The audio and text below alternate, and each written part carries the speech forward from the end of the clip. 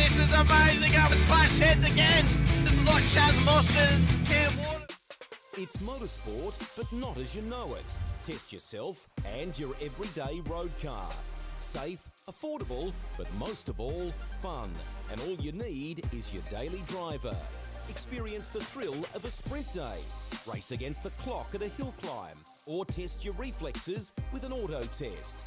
It takes just 3 simple steps to get started. Get on the start line. Search Motorsport Australia Daily Driver today. Fishies in a row. They're here to make a point and to do Eddie proud. They fan out in the background as they come down to turn 1 for the first time. It all looks pretty good, 2 by 2. We'll stop the camera here. Oh, Eddie would be proud, mate. That was awesome run around turn 1. But, oi! Contact with the fishies! He's made it through. It doesn't look like Angus has made it, but Thomas Freeman's made it through, and Angus is going to suffer the crowd coming through there to be able to turn his car around. I love riding. It's a real social thing. There's a great bond between riders. Every weekend I look forward to getting out there. It's a freedom like no other. Riding to work is a great way to start the day. Shannons insure all types of road bikes, not just classics. They offer features riders really want. It's why they're one of Australia's leading motorcycle insurance providers. Whatever you ride, whatever you ride, Whatever you ride. ride with Shannon's. Call 134646 for a quote. And they are off. It was a good start from Dylan De Bono. I think Phil Vella got a great start there in the background as well. You can see already cars going 5, 6 wide as they're trying to find any semblance of space. They come into T1. So far we've got 2, 3 wide as they snake down. There's Michael Conchar that's got around Dylan De Bono. A couple of cars going wide there. Was that a bit of contact in the back? Scott Pocock caught up in that, I think, there, buddy. But it's Michael Cullajar's got past, so Dylan...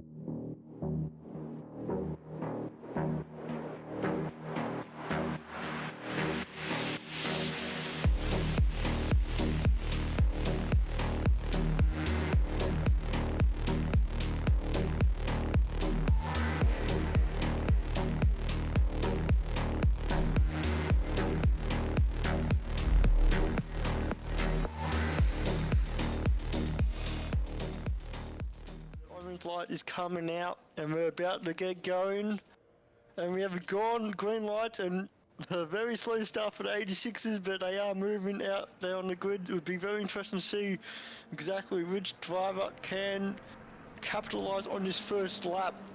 Just go through the grid. Look like Jamie Christensen had a really awesome start to get ahead of Dylan De Bono, and Doug Gowage also jumped his teammate as well, so unfortunately Dylan stalled the car a little bit more than what he preferred. But Weekend in, weekend out, Motorsport Australia officials are making waves.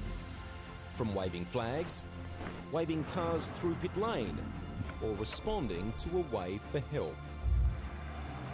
Wave hello to new lifelong friends. Who knows, you might just make waves around the world.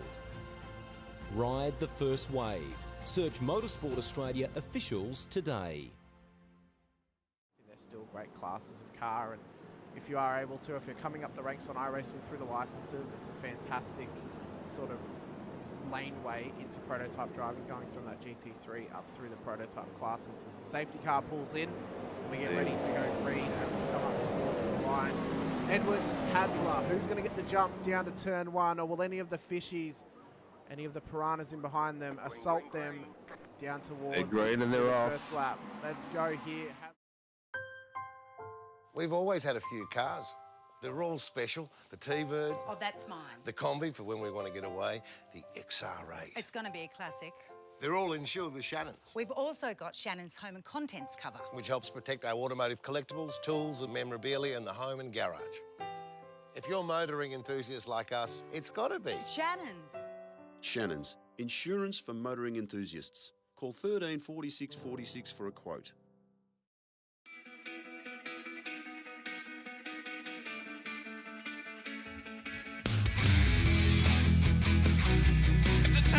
This is amazing. I was clash heads again.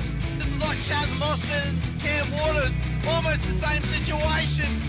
Better contact going down the hill. Sam Noble wants to sniff on Dave Coleman now. Sam Noble's bottle right now because tell you what, Bruce Tanek and Jamie Dyke just absolutely drove away from us. Hayden trying to go around the outside. This is where he could have just sent it up the inside, but he hasn't committed, which is fair enough. It's very scary out there, ladies and gentlemen. Now let's see if we get a good run. Dodds just absolutely beat competitors here. Really nice move. Blake Delaney had to move out of the way.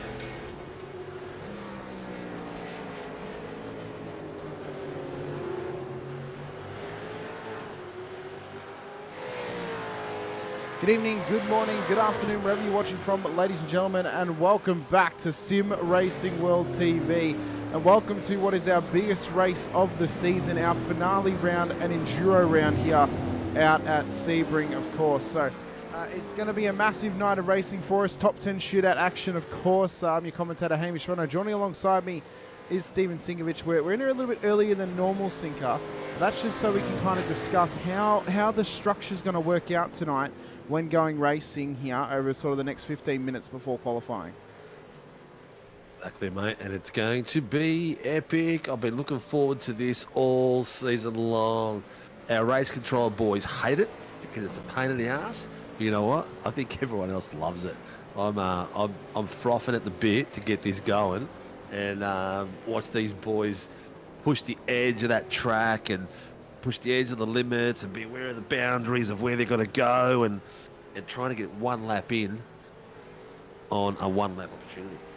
Well, that's it, and the mental preparation, really weathering the storm of those nerves. We spoke to Ty Delaney on Sunday after his podium, and he said, yeah, I was full nerve. I'll probably be shaking and full nervous. Like, he was fully nervous just for regular qualifying Sunday night. But, how much more pressure is going to be on them for that shootout is another question that will be answered, obviously, tonight and also Sunday night for the Pro-Am as well. But, the structures of this, obviously, we're in kind of a shortened practice session at the moment. We kind of had to change servers. We've then got qualifying, regular qualifying. Then there'll be a changeover period after qualifying into the shootout where we have to go into a new server to do the shootout and to do the race. So it's going to be a little bit of a longer affair here tonight, ladies and gentlemen. So hold out with us, but it's going to be a big night. And it's going to be absolutely epic to see these guys battle it out on track. Not only the pole position in qualifying and in the shootout, but also on track for these championships that are on offer. 100%. It's going to be absolutely epic. Now, people think, it's a simulation. How nervous can you be? You know what? These guys practice all week for this stuff. And a top 10 is not something they get to do every week. We've got it once this season. It's going to be twice next season. So it's going to be somewhere in the middle. There'll be a surprise. So next season we're going to have top 10 shootout 2 times. This week, this one won. Oh, mate, I'm on the edge. I can't wait. So to get everyone up to speed, if you haven't caught the whole season so far of this series, it is super close up the front at the moment. Darren Crosby leads the championship after the drop rounds have now been completed. There can be no more drop rounds. You cannot drop the final round of the season. So all the drop round has already happened. It's already occurred. So we're currently sitting on, these are our current points as of the end of round 8. Darren Crosby sits P1 in the championship on 1,188 points. He is 47 points adrift of Rick Viger in P2 in the championship. So all Rick has to do is he just has to beat Crosby, I believe, by, I want to say, 15 odd positions, and he should have it. But it's going to be very hard for him to do that. Crosby's really going to have a poor race here tonight. But being a longer race, 80 minutes, could easily happen. Stephen Kennedy's then a further 32 points back in P3 in the championship. And then Billy Moles in P4, a further 61 points back as it stands. For the AMs, it's Blake Fitzpatrick leading by 22 points over Stephen Martin in P2, his teammate. And then Dan Schultz a further 13 points back, and then Brett Teller a further 40 points back. So there was a complete shift in championship lead at the end of round 8 last week, Sinker, when Fitzpatrick got the win. And he actually jumped both Dan and Stephen up into P1 of the championship. Yeah, 100%. It's going to be a nail biter, mate. Absolute nail biter. It's. I don't know if my nails can withstand more nail biting. No, I've been chomping at them all day, just thinking about it's going to be so much fun to watch. Some of these boys haven't experienced this yet, so it's going to be their first time out into it, and I hope they enjoy it. It's going to be a lot of fun. 4 Team SRW cars on one track tonight. So it's a first for SRW. They've actually, we've had 4 before, but we haven't had 4 for a while, where it doesn't include me and Dean. So it's pretty epic. I think you can see one of them just coming through now. And I'm not sure if Josh and Anderson have got deliveries on at the moment. We've set them till this afternoon, but they'll probably have them for the main race. They've got them in their thing. They can update. Josh has got his, but unfortunately his spec map is still on it. So that means I've updated my logos on it, and then Brad's also got his on his car as well. So they have got them. I can't. My iRacing must be playing up because I can't. No, see you'll have it. to reload your trading paints, I would say. Yes. That looks actually quite cool. His spec map from underneath. Yeah, it's like the it's the HRT car that he had previously. Yeah. But it's keeping Well, you know the what? actual The main thing is it stands out. It looks like he's already getting into hits before he gets into them. It's pre-wounded, designed that way specifically. Yeah, obviously, it's been a big championship so far, Stephen. This is going to be our big crescendo to this series, of course. We do apologise as well for there being no Formula V broadcast yesterday for that series. Unfortunately, JP had some technical issues yesterday, and there was no one in a position to how to back him up and do it for him. And then we don't really have the time to unfortunately do that broadcast, so it'll just go straight into the final round next Monday night. Oh, next Monday night for that one. Final round next Monday? It is. It's the final round next Monday out at Scuba. So, wow, season 1 is over and done. Can you believe this, Hamish? That is crazy. Look, just so you guys know, the fixtures are done. I've just got to put them, make them pretty, and they'll be out in the next day or so. I might stay up late tonight and try to finish them off, or I might see if I can get Hamish to do them for me. You're going to pay me? Because I've got, I will, of course I will. I've got to drive all the way tomorrow morning. I'm going to be from Melbourne into outer edges of Geelong by 8 o'clock in the morning, which is going to be like, ugh. Oh, so what, you got to get out towards like Anglesey and stuff like that? Or Yeah, big day by the ocean tomorrow. Oh, mate, at least you have a good time. Have an ice cream for me by the ocean. Yeah, if I'm lucky, a bit of fish and chips. Oh, mate, it'd be so good, eh?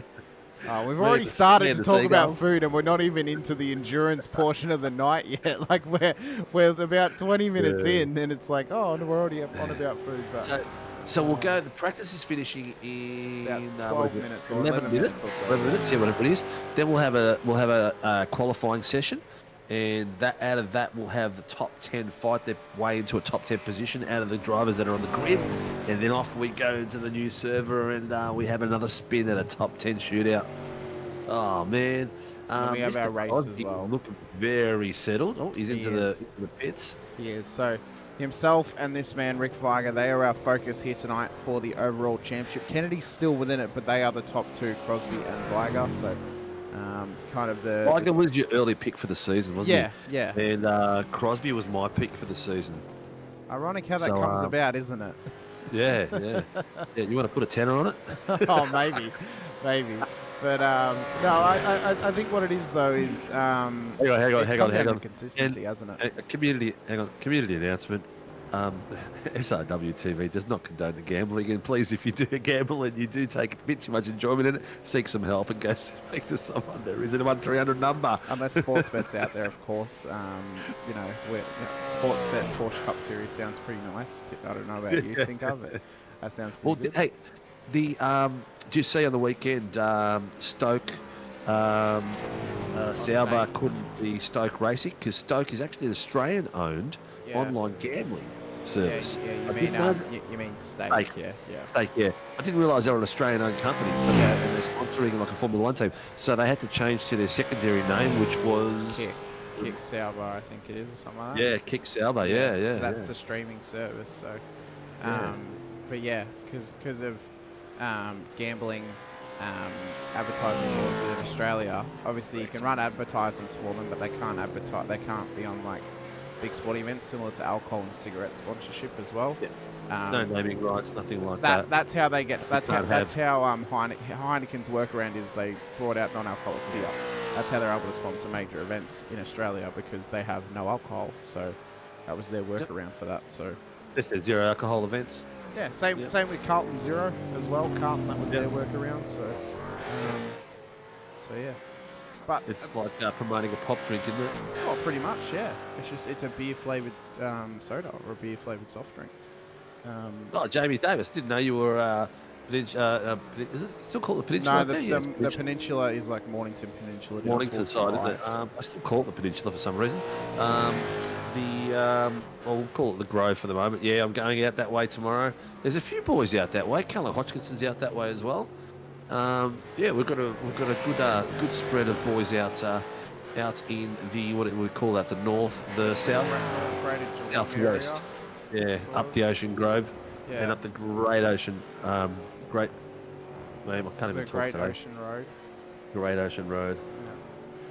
All right, let's have a look at some of these cars going around. It's not flapping our gums. We've got 8 minutes left. I just want to see how settled some of these cars are around some of these corners, Hamish. We noticed when we had the IMSA series here that night how planted the Vermilion cars were, and how their setup was really, really stable. Interesting to see how the V8s behave here and see who's got themselves a rock solid setup where the car's not flipping flopping all over the place. I think what's going to be important is drivers being able to withstand the bumps around here. Now we would expect times around about where they are actually within the 2s and even the 3s, but realistically drivers are going to need at least a 2-minute 2 or less to get into the shootout. I don't think you're going to be able to get in there with a 3. You might be able to squeeze in, but realistically the fastest time should be within the 2s for that top 10. So I wouldn't expect anyone who's getting a 4 to be up there unless they can find some pace within the car during qualifying. They might actually have a specific qualifying setup as well.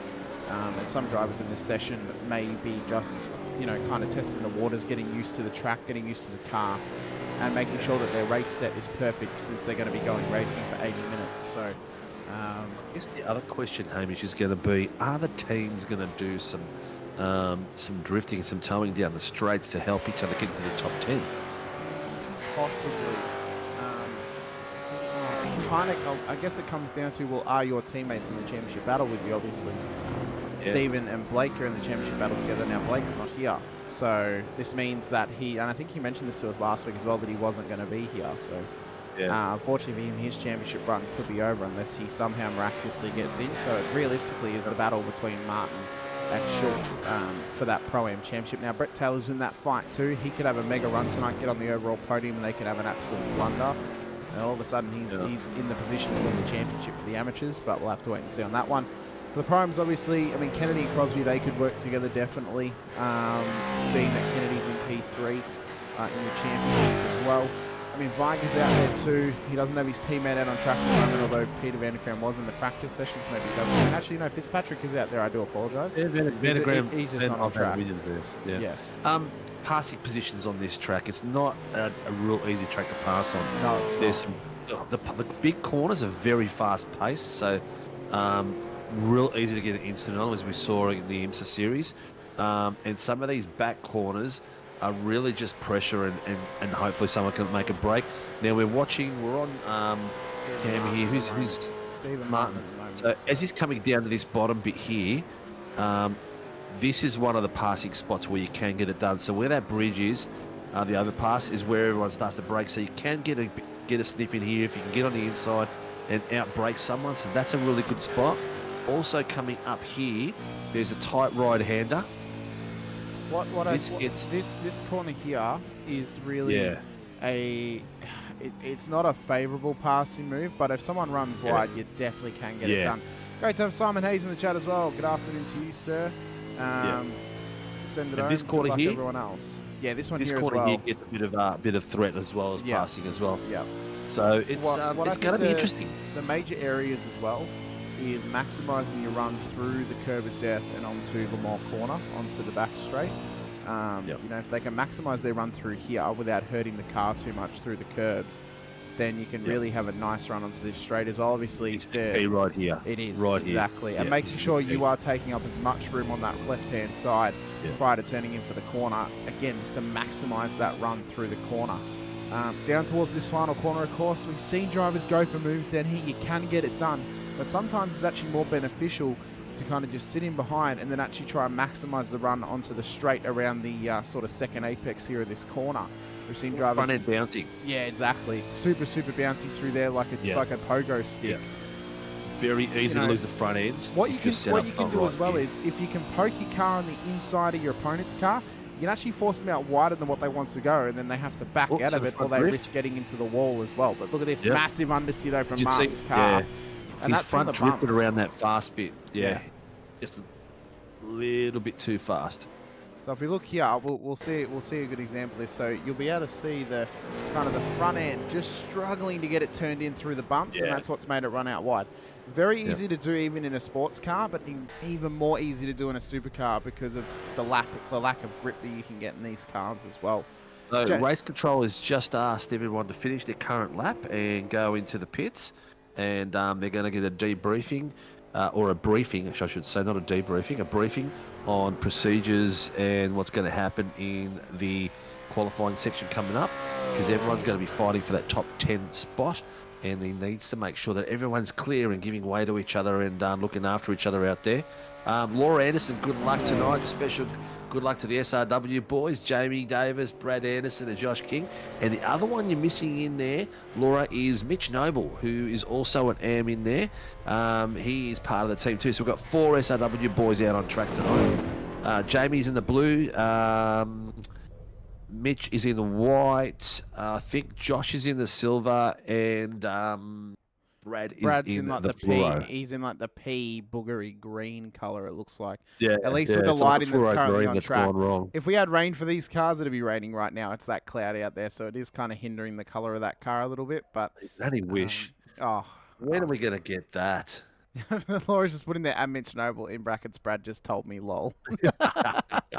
The that's going to be our next big thing, mate.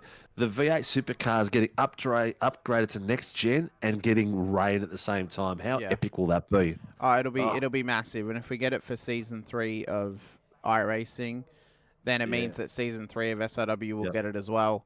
What it unfortunately means is likely we will end season 2 with these cars instead of changing over midway through the season, since the season will overlap with the start of season 3 of iRacing. But I think it's good because, again, it'll be a nice little send-off for these versions of the cars. Same with what we're getting tomorrow with the send-off for the F3, for the F3 out at Mugello. It'll just be a nice farewell, a little seance song for that car tomorrow, and it'll be the same for these cars with the changeover comes later in the year as well. Sorry, mate. I missed everything you said then because I'm listening to race control. That's fine. They're talking about a new procedure that they're thinking of implementing for tonight to give it a test during the qualifying. And one of the boys just reached out, well, yeah, maybe not tonight. Let's do it for next season. And they said, yep, that's cool. If you're not comfortable with it, we'll do it for next season. That's fine. But now they're getting ready. It's getting tense out there. Well, pressure is just starting to rise. It's not quite at the climactic area of where we would expect the kind of the glass on the pressure gauge to start cracking. Qualifying obviously going to bring massive amounts of pressure, and then again it's going to be on the breaking point during that top 10 shootout. It's going to be up to how well the drivers can control the nerves, control the feelings, control the concentration just long enough for one lap around this track. And hopefully for them it is a competitive lap around this track as well. It offers up a heap of challenges, of course, Steve, being so bumpy, being that it has the different composites for its track surface, including concrete, tarmac, and then also the dreaded concrete tarmac combination. They're all right when they're on their own, but when they're combined, it's not very fun because there's not much grip out there with the good old American layout of concrete composite alongside tarmac. Definitely. But, it is slippery as. It is slippery as. It's so bad. Yeah. But again, especially if you go on your hot lap for the top 10 and you can't get yeah. enough heat in the tyres, Yep. you're going to really struggle out there. The boys are already out now. Look, there's people out there watching already. The numbers are climbing. Please like and subscribe. It helps us get through. And also, thanks to all the supporters out there that watch us every week and have been here and talking to us in the chats every Tuesday night, Monday night, Wednesday night, Thursday night, Friday night, Sunday night. Monday night we as love well. you guys. It's been absolutely fantastic, and the support that we've had across this season has been absolutely second to none here for us at SRW. It's been growing so massively, but it's been so much fun to be around it whilst it's been growing, of course. Qualifying, 15 minutes of qualifying here tonight for these drivers. They then move into the top 10 shootout. So They're going to get cut off at the end of the 15 minutes, so they need to get a quick lap in as soon as possible. We know what the cutoff is going to be.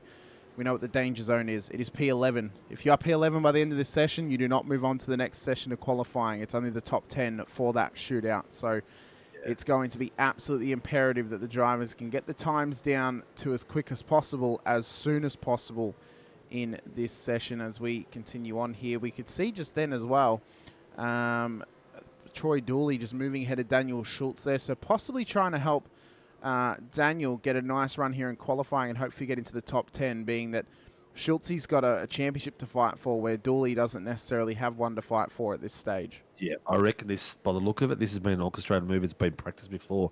Do you want to know some dirt on season 2? Oh, mate, you know I love a bit of dirt. A bit of Do you tea. want to know the tracks for season 2? Oh, mate, don't edge me right now and not give me the tracks, please. You gotta do it. So this is what's happening for season 2 for the Pro-Ams and the Pro-Am Pros. Sunday nights when we're up against the Scops, when there's a conflict of scheduling, we'll be racing on a Monday night. Yep. On the V8 Scops Supercars. So round 1, Sonoma Cup Sprint. Oh. Round 2, Red Bull Enduro. So there'll be a top 10 shootout there. Oh. Round 3, Algarve Normal. Round 4, Jerez Sprint. Round 5, Suzuka Normal. Round 6, Winton Sprint. Round 7, Watkins Glen Enduro. Round 8, Driver's Choice. And that's going to be a normal race. Okay. And we finish off round 9 in Detroit with a sprint. Oh, mate, I hope for round 8 they choose Misano, so we get the other new track in there. Just for Curie here, are we running alongside the officials? Because those first 4 rounds are all official rounds 4 weeks in a row. Hamish, nothing gets past you, mate. Are we finally doing it, Sinko? We are. Round of applause, ladies and gentlemen. Yeah. Very good. Nothing against having the custom calendar, of course, but this is going to be brilliant, because this is going to allow drivers who say run in Vets or who run in East Coast or who run in Scops to run our series and use it as either a feeder or a practice or their main series, because they'll be running the same track that week. So I know a couple of boys who I'll be able to get in on a Sunday night, I reckon, to race with us, because they only like. He's pulled out of him to get him out of the way, to give him that drag across there, and he's unfortunately hit the wall. We haven't had anyone set an official lap just yet. Mr. Cifuentes, I hope you're in there helping these guys and guiding through it. We can see that Schultze is on a charge at the moment. I can't see his. Why can't I see that? Well, Laura, there might be Bathurst, but that could only be in round 8 if the drivers choose it. We're also, like, as broadcasters as well, we broadcast Bathurst so much, and Bathurst gets done so much. Like, no matter how much we love Bathurst, there's so many other tracks on iRacing that we can run. And like Algarve, for example, going to be massive. It'll be the first time we ever run at Algarve, being that it is brand new.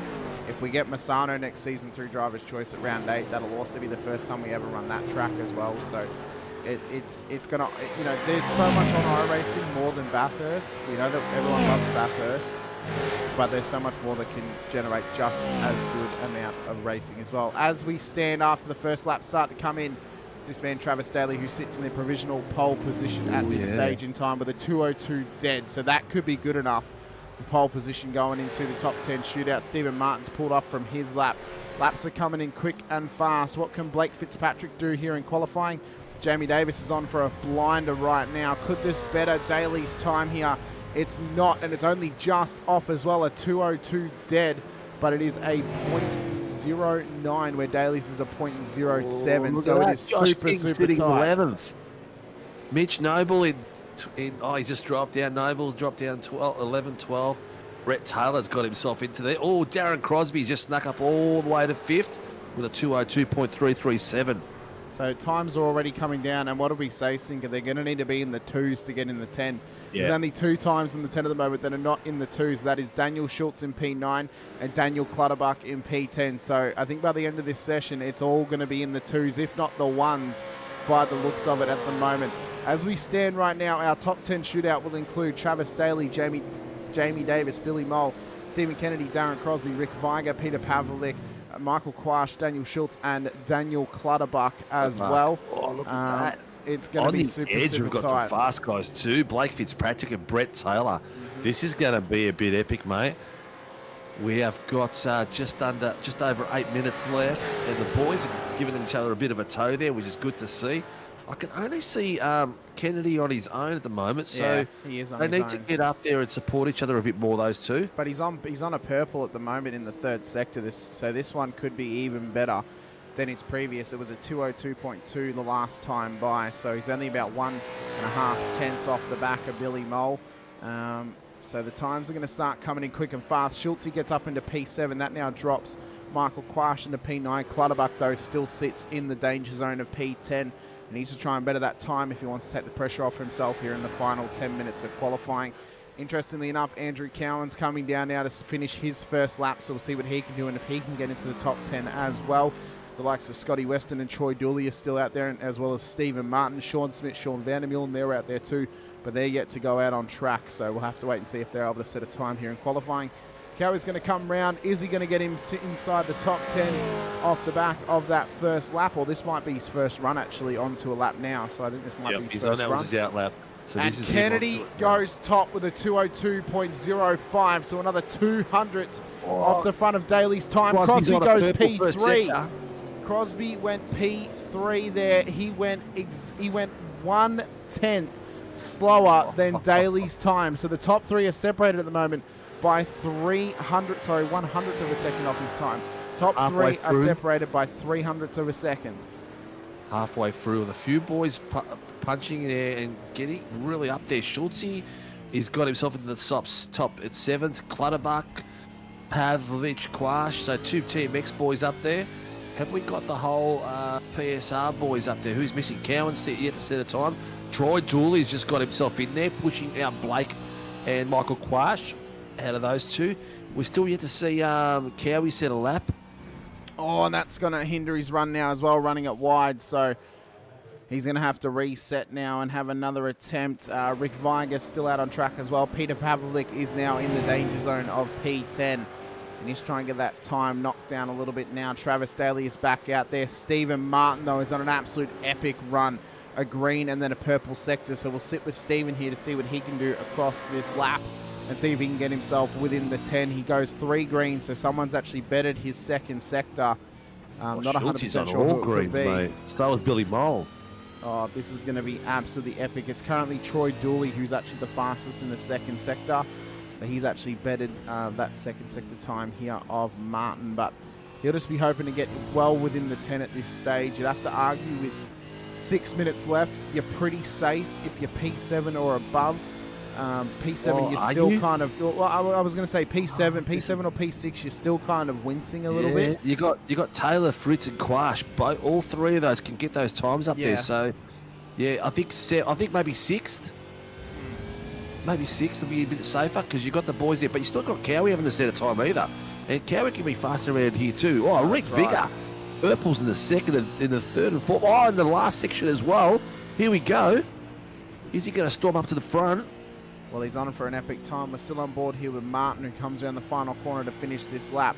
This will be his first timed lap of the session. Will it count for him when he crosses the line? Viger's just up the road from him. Is he going to get well up in the 10? He goes up to 6. One place only. Swap of Troy Dooley and himself. Everyone's pumping in green times. Billy Mole has got the 4th sector purple. Jamie Davis, 1st sector purple. Sitting there with 2 greens followed up. Who's this Cowie? Gonna get himself a time. What's going on with Cowie now? Well, he seems to be, he's still out there. So I think this next lap is going to be his run. This is where he's going to have to try and get this done here. He's not going to have many laps left possible to him within this 15 minutes. So he's really, it's getting down to the nitty and gritty now, Steve. Cowie's really just got to try and get a lap in at this point in time. And Davis are all very close on here at the moment. Who's going to finish in? Jamie, he's got... It looks like Cowie's starting his lap now. Here we go. Here comes Cowie's lap. So we'll see if he can get it inside the 10. Mole's looking to be on a good lap. Oh, purple finish as well. He crosses the line. It's a 2:01.9. 201. What a lap God, from he's Billy cracking Mole. Jamie Davis is on a second purple as well, first and last sector. How's he going to go here? Kwashi's on the last purple as well. Kwashi's moved to 8. Jamie Davis is going to cross the line now. How's he going to go? Daniel Schultz now on the brink of getting cut Davis off. He's on the is gone. danger zone. He's not gone better, Not unfortunately gone faster for than what him. he is, in fifth of the 202. There's Cowie. He comes down to the end of sort of the little second straight. We'll sit with him now for the rest of his lap to see what he can do here in the initial qualifying session. Can he get it inside the top 10? As we mentioned, Daniel Schultz, he's P1 on the road for the amateurs, but he's P10, putting him in the danger zone. Will we see any amateurs in the top 10 shootout here tonight? Currently, it's only Daniel Schultz with the opportunity to do so. And if he can get in there, it could be the opportunity for him to actually get some more places over Fitzpatrick, who starts P2, because the guys who are in the shootout, well, they could make a mistake in the shootout and then lose their lap. And all of a sudden, 100%. Schultz, all he's got to do is set a time. All you're going to have is 2 or 3 stuff it up. It's an easy track to stuff it up. That's all it. you got to do is just make a clean one, Exactly. get a banker, and that's it. And what I would say to Schultz is, although he's just here we been knocked go. out by Clutterbuck, so Clutterbuck knocks him out of the 10. Pavlovic now goes into the danger zone as well. If Schultz wants to make it into the 10, he's got to find 0.3 of a second to get past Pavlovic at this stage in time. Cowie down the back straight now. Can he get it into the 10? Can he even get a time set? He's on all greens at this stage. Is it going to be good enough, though, to get him into the shootout here tonight, or will he have to wait until Sunday? He's only going to get one more run when he crosses the line here tonight for qualifying. It's going to be 2 minutes left when he crosses. Can he set this time that he needs? It's not looking likely at this stage. Smooth. It is smooth. 2:02.7. Oh, my God. He's out by 7/10. He's out by 1.5 tenths off the back of Pavlovic, and that's going to be qualifying over for him. 6. Oh, that's going to be is he gonna qualifying have over a crack? for him. He's He not can't. having another He's crack. not going to have enough time Yep. because he's going to All be able right, to get who have around we for the got outlap. left? Here's All Schultz. right, He's Billy out Mole. there. He's going to have a on run. top. He's in the pits. Kennedy is in the pits. Travis Daly is still out on track. Who we got here? We've got Dan Schultz, Troy Dooley with the purple in the second sector. Schultz is not looking like he's going to improve on his current lap time. But he might get another He's run sitting in. at That's 12. the thing. He may get another run. He might have one final go here to get it into the top 10 and be the only amateur at this stage who could do it. Fitzpatrick and Taylor, well, they could get in, but they have to get within a 2:02.5 to get it inside the top 10. Oh, but that's going to be all over for Schultz, and that is qualifying done and dusted All done for for him. him. We It's now all done for focus him. on Blake Fitzpatrick. He's the only amateur at this stage that we could really surmise could set a time fast enough to get into the top 10, barring possibly Sean Smith's out there. Vandermeulen's out, not even out on track, so he can't even do it. And nothing against the other drivers, but they've got so much time to gain over Fitzpatrick to get it inside the 10. Hodgson's out there, but whether he can actually get this time in is another story. So will it be an all-Pro-Am top 10 shootout, or will we get a sneaky red class driver in there in Blake Fitzpatrick from the amateurs to bring it to the big boys in the Pro-Am class? Oh, it's getting tense, Sinker. I can feel myself sweating it out already. The goosebumps are already He's here. got a purple third sector. He's definitely having a good crack at it. Hodgkinson's come out of nowhere because he's obviously just come in late, and he's got himself pretty much all green and two oranges. And Fitzpatrick is setting it alight here. So can he do what he needs to? Oh, that wide run may not be good just enough. Kept it on. I tell you what, he's behind Rick Vigor, so Rick's helping him with a tow here as well, unintentionally. I don't know if it's going to be good enough, though, that wide run. That Doesn't could be the look lap like that. over. Unfortunate for Blake. Looks like that little slide has just taken him out of contention. That's it. That's the time. So this is the last car to cross it. These boys that are here are going to set a time. Rick Vigor, doesn't look like he's going to improve. They're all orange sectors. Blake Fitzpatrick needs to pull something out of the hat. He needs to become the magic man at the moment to get this done. He pretty much needs. He needs a lot. He does. It's going to be a wild run through the But final corner. He's purple. Is he got enough toe there for Rick? I don't know. I don't know if he's close enough at the moment. He's going to cross the line. What's the time going to be for Mr. Fitzpatrick? It's a 2:03.2, so it's an improvement, but it's not good enough for the 10. Not enough. Unfortunate for him at the moment. Oh, here we go.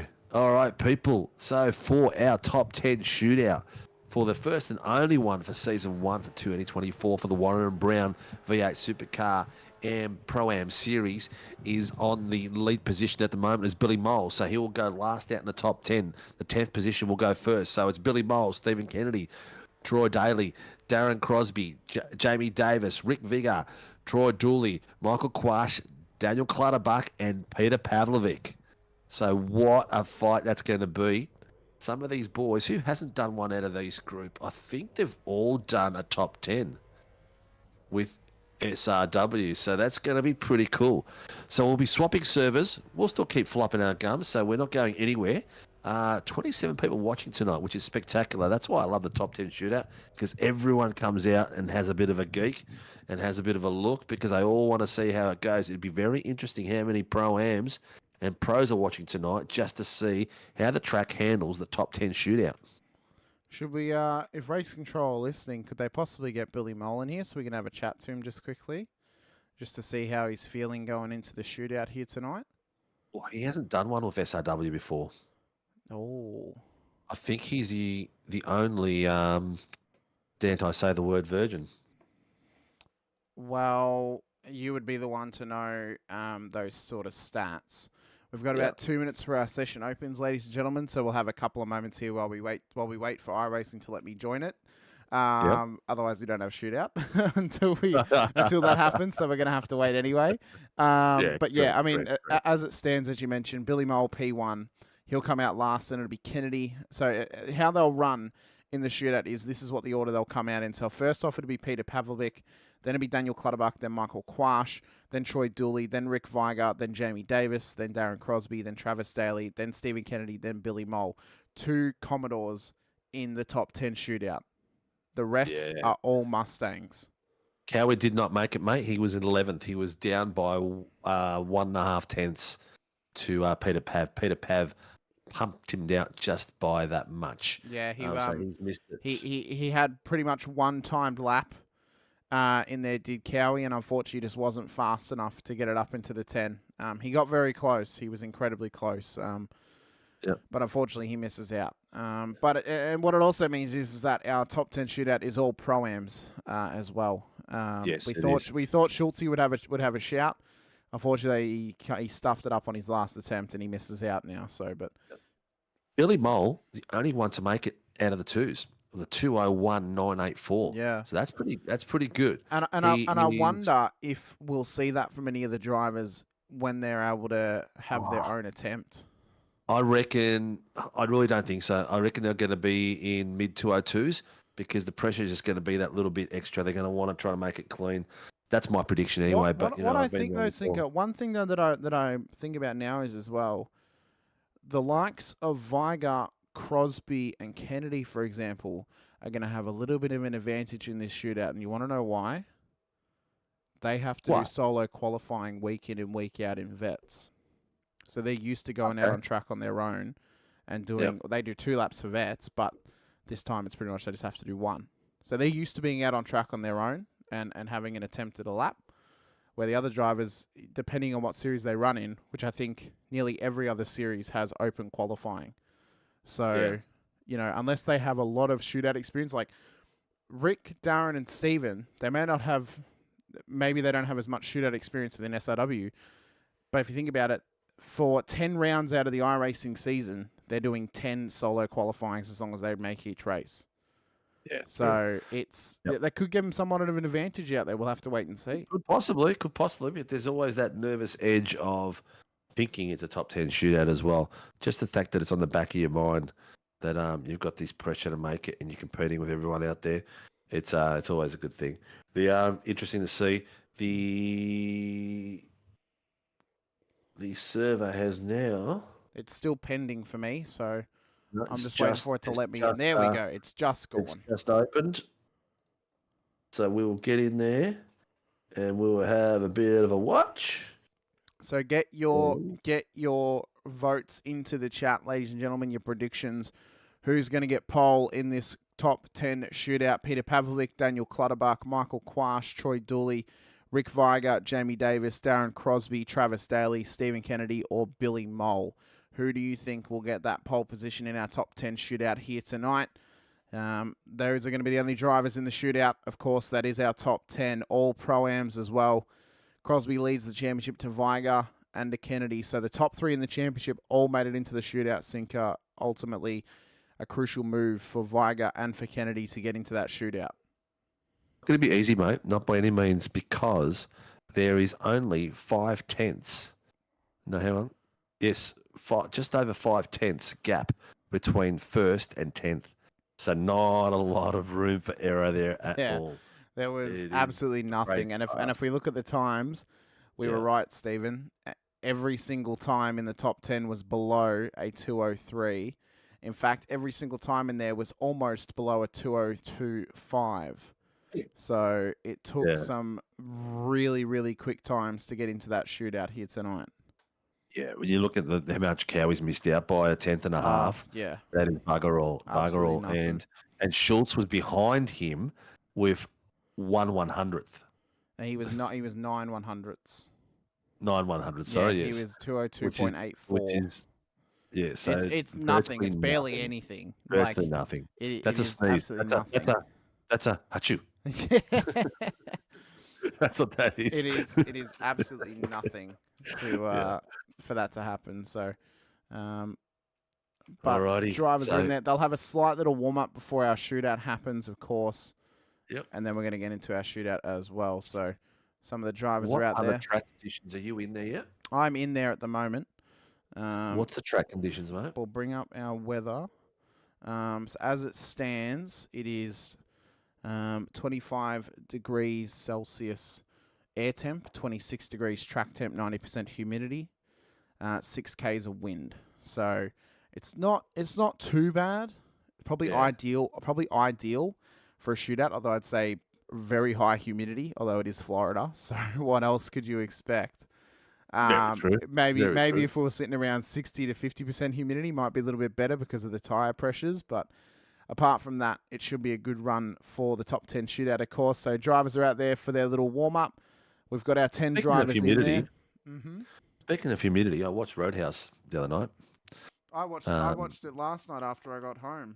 Yeah, down the Florida Keys. Yeah, down the Florida Keys. If you like a bit of violence and blood and some one-liners, good viewing. It was the kind of movie that you sit back and turn your brain off. Like it wasn't like a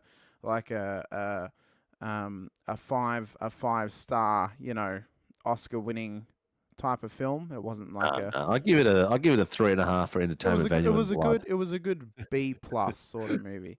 There is 2 on track, Jace, because we're in the warm-up at the moment, Jace. So we got 15-minute warm-up session for the shootout drivers. So the shootout drivers get to do their times.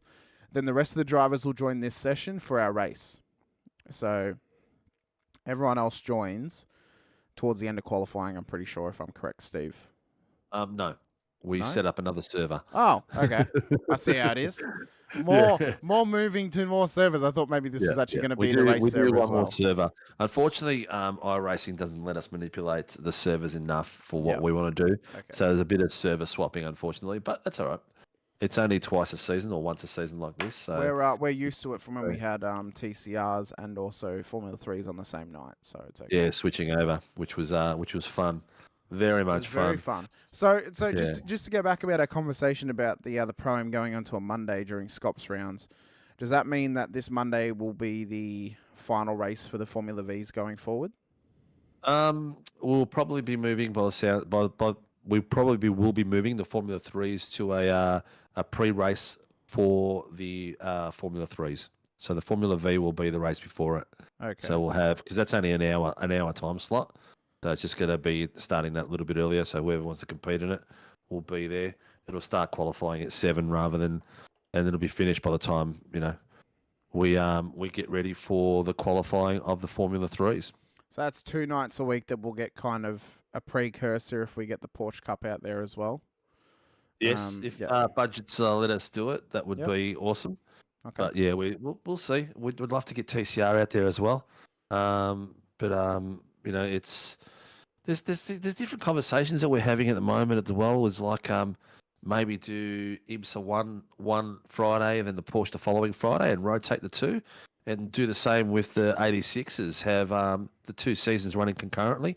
Have the 86 1 week and then the next week the TCR.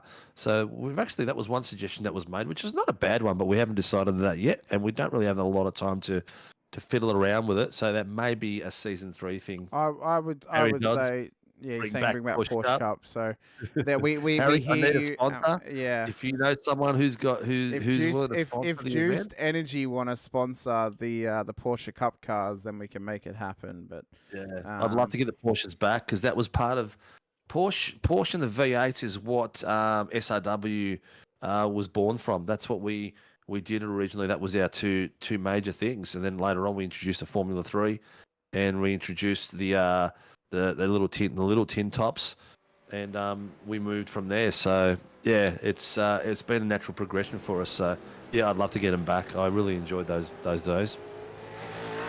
All right, Crosby on his warm-up lap has set a 2:02.167, so that's a fast 2:02. Billy Mole 2:02.8. They're warming up. They're probably doing their final little tweaks to what they need to do, because there is about half the just session over, to go. yeah, About 6 minutes just on or so. 7 minutes. 7 minutes left in there. Matty saying GT4s. Well, I think realistically, Matty, if we were going to have GT4s, then that would be Pilot Challenge. So it'll be GT4s. Okay, and so then Peter GT3s. Pav is our first driver. Yeah, he is, and he's having some trouble connecting, unfortunately. Yeah, So. he's showing up on the timing tower on the back end one. Yeah. So he must be in and out. I hope he makes it for his own sake. It's good to have Pete back, but thank you, Race Control, for getting us that updated information. Professional as always. That's right, Matty. It does sound beautiful, doesn't it? Maybe Sinker, the more realistic thing is if you wanted to swap and change IMSA each Friday, you'd run IMSA across 2 seasons, so a double length. So That's what you're doing, mate. Yeah, if you're alternating, you would run it across 2 seasons, correct? And the alternate weeks you run Pilot Challenge. So you run GT4s and LMP3s 1 week, the next week you run GT3s and GT3s. Maybe that could work out like that. It's something that we're going to discuss. We've got a few weeks up our sleeves. At the moment, we've got the IMSA series has been picked. Formula 3 has been picked. We'll chat about those tracks in the break between the top 10 shootout and the race itself, so you'll get a bit more information. Race Control is now currently giving the guys the final pep talk, and hopefully Peter Pav has made it in. Hopefully he has. Harry saying maybe a GT3 challenge, 2x driver races, 1 hour races like real world. The only problem is, Harry, is when we last ran a GT series, it died an untimely death, unfortunately. We would love to, but we need to have like ability to have pre-sign ups, so we know if we're actually going to have enough drivers to run it. We would love to, obviously, but IMSA is also a lot more marketable than just a GT3 series as well. But maybe I have asked Steve about this. Maybe the conversations can happen. If you guys let us know if you'd be interested in this. But maybe a GT Endurance series in future where we have kind of a 3-hour race every 2 weeks on a Saturday, and you have 2 drivers in each car. That'd be pretty cool. So yeah. So let us know if you guys would be interested in that. I'd love that. So he's sitting under the Chev sign, the mobile sign, depending which side you're facing. Ready to go. He's waiting for Barbs to give him the go. And let's see how he does. Nerves will be a bit higher, heart rate will be going up, and he's starting to roll out of the pits. This will be his warm-up, so he's on his out lap. Depending on what these boys are feeling out there and how much they need to warm these tyres up, that's going to be the clincher here. Maybe Dodsy, he's out there talking to us at the moment in the chat. Dodsy, how hard is it to get these tyres up to temp in this first lap for the top 10 shootout? You would have been practicing by now. Yeah, let us know, Dodsy. We've already got 1 sign up for my little endurance series, Steve, with Dodsy, so maybe we can just put a bit of a feeler out there, see if anyone else would be interested in that. But to be totally honest, Dodsy would race anything we put out there. That's true. That's true. He'd race soapbox races if we could have them. But Peter Pavlik out there on track at the moment. on his warm-up lap at this stage in time. We've got his sectors up on screen, so we can keep an eye on his sectors across his lap, of course, as well as his driver name to see how he can do here in qualifying. So good to see him in the session after some issues trying to get in the session, of course. So hopefully he can make it round for his lap here tonight. He wants to be in the combox to be able to tell us about the shootout, Cinco. All right, we'll just where are you? He's not in the green room yet. Mr. Pavlovic is in there, so. Oh yeah, we've got to interview Mr. Pav as well. Yeah, maybe we'll have a chat. Oh. Maybe after the shootout. Maybe during the crossover. Oh, he's in there now. We'll drag him in quickly. Yeah. Dragging him now while we're going out. Mr. Dodds. So we're getting to the end of Peter's lap here, just quickly. Obviously, shootout. Very, very intense time in the car. Very pressurized time in the car as well. If you're Peter at the moment, what's going through your mind setting up on this lap? Yeah, thanks for inviting me in, guys. Well, I've sort of invited myself in, but anyway. That's all right. Yeah, just this is gonna. Well, if I was Pete right now, like you, I was just even probably think back to my shootout lap that I did at Bathurst a couple of seasons ago. You'd want to really get the tyres properly phased in. You like obviously do a bit of weaving and so forth, but how I did it at Bathurst is like a 3/4 push, it's like probably a half push lap and then back off in the last half with the lap. Yeah, that's probably how I do it. And then if you feel the car's got enough grip, you go for it. Just obviously make sure you start your lap early though. If you start your lap late, as we've seen in previous races in real world, you're not in the right window to get it all sorted. Yeah. He's looking good so far. His rear end looks like it's planted. He's not wagging a fair bit. So he looks like he's got a fair bit of heat. As I say it, he just hits the curb and wiggles it a bit, but he looks fairly planted, which is not too bad. It doesn't sound like it sounds like he's holding a little bit back by the engine noise. Yeah, so what, obviously you can tell by the way the body language of his car, because you really want the car to be a very, very wild car on your shootout, because you've only got to do it for one. You just got to do one shot. But no, Pav looks really good at the moment. The car looks really it looks like he was a bit cautious in the first sector, and maybe saving his tyres for the second sector because there's a lot of pressure of these S's in the turns across here. But yeah, he's really snaking it now. You can hear the engine screaming. He's taking a bit of extra curve. Oh no, he's held it. Whoa, I thought he was gone for a second there. He's taken that apex a little bit too hard. He's maintained the pace. He's probably lost a couple of tenths there, but he's looking sharp. Yeah, that was a very, very loose moment for Pat. Yeah, so you can tell, and this is the real tricky part. You've really got to really dance the car in this next phase of the section. And these S's here leading onto the back straight. He's got the 1-2 step really nice through there. Let's see how much pace he can call through here. Is he going to go out wide and take a full external part of it? Or is he going to cut the apex? He's cut the apex in the first part. And he's going for the apex in the second part as well. So if you want to treat, the last corner is really a double apex right hand. So you're going to cut the first part and then you hook it back in. If you've got enough turn, big catch into the last phase. 203. So as we expected, a little bit slower than what we had in Q1. Oh, we're going to call that Q1? Yeah, we'll call that Q1. Let's drag him in here, mate. Listen, hey, Doddsy, thanks for coming in, mate. We might grab you again at half time, mate. Have a bit of a chin wag, so stick around and enjoy the fun. Yeah, no worries, boys. Thank you. You're a legend. Thanks buddy. Mr. Peter Pavlovic, mate, we saw that was a wild ride for you. How was it inside the car? Yeah, it was a little bit wild, but as long as it counted, that's all that matters. It was good. It looked like to me, correct me if I'm wrong, but it looks like you sort of saved the tyres a bit for the first sector, and then after the first sector, you just planted it a lot harder and went for it. Yeah, pretty much. Just wanted to make sure it counted, so I guess the pressure's on everyone else to make sure that they make their laps count. I mean, I came in P10, so don't really lose anything. A bit of poker there, mate. I like it. I like the strategy. You're starting to think, mate. It's good to see. Obviously, it's a Tuesday night, so you're not bourbons in. I'm a couple of rums in, but... I love your work, mate. You haven't changed one bit. It's good to have you back, mate. You've been gone for a little bit. Where you been? been doing some other leagues, but yeah. Oh, it's all right, mate. Well, look, good luck in the race. We've got the TMX boys coming through. I think is this Quash? Yeah, this is Clutters. Yeah. He's on his lap at the moment as well. So. Oh, we better shut up and get you out of here. Take care, Pete. Thanks, mate. You too. See ya.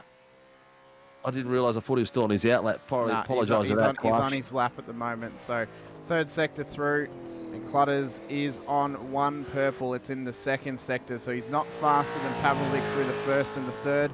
This could be a great lap from him. If he can keep it neat and tidy through the final couple of sectors, this could be a good lap from him here. He's purple in sector 2 and sector 4. We know that Pete was a little bit loose through those sectors as he goes. He wants to get purple in sector 5 again. So we'll have to wait and see what he does. He goes purple. So this could be enough just to get past Pete on this lap. So it might not be very long that Mr. Pavlovic here is on provisional pole position as Clutters comes onto the back straight now for the final run down towards the end of his lap.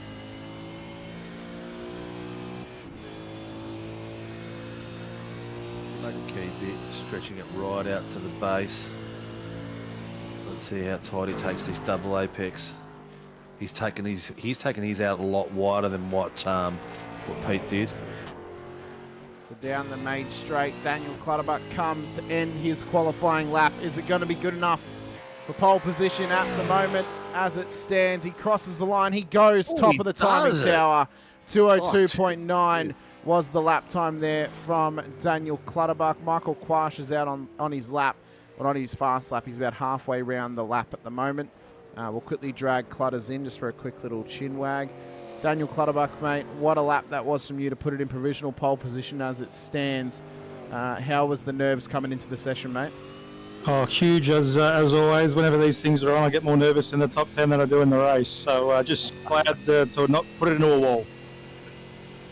Good to have you back on track. Good to see you. Oh, Singer's having some problems, mate, but it's great to have you back out there on track. How was that lap to you, do you reckon? Do you think you could have gone any better out there, or do you reckon that's all you had? Oh, no, I could have gone heaps harder, but like I said, I didn't want to put it into a wall, so just took it, braked a little bit earlier than I otherwise might have, just to try and make sure I got a lap with no acidity in. Very good, mate. Well, thanks for coming and have a quick chat to us. We're going to concentrate on your teammate cutting his lap now. Best of luck in the race, mate, and hopefully that time can stand for a little while. Thanks, gents.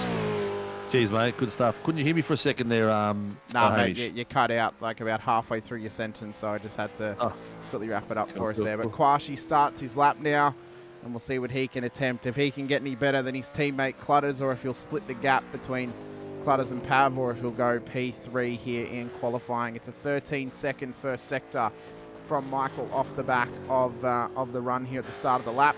Hopefully he can get it a little bit better throughout this run here, but it's major pressure in the shootout, Sinker, of course. You're alone out there on track. It's difficult to really come to terms with. Quash goes personal best through sector 2, but not session best at the moment. So yeah, he's about 4 tenths down at this point on both first and second sector. So can he? See how he goes. He goes green again. So it's going to be a good run from him at this stage in time. He was faster in the second sector than what Pete was. Pete was a 23.4 on his actual lap. So he has gone faster in that version of the session. I've got him down as a 22.6. Yeah, he's 22.8 at the moment. Pete, it might be counting Pete's last run when he went back to pits. So that might be what that is. Yep. So he's another 2 tenths down in sector 4. He's actually faster in sector 5 by 4 tenths. So he's doing really well in sector 5. So he's getting there. He's not going to quite make it. He's looking at a solid third though. So it'll be up there and not far behind Peter Pav. Well, we expected the times to be in the low 202s, and that's where they are at the moment. But I expect the next 7 guys to come out spanking it. There's a lot of bounce in there. Oh, he's got a bit of a drift going. A bit of a drift from him as he comes across the line. Could it at least be good enough for P2? It's good enough for P1. He beats Michael Quash, his teammate, by 200ths of a second. The final 3 sectors being purples were just enough for him to get it into the top step of qualifying at this stage. Take my words back out of that. Well done, son. Let's drag him in there. You drag him in, I'll get inside his car. Mr. Quash, where the hell did the back end of that lap come from, mate? I don't know. I wasn't too happy with it, though. Well, the first sector, you were dropping about 2/10, 3/10 in the first 4 sectors. And then the 5th and 6th, you just came out and did purples, mate. That was sensational. Yeah, thanks, mate. I went wide into turn 1, and so I just thought it was all just trying to catch up and chase from there, I think. Yeah. How does the car feel? Is it settled for the race, or you happy with it, the setup? Yeah, I'm quietly confident. I think I'm actually enjoying the race setup a bit more than the quali setup I've got. So it's a bit too twitchy for my liking on quali. So hopefully, if I just nurse the tyres a bit, and just play the long game, hopefully it'll work out for me. But we'll see. Excellent, mate. Well, good luck tonight. It's good to see both TMX boys up there and enjoying life on the track. So we've got to boot you because we've got one of the boys sitting up their laps. Good luck tonight, buddy. No worries. Cheers, mate. Cheers, buddy. So Troy Dooley is now on his attempt in the shootout. First sector just gone was a 13.85, so he's actually gone as fast as Pavlovic and faster than the other 2 drivers. It's not the fastest run through the first sector, but at least on current session best. I believe they've actually gone faster, possibly on the outlap for some of them.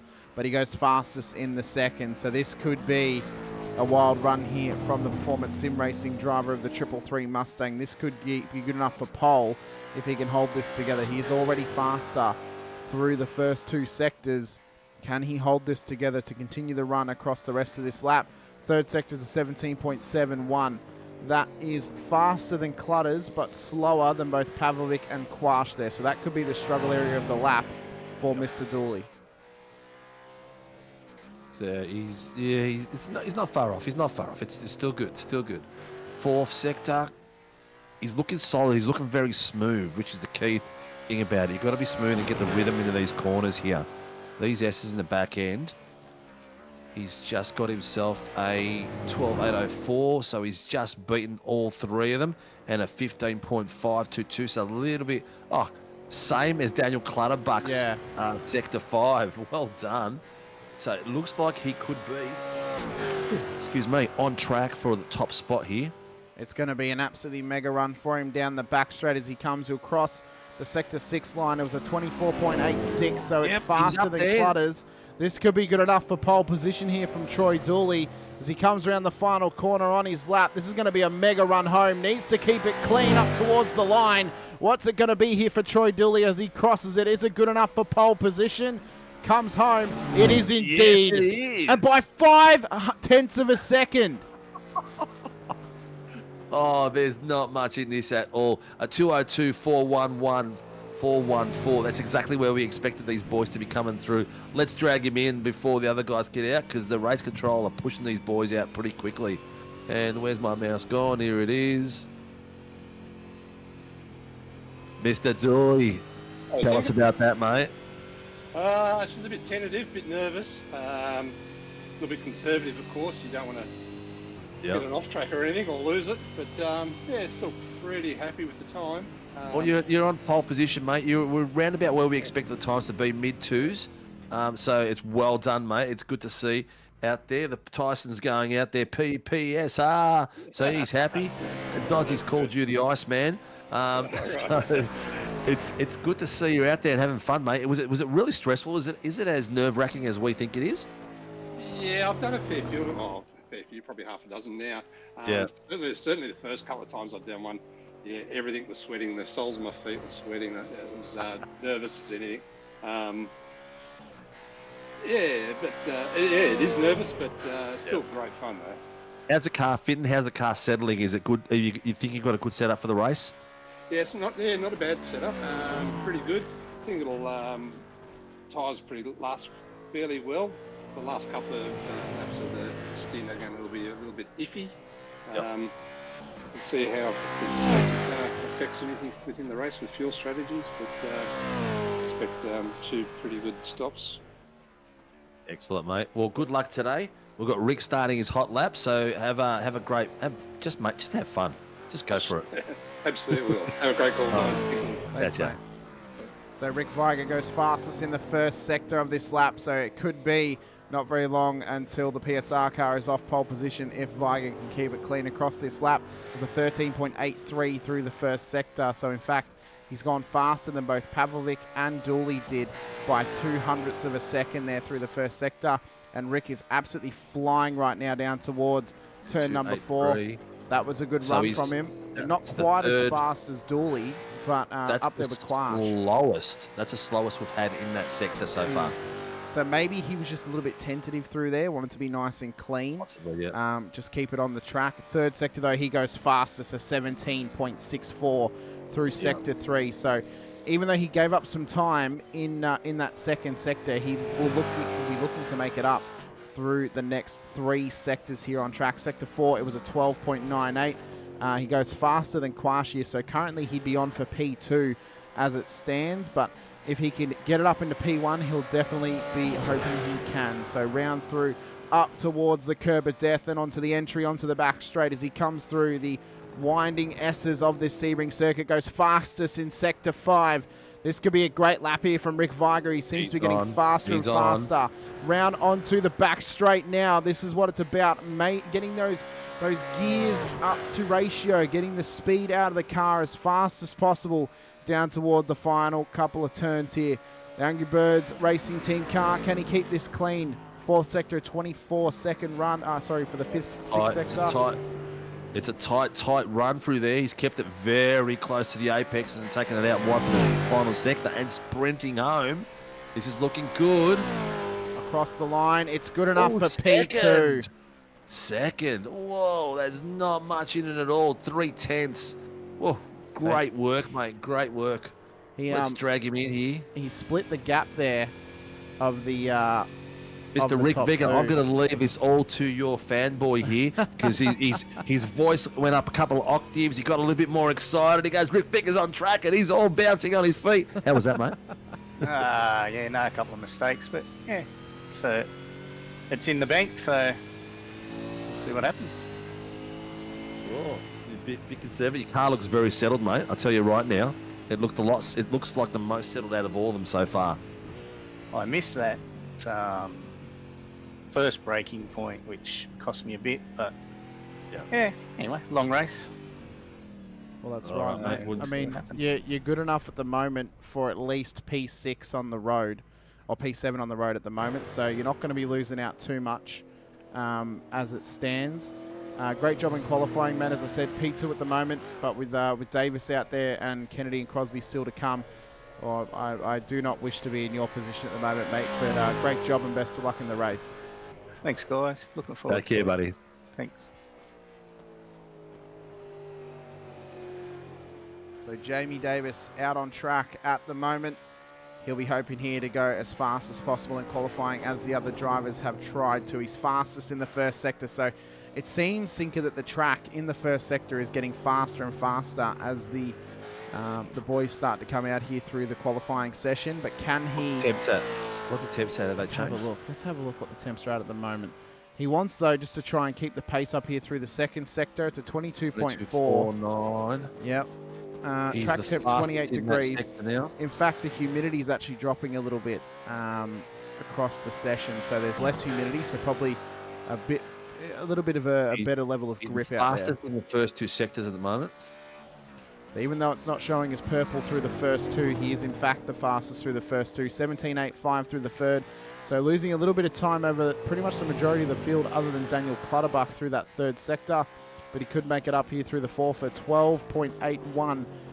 Is currently second fastest through the fourth sector. So this could be good enough still for P2 at the moment, Sinker, if he can hold this together here across the latter half of the lap.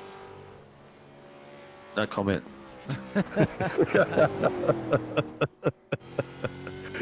He comes through the dreaded curb of death, keeps it on track, keeps it all clean, round Lamore corner onto the back straight.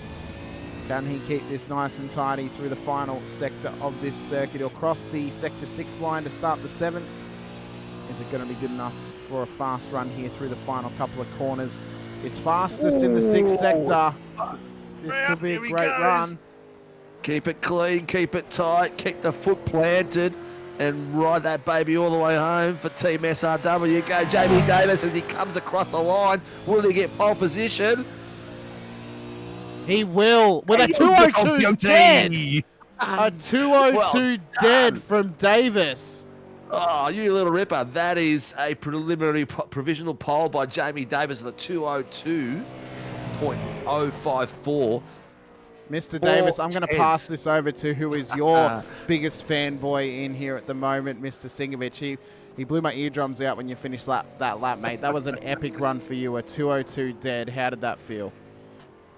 Thank you very much. Yeah, no, it felt pretty solid. I can't remember which turn it was. I think going around the back, turn 10 or something. I just sort of pinched the rears going into it, but other than that, yeah, pretty solid. Looking pretty good, man. Car's pretty planted. How's your race setup feel? Race setup, it's a little bit sketchy this week. It hasn't been as planted as other weeks, so yeah, just keep it clean and see where we pop out the other end. Keep it clean. Keep it out of way, out of the havoc, and mate, have some fun out there. That's the most important thing for me. Is you have some fun. Don't care where you finish. You just have some fun. The rest will all happen on its own. Yeah, definitely an hour and 20 race. So definitely the key is to buy the ticket for that last stint. 100%, man.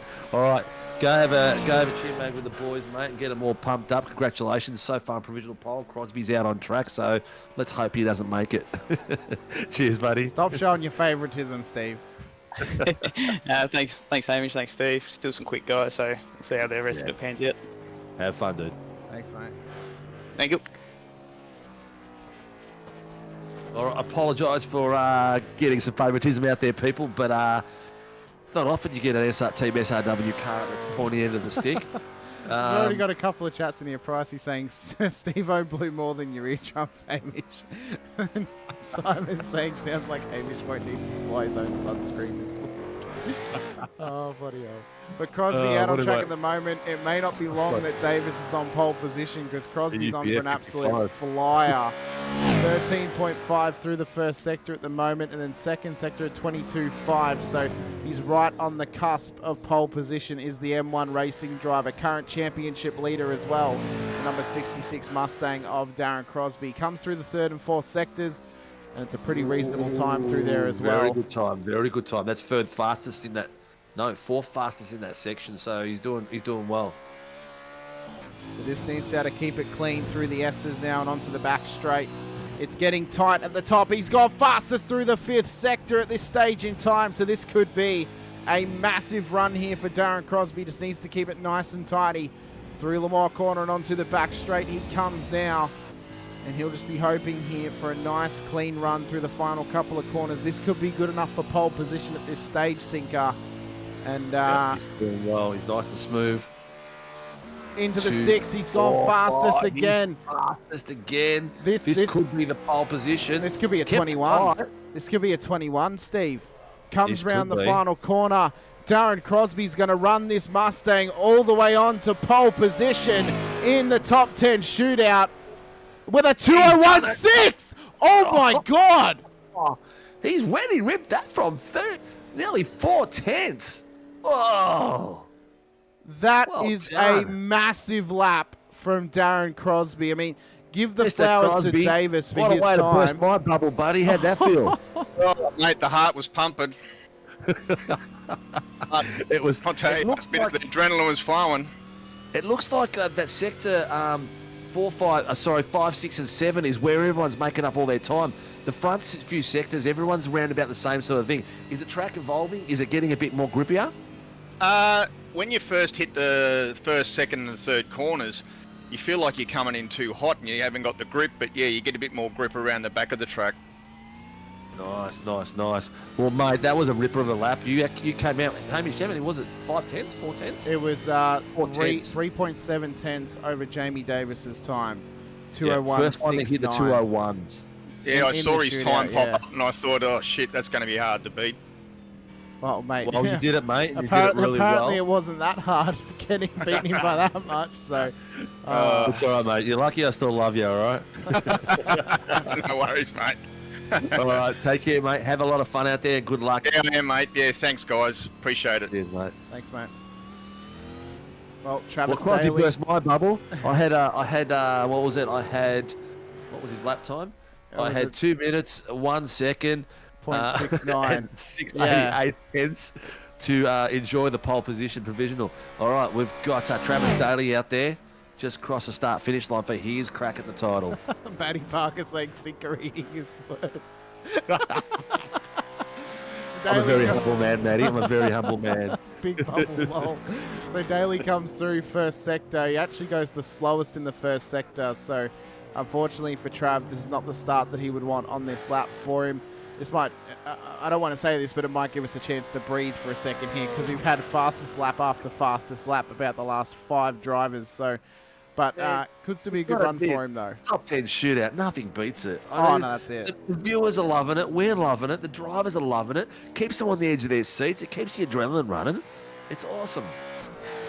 We've got 41 people watching the shootout right now. Thank you guys so much for being here. If you haven't already, please hit the like button and subscribe as well if you're new, and the bell icon so you are notified anytime we go racing. We're going to have this twice next season. This is going to be epic for next season out at Red Bull Ring, out at Watkins Glen. But right now we're concentrated on Sebring and on Travis Daly. He comes through the 4th sector. He's not setting, he's not setting fastest lap pace at the moment. But this could still be good enough for maybe what would be P6 at the moment, or P7? Yeah, it'll be 7 or 8. It'll be about, at the moment, look, you know, it's a clean lap. That's important. You know what I mean? No matter what happens, he's got to set a clean lap. Well, that's right. And I guess that's the one thing we haven't really had yet in the top 10 shootout is a mistake on a lap, and a lap that's then not counted, whether it's copping a curb strike or running it wide. So Harry Dodd's saying that'll be tough to beat top stiff Crosby. Yeah, it was. That'll be so hard for him to beat. Matty Parker saying I'll have to come back next season. Night shift killing me this season. Well, hopefully we can have you back next season, Matty, and having a good run for it. But Travis Daly's going to come around the final corner. He's actually gone fastest in the 5th sector, so the track is getting faster through sort of the S's and through Lamar corner. Daly's going to cross the line. Is it going to be good enough at least for a top 5? It's P8 at the moment. So he goes to the bottom of the tower. Will that be P10 or 2:03.11? So not quite at the pace that we were used to over the last couple of laps. We'll drag him in sync. We'll have a quick chat to him before we get on Kennedy for his lap. Yep, we've got a few more fast boys coming. How was that, Travis? How did it feel, mate? Oh, no good. Stuffed up turn 1, and that just kind of put my confidence down, and so, yeah, I think I was more cautious than trying to push, unfortunately. Well, you know what, mate? You're in 8th place, and it's, you know, it's caution in the win when something like that happens is probably not a bad thing because you set a time, and that's the most important thing. If these guys below you stuff up that are coming up next, that's not bad. 8th, that's 4th row, that's a good thing. Yeah, that's it. But yeah, unfortunately, I would have liked to replicate my qualifying lap, but yeah, it is what it is. Yeah, it is what it is. You know what? The most important thing is go out there and have some fun, mate. So enjoy the rest of the race, Trav. Good luck, and stay out of trouble. No, cheers for that, guys. Cheers, mate. So Stephen Kennedy now starts his run in the top 10 shootout. Massive wiggle, though, through the exit of turn 1. Down towards turn 2 he comes. Will it be fast enough this time for a challenger at the top to Darren Crosby? He's gone 13.71 in the 1st sector. So currently he is the 3rd fastest man on track at this stage in time. He'll come round to finish out the 2nd sector at the end of this straight. This will really give us a telltale sign if this is going to be an absolute blinder or maybe one that he has to try and catch up. A 22.6 through that sector. So he's currently the 4th. Oh, no, a bit lower than that, actually. It's about the 6th fastest through the 2nd sector. But he has still got some pace in the car. We know the first 2 have been a struggle for drivers. The main pace is gained through Sector 3 and up into Sector 7 at the end of the lap as well. 17.7, though, through Sector 3 as he comes on round. So he's not too far off the fastest sector there, which was set by Rick Viger. And we know that consistency is good. That's it. And then the last 3 sectors are the key sectors. He's got his tyres up the temp. He's going to get that grip and put the pedal down early. Like you just saw him wiggle a little bit then, trying to get the gas down as early as possible. He's gone fastest through Sector 4. This man was P2 in qualifying, and he wants to try and keep it up on the front row of the grid here through the end of the top 10 shootout. He's our second last man out on track. Through into Lamar corner he comes. Has kept it clean across the whole lap. Can he keep this clean now through Sector 6 and Sector 7? He'll come down and cross into Sector 7 halfway down the straight. What's the lap time going to look like for him when he comes through there? And into the final corner. Sector 6 was a 24.8, so I reckon this might be good enough for a top 5, but not quite close enough to challenge for the top step at this stage. I'm tipping top 3, 3rd place. So he comes around the final corner, does Stephen Kennedy. What's the lap time going to be for him when he crosses the line? P3 on the road, a 2:07.1.95. Just call me Nostradamus, mate.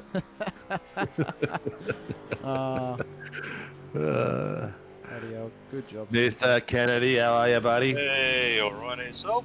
Oh, you're not happy, are you? Oh, no. Could have been worse.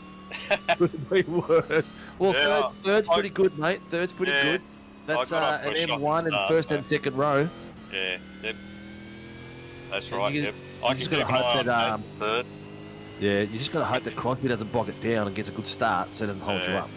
Oh, I don't think he'll do that. He's on for tonight. He's on for tonight. He came out and he blitzed that by 3/10, so that was pretty spectacular. How's the setup feel, mate? Are you happy with your race setup? Yes, yep, yeah, I think it'll hold up all right. So, I Is it gonna spent, be I spent a lot of the practice sort of doing laps with the race, like race fuel and that, so. Okay, cool. Good to know. Good to know. All right, mate. Well, congratulations. That's a great start to the night. Anyway, have fun on track, mate, and good luck. Okay, thanks. Catch you later. Cheers, mate. Yeah.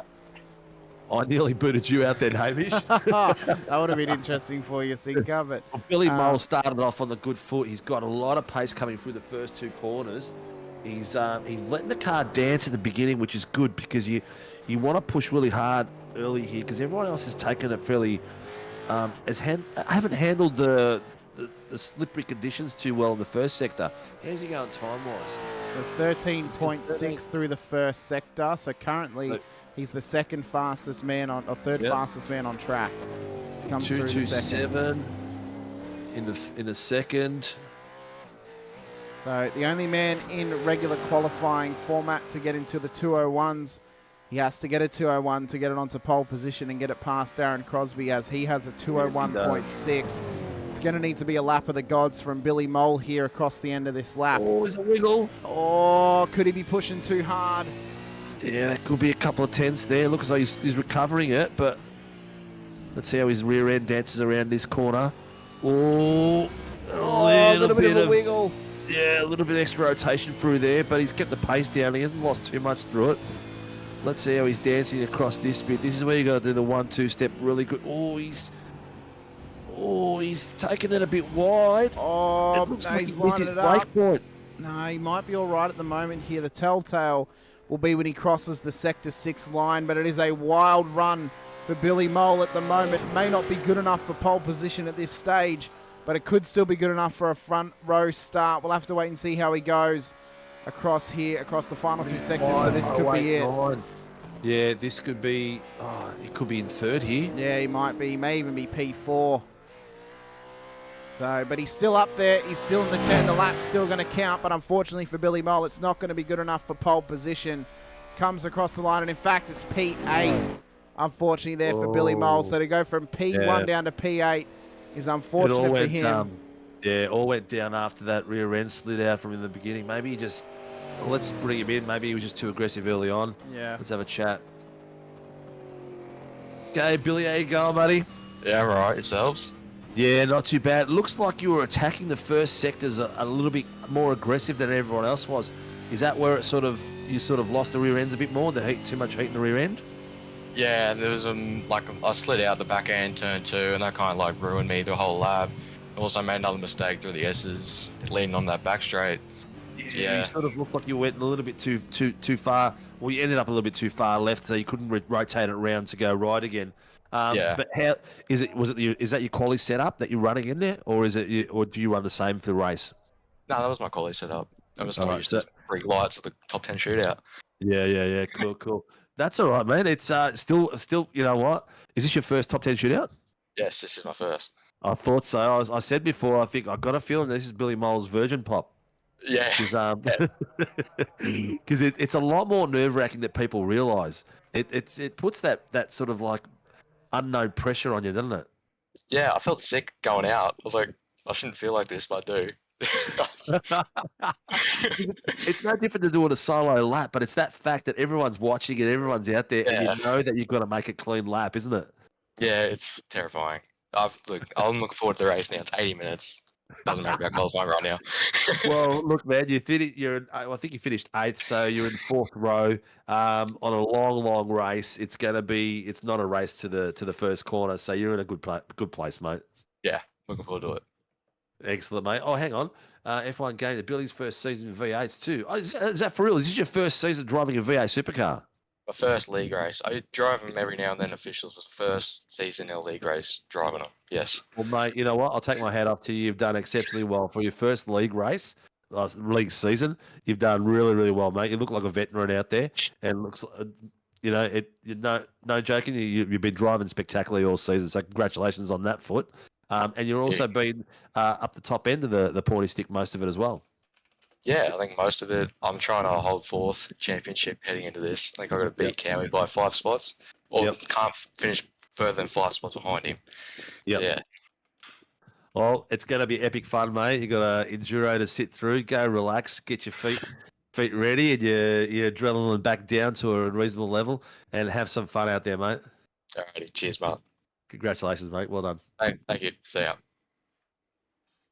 There you go. A first-time driver in SRW, and he's had his first crack at a top 10 shootout, and it is a lot more nerve-wracking than it looks. I know before you said it's like a single qualifying run, but it's a bit different because you've got everyone in the room together.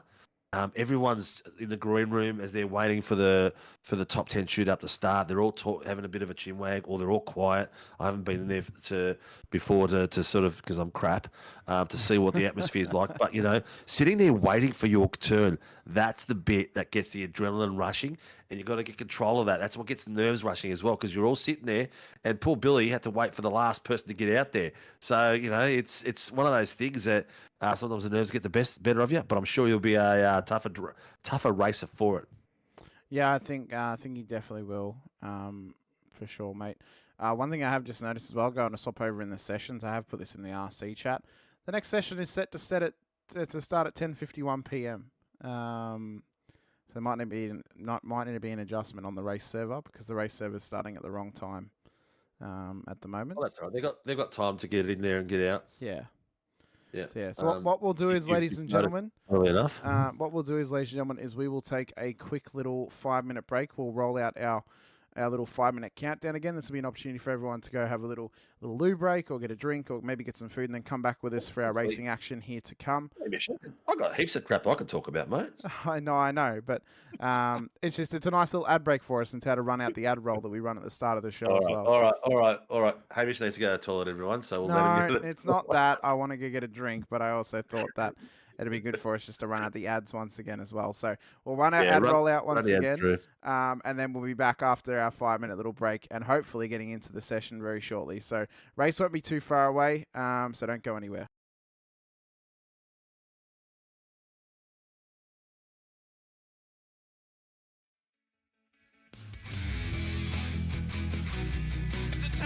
This is amazing. I was clash heads again. This is like Chaz Moskin and Cam Water. It's motorsport, but not as you know it. Test yourself and your everyday road car. Safe, affordable, but most of all, fun. And all you need is your daily driver. Experience the thrill of a sprint day. Race against the clock at a hill climb. Or test your reflexes with an auto test. It takes just 3 simple steps to get started. Get on the start line. Search Motorsport Australia Daily Driver today. Fishies in a row. They're here to make a point and to do Eddie proud. They fan out in the background as they come down to turn 1 for the first time. It all looks pretty good, 2 by 2. We'll stop the camera here. Oh, Eddie would be proud, mate. That was awesome run around turn 1. But, oi! Contact with the fishies! He's made it through. It doesn't look like Angus has made it, but Thomas Freeman's made it through, and Angus is going to suffer the crowd coming through there to be able to turn his car around. I love riding. It's a real social thing. There's a great bond between riders. Every weekend, I look forward to getting out there. It's a freedom like no other. Riding to work is a great way to start the day. Shannon's insure all types of road bikes, not just classics. They offer features riders really want. It's why they're one of Australia's leading motorcycle insurance providers. Whatever you ride, whatever you ride, Whatever you ride. ride with Shannon's. Call 134646 for a quote. And they are off. It was a good start from Dylan to Bono. I think Phil Vella got a great start there in the background as well. You can see already cars going 5, 6 wide as they're trying to find any semblance of space. They come into T1. So far we've got 2, 3 wide as they snake down. There's Michael Conchar that's got around Dylan de Bono. A couple of cars going wide there. Was that a bit of contact in the back? Scott Pocock caught up in that, I think, there, buddy. But it's Michael Cuttajar's got past, so Dylan...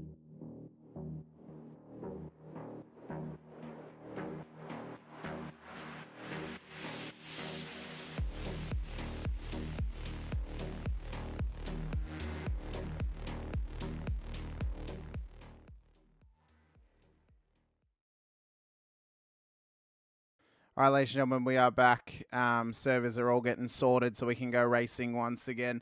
We thought as well we'd come in just to chat about our series that are coming up, of course, throughout Season 2 as well.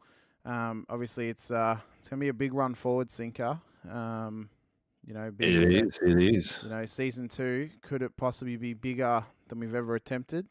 Quite possibly. Mate, it's, you know what, unintentionally it gets bigger every season anyway. It is what it is. It's people just are coming in, enjoying it, and they have fun. You know, some will leave, and then others will come in, and we seem to be growing numbers every season.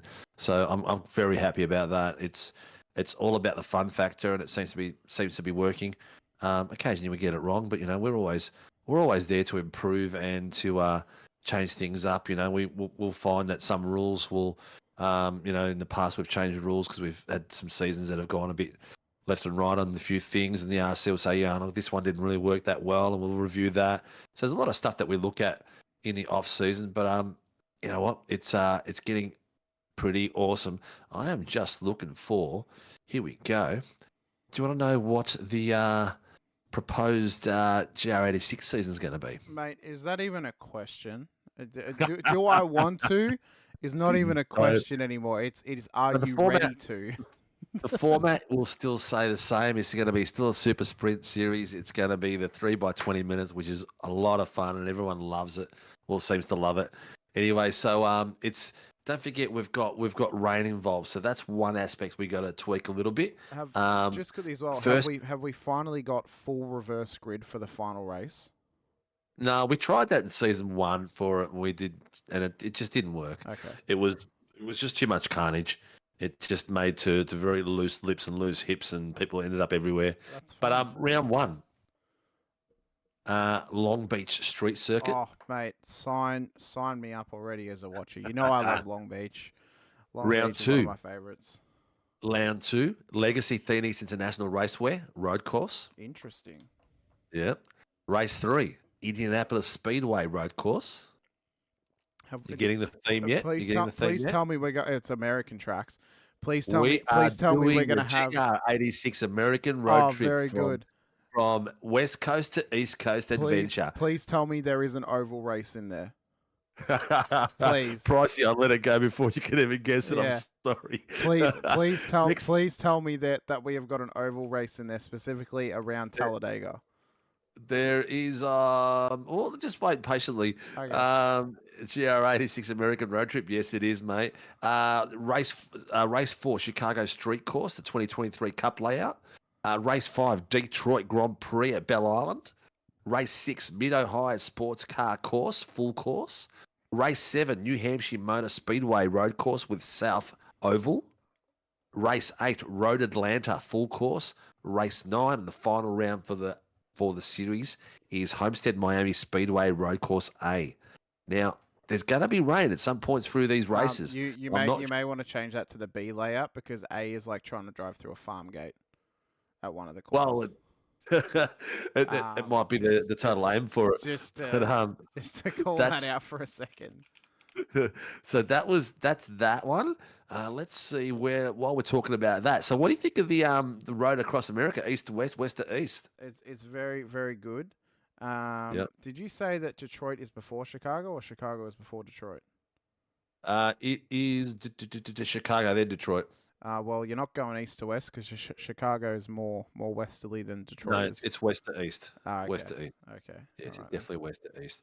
Let me have a look at where is our Formula 3. Oh, well, this is the one Here we that I care go. about for our Shannon's Insurance SF24 Oh, yeah. So Nationals. people, not sure how far away the race control is from finishing their setup, but is that session opened? It is. The practice session's currently happening. The session has opened. Dodsy's in the green room. We'll drag him in after we talk about the F3 right. calendar. Please tell me that we have got either Chicago or Belle Isle. Please. No. What? But there's 2 street So- races on the F1 calendar. How have you not got 2 of the street listen, courses? relax. So round 1, Portimao sprint. Yep. Round 2, Indy Road, Miami sprint. Round 3, Nürburgring GP, normal.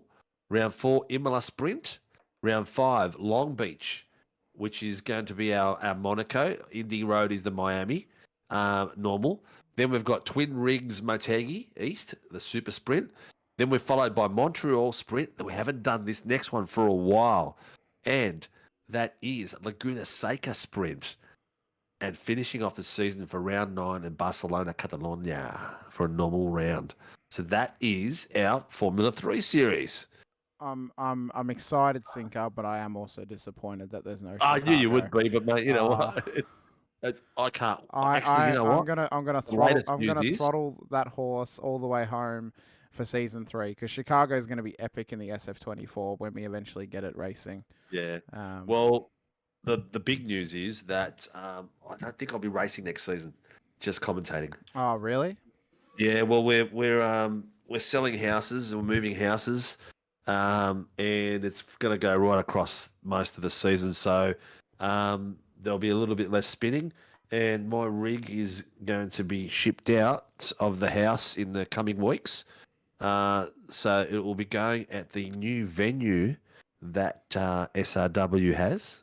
So get your registrations in, ladies and gentlemen, because season 2 is going to be your best opportunity to get out on track and not get crashed into. That has now been confirmed by Stephen. Dig a hole, mate. Get in it. Listen. All right, let me log into the session. Which one is it? Here we go. There's 15 drivers in it. Yes, that's the It's session. It's one that's titled Race Session. All the drivers are out on track at the moment, doing their warm-ups at this stage in time, getting themselves ready to go here for the race. Of course, an hour and 20 minutes long is our race session here tonight. Could be a lot of opportunities for safety cars and a lot of opportunities for strategy plays to really hinder and hurt those who are not prepared for what is to come here tonight, ladies and gentlemen.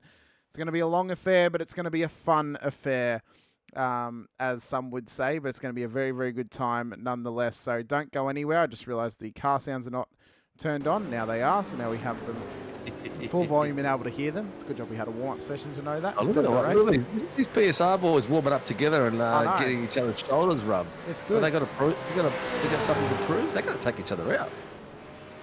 Maybe they're having an argument inside there. You know what I reckon they're trying to do? They're trying to get Tyson to put his hand in his pocket for the bill on repairing the cars before the actual race starts.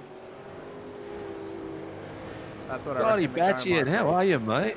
Great to have I Scotty see you. Barton out there. Yeah, I see. Congratulations, Scotty. I see you made it in the Open Wheeler Pro Series, mate. Congratulations on that. We have been following your every effort out there. So good stuff out there, mate. It's good to see any driver that's racing SRW. Always keep an eye out to see how the boys are doing.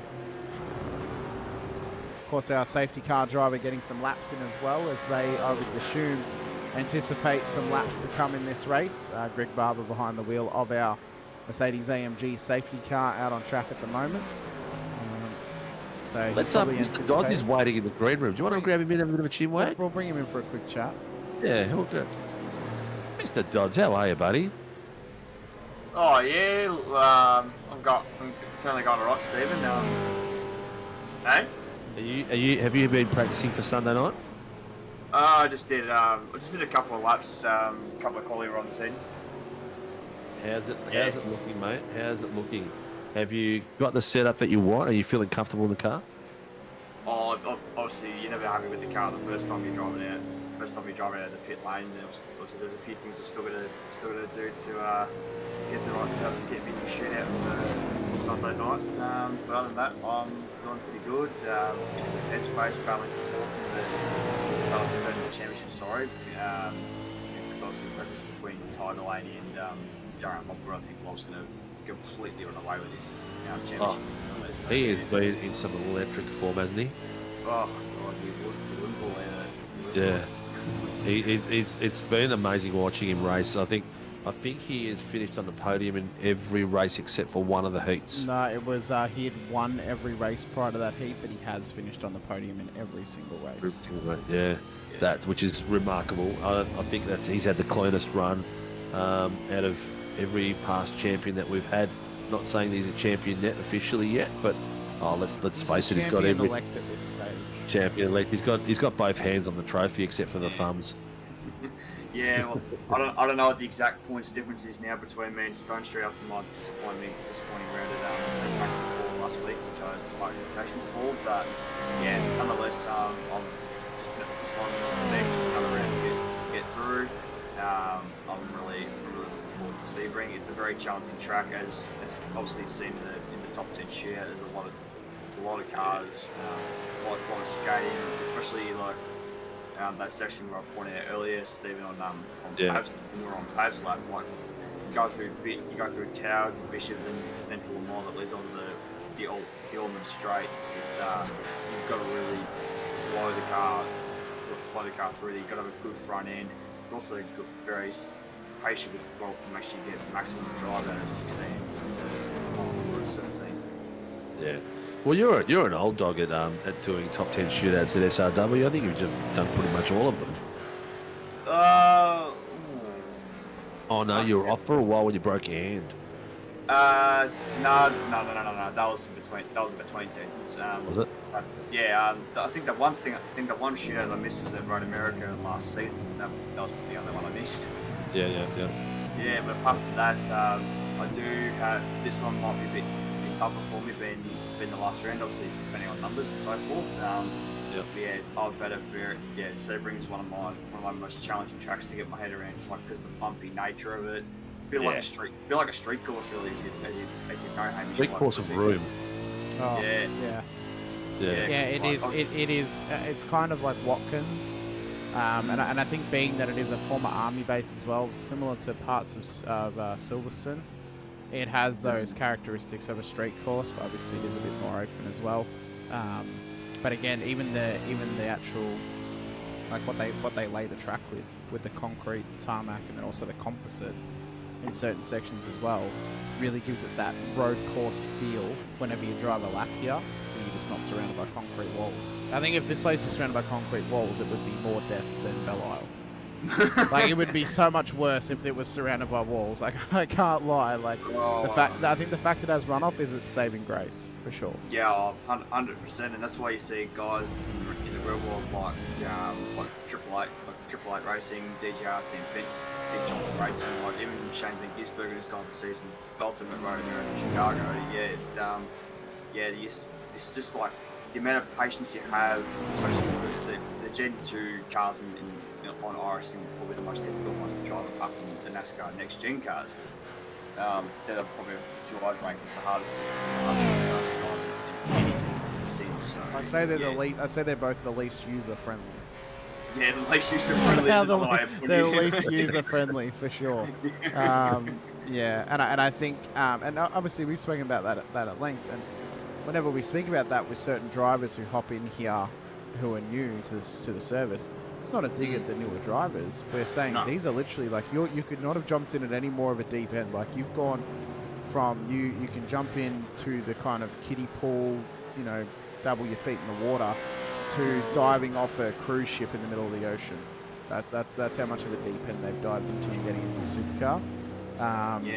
But a lot of people do it on iRacing, and a lot of people succeed when doing that as well. But it takes a special driver to be able to do that as well. So. Also a lot of practice as well. Yeah, well, it's just that innate feel that you get when you're in the car, like real or virtual. Like if you got experience driving in the real car and the real car for real, like I've done it. I haven't told you this guy before, but when Dad and I did a track day at Sandown a couple of years ago, like just at the beginning of COVID year when COVID didn't come to Australia at the time. But yeah, we did a track day at Sandown, obviously not the proper supercar that you see, but sort of like that feel of it. One of the ride day cars, which is like an older supercar that they've turned down a little bit. Yeah, like one of those ones, and yeah, I did have that very innate feel of it, like just the front grip of it, and it was like nothing I've ever driven anywhere else. And obviously, having seen the guys driving around this Sandown for real, and I do have a very vague recollection of like just my very fast lap I did. Like my fast lap was just like the built up one, the one that built up on the 4th or the 5th lap I've done, and it was the throttle control they teach you, like how to carry more speed through it. And then I jump on, and I think I was in my second year of the sim in the beginning of 2021. This is when I was in Tyson's team. And by then, I already just like banged. I was smack bang very, very quick. Like Stephen, you would have had it. I'm not sure if you were racing it or commentating at this point. I was just racing back then. Yeah. Yeah, you might have done. But yeah, I was when I jumped on the front row with Jamie Dyke at Bathurst in the final round of what was called Force Racing League. Yeah. And I thought, okay, I'm actually on here, like because. My pace like really ramped up as the year just went on. Yeah. No, look, it's amazing how the Sims feel realistically. John Bower, when he was here with us at Summer Nats, I tuned it up for him and everything like that, and he loved it. He thought it was very realistic. Dodsy, we got the gridding up, mate. We'll let you go. Thanks for coming in for a chinwag. Always good to have a bit of a chat with you, mate. Good luck on the weekend on Sunday, mate, and hope you have a nice, clean race. I'll give it certainly go hard, Stephen. I'll definitely give it my all, mate. Have a good goal. All right, take care, buddy. Thanks, Be good. All right, ladies and gentlemen, our starting grid for the final round of the season here tonight. Enduro action out at Sebring. Darren Crosby starts on pole position after an exceptional lap time in the top 10 shootout.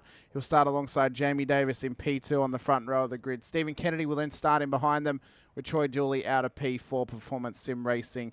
Rick Weig will then start at a P5 for Angry Birds Racing alongside Michael Quash for TMX Global Racing. His teammate Daniel Clutterbuck will start in behind in P7 alongside Billy Mole in P8. Peter Pavlovic will then start at a P9 for Pacific Esports Racing alongside Midline Slim Racing's Travis Daly at a P10. Andrew Cowan just missed out on the top 10 shootout. He'll start at a P11 alongside his teammate Daniel Schultz, who starts P1 for the amateurs, P12 on the road. We then move back to Blake Fitzpatrick and Brett Taylor in behind. Stephen Martin and Mitch Noble, Scotty Weston and Josh King, Brad Anderson and Callan Hodgson making up the top 20. Sean Smith and Sean Vandermeulen alongside each other. And that is our grid for tonight's race out at Sebring. 30 seconds. We've got...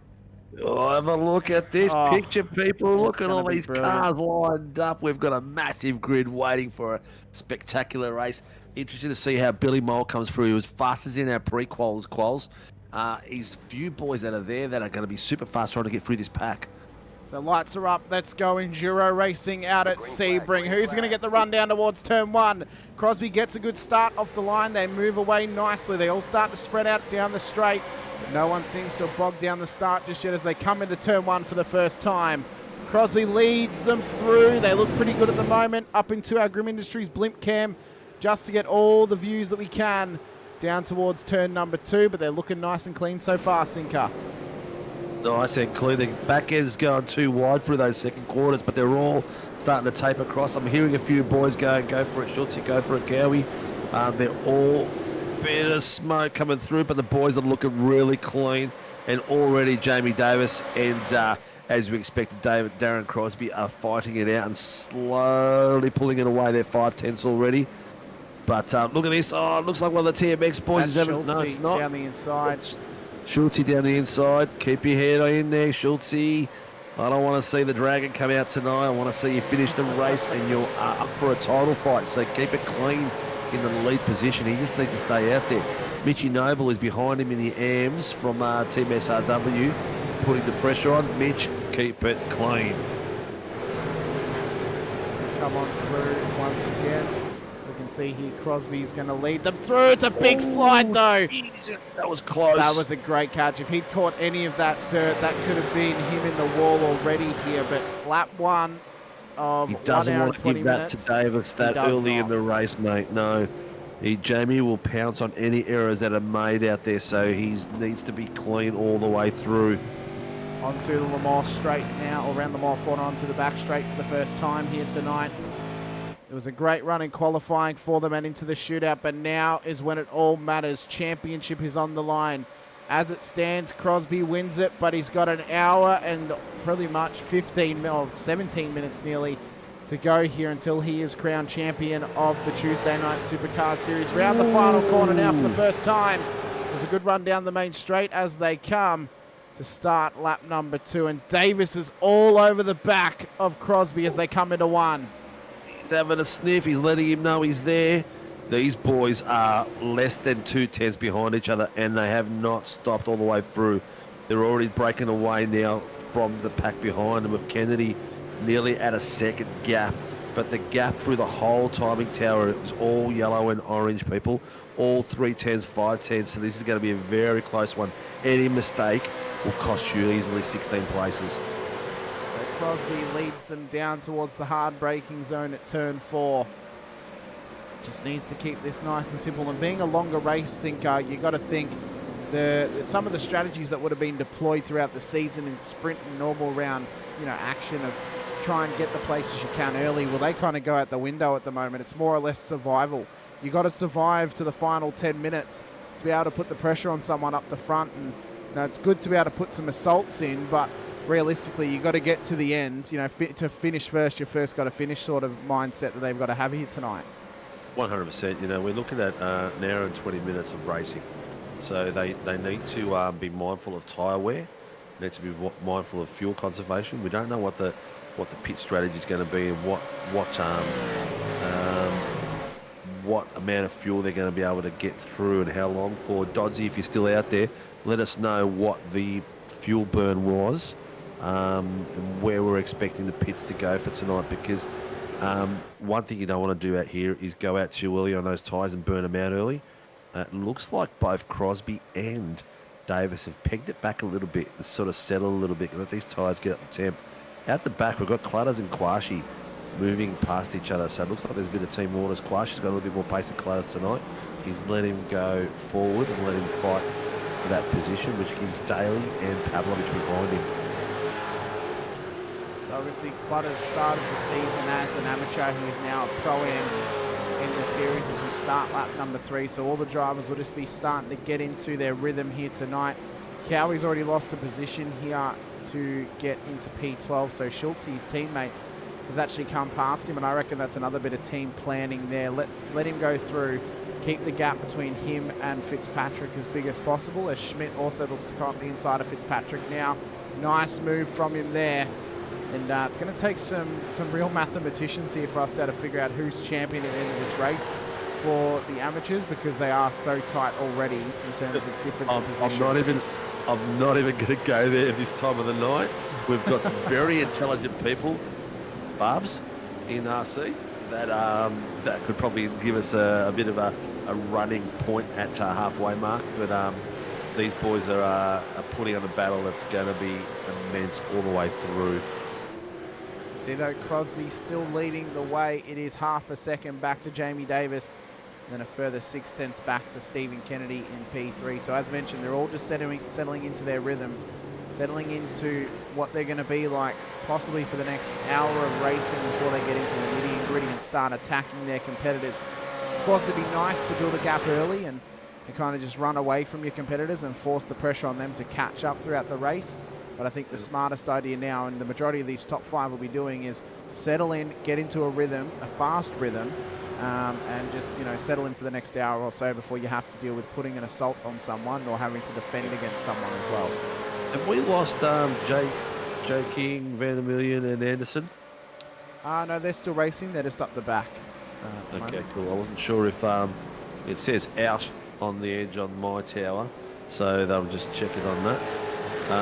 In fact, Josh King's just run it wide and just lost a position there to Sean Van der Meulen at the back of the field. So as we stand early on, it is Brad Anderson at P22, then Josh King up ahead from him, and then Sean Van der Meulen up the road with Scotty Weston all over the back with Brett Taylor. These guys have been alongside and battling each other the whole season, the whole latter half of the season pretty much. Callan Hodgson's then up the road from them. Michael Quash has had an incident though into turn 1 with Travis Daly, and that could be massive in terms of championship implications. As Noble comes through, they need to be careful of the rejoin, of course, but this is now going to make their long night even longer, having to come through and fix their cars so early on in a race. Noble's got Fritz and Martin on the back of him. And he's lost the rear end. He's overdriven it. That's all right.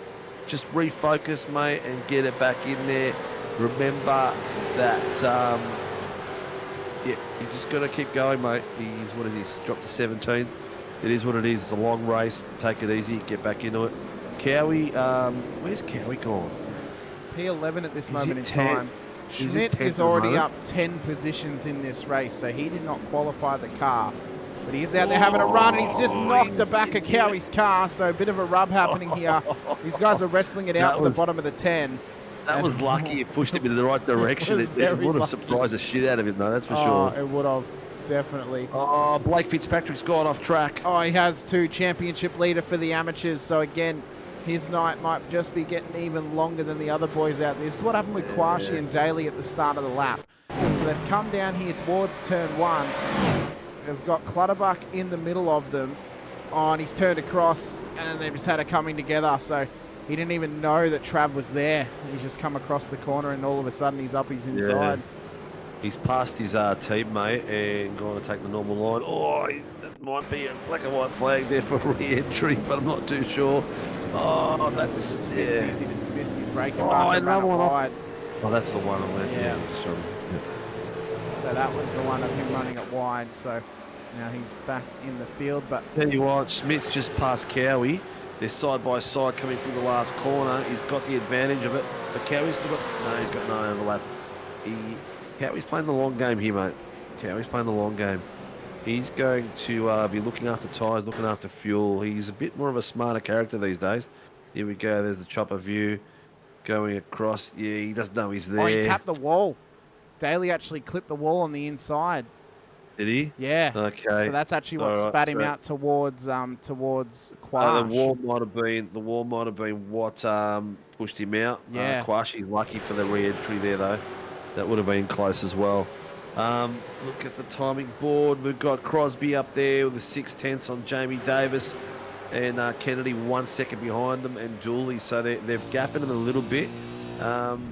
Vigor is still up there in 5th, so he's fighting up there with Dooley. Then there's a gap of 5 seconds to Pavlovich, and then it becomes another battle pack. Pavlovich, Mole, Clutterbuck, Schultz. Schultz is sitting in 9th place. He's doing well. He's the lead am at the moment, and this is him fighting for his first title, I think. Well, I don't know if he's gaining enough though over Martin to win the championship at this point in time. Yeah.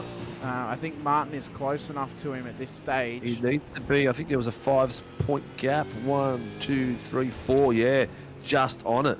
He needs to stay in front of Callum Hodgson. So Schultz was 13 points off the back of Martin. Yep. So that was their gap, and it's 22 points off the back of Fitzpatrick for Martin. So currently Martin is leading the championship. But yeah, Schultz needs to gain some more positions. I hope that Martin drops some for him to win this title at this point in time. We can see Viger though all over the back of Dooley. He's got a little bit more pace than he through that final sector as they come onto the main straight now. Start lap number 6. 10 minutes into proceedings. Only an hour and 10 minutes to go, Zinka. Nidazaka is on the back of Schultz with 2/10, putting pressure like crazy. And then what you can see is Jamie putting pressure on Crosby. But look at this little battle here, little three wide, not 3 wide, but 3-packer. And Schultz might start to play the team game. Travis Daly has just got himself a drive-through penalty. Okay. So they have determined that it was Mr. Daly at fault because he hit the wall and then lost control of his car and hit Quash. So that would be off the back. Hang on, there's another one. Car 686 as well has got himself, Fitzgerald has got himself a drive-through penalty as well. Fitzpatrick, yeah, for diving at the Fitzpatrick corner. For contact with car 10 at... Interesting. Very interesting. That'll be when Mitchie Noble lost it. Yeah. So you know when he had that little slide? That'll here be we what go. that incident is. But look at this. He's all over the back of Daly.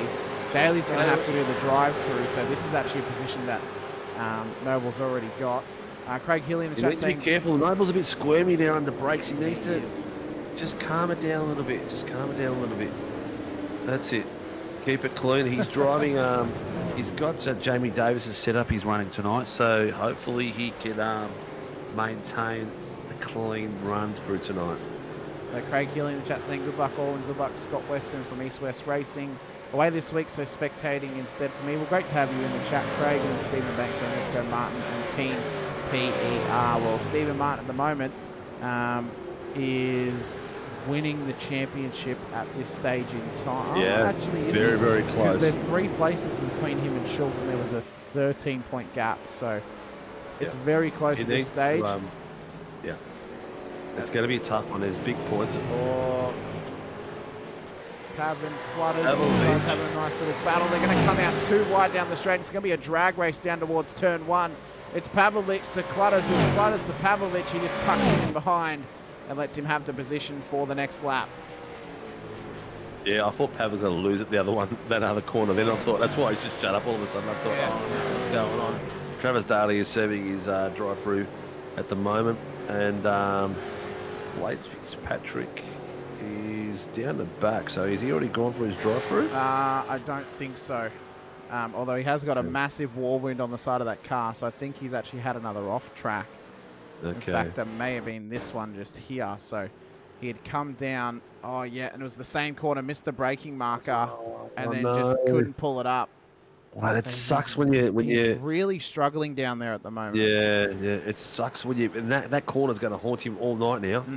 Every will. time he comes in there, he's going to be that little bit more precautious. All right, my Tony Tower has just done a bit crazy, but it's all good. It's back. So Crosby and Davis are still fighting it out the front. Kennedy looks like he's battling that front end of that car a little bit. Yeah, it looked a little bit cagey through that corner. We know he struggled a little bit through there in qualifying. Yeah, Vigor and Dooley. I think Vigor is on the march at the moment. Oh, mate. You know what he's on right now? He's on fuel save mode. That's what he's on. He's just tucked up behind Dooley, saved some fuel here in the first stint, and then just go on a full charge in the last half of the race, I reckon. So don't be surprised if he's going to be up there too at the end. Here's a story for you. Brett Taylor sitting in third. Now, how is he sitting in the championship? I haven't had a look. He was P4 in the championship. Who does he need to beat coming to get himself? Coming in tonight, he was 40 points behind Dan Schultz.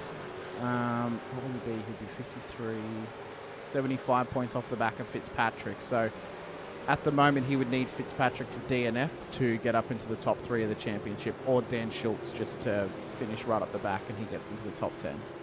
Okay, so he's battling for 4th place. So we're not going to see a Cinderella episode tonight, people. Not at this stage, no. Unless he wins the race, of course. He might win the whole thing. We're only 1/8 through, so... I know. 15 minutes out of an hour and 20. There's still so much more that we can chinwag about here tonight. And we're not going to jinx anyone, okay? No. and if you guys thought that we can talk about absolutely nothing before, well, you have not had us for an hour and 20 minutes before now. So. No, you haven't. No, you haven't. So no one has actually told us. Actually, Tyson McAvoy, you would know what the fuel burn is for tonight. You would have had your boys practice. Let us know when we are expecting the first pits to come through. I'm tipping it would be... I reckon half an hour. Oh, no, it's too long, mate. Half an hour mark? Yeah, half an hour mark. Just to force the 2-stop. Yeah, so they'll have to pit at half an hour, and then at an hour, and then it's a 20-minute run home. Yeah, somewhere around there. I was thinking around the 28-minute mark originally. But yeah, the reason I think 30 minutes is if you get safety cars, you can save enough to get home on just 2 stops. Oh, not 2 stops. Yeah. You could do it.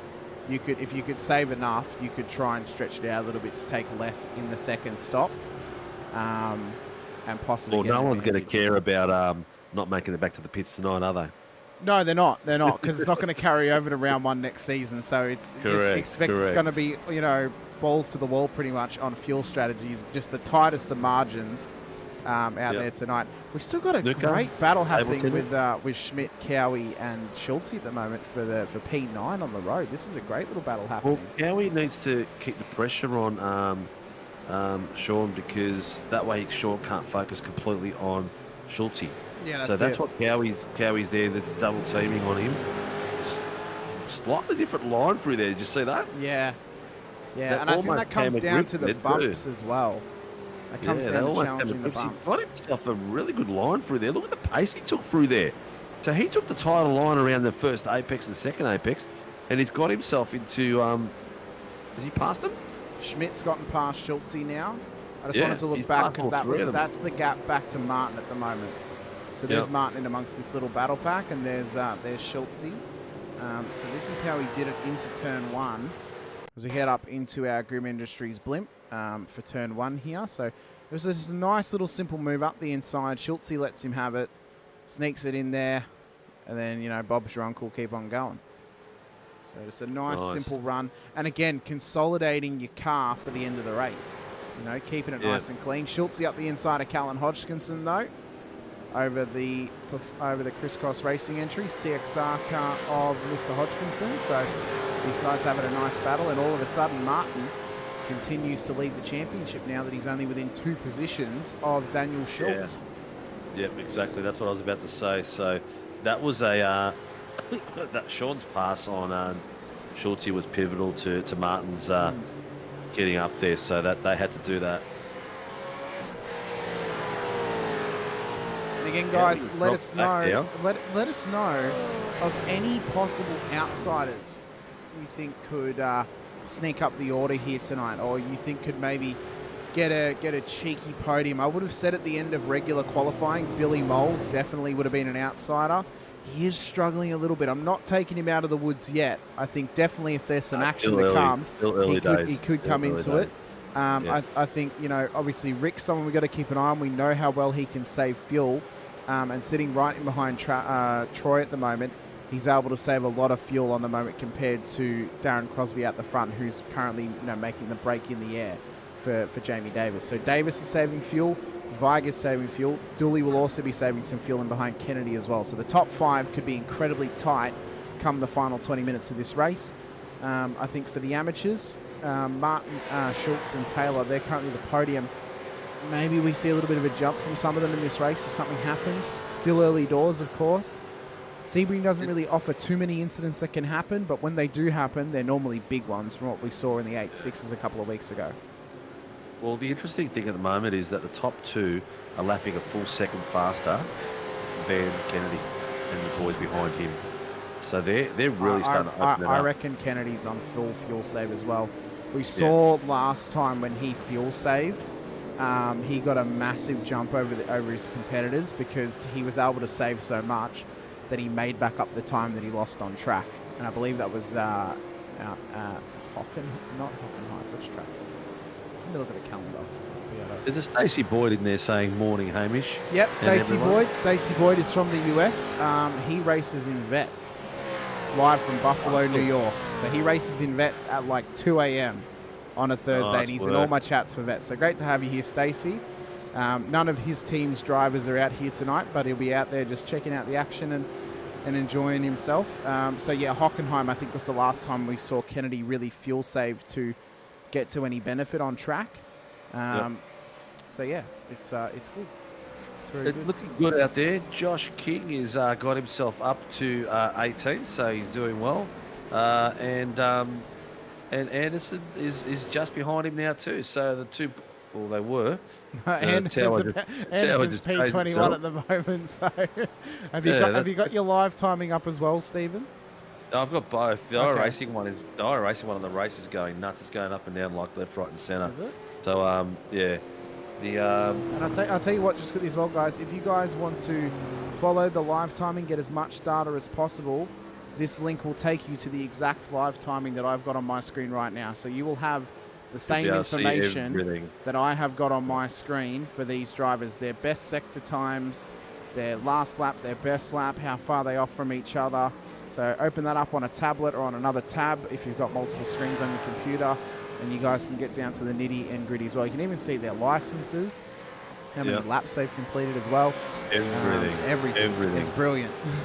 It is really good. We use it all the time for commentating, so it's a lifesaver. So when SDK goes down completely on me, I don't even watch the race. I just watch the timing tower and listen to Hamish. So just so I know as well, Steve, because you might have more experience using this as well.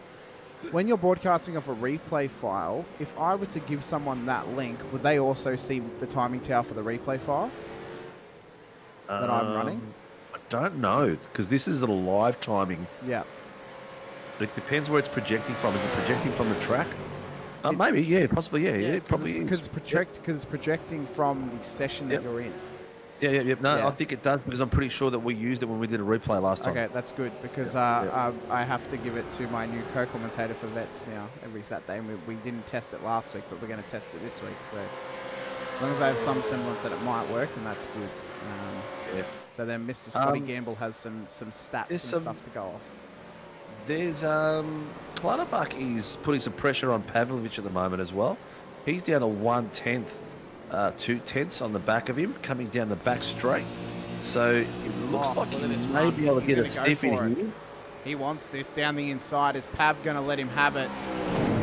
And he is indeed. Days. Yeah, it's early days, and again, they're racing incredibly smart right now. This is pure enduro sort of smart racing that we would expect from this sort of a race. You know, we're not going to see most likely as many safety cars early doors, ladies and gentlemen, to be honest with you, because the drivers are smart enough, or at least the majority of the drivers are smart enough to know it's a long race. You've got to get to the end of the race. I know, they're all smart out there, mate. I'm not racing. Well, I don't want to make the claim that every driver is smart, because you can never 100% make that claim. But we can surmise that the majority of the drivers will know what the strategy will be in this race, and that is to keep the car on track, you know, to the final 20 minutes. That's when we might see some safety cars coming, because you'll see drivers start to get desperate. So Josh King's come in. Josh has come in. I'm not sure if it's for repairs or whether it's maybe he's just burning through the juice a bit quicker than everyone else. Oh, that's really quick to burn through if he's burning through it now. But Crosby's got Davis all over the back of him. Yeah, look at that. Off the back now. Epic fighting going on. Oh, epic fighting going on. These two haven't left each other all night. Jamie's in the back of Crosby's car like a decal. He just stuck to him like crazy. That was a phenomenal one. I'll pay that one. That was great. It was better than mine parked up behind like he's going camping in a tent. But he's looking for shelter. He's underneath the rig. Looking for shelter. Yeah. But yeah, he's not letting him go anywhere. Like he is stuck to him like Elmer's glue. Yeah, he has not left him all the way through. He's putting the pressure on, and Crosby will be feeling that pressure. Just have a look next time we go around that. I'll have a look now. The different heights of the front splitters. Yeah, you can see Crosby's is a little bit higher. Yeah, it's just slightly higher.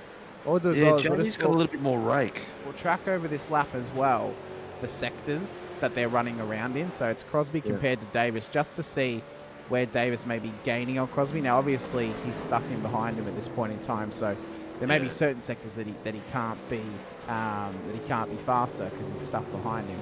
But it's whether there is anywhere that he's actually gaining on him, you know, and he's able to put that pressure on him ahead. So it just gives us a nice little semblance for the speed difference.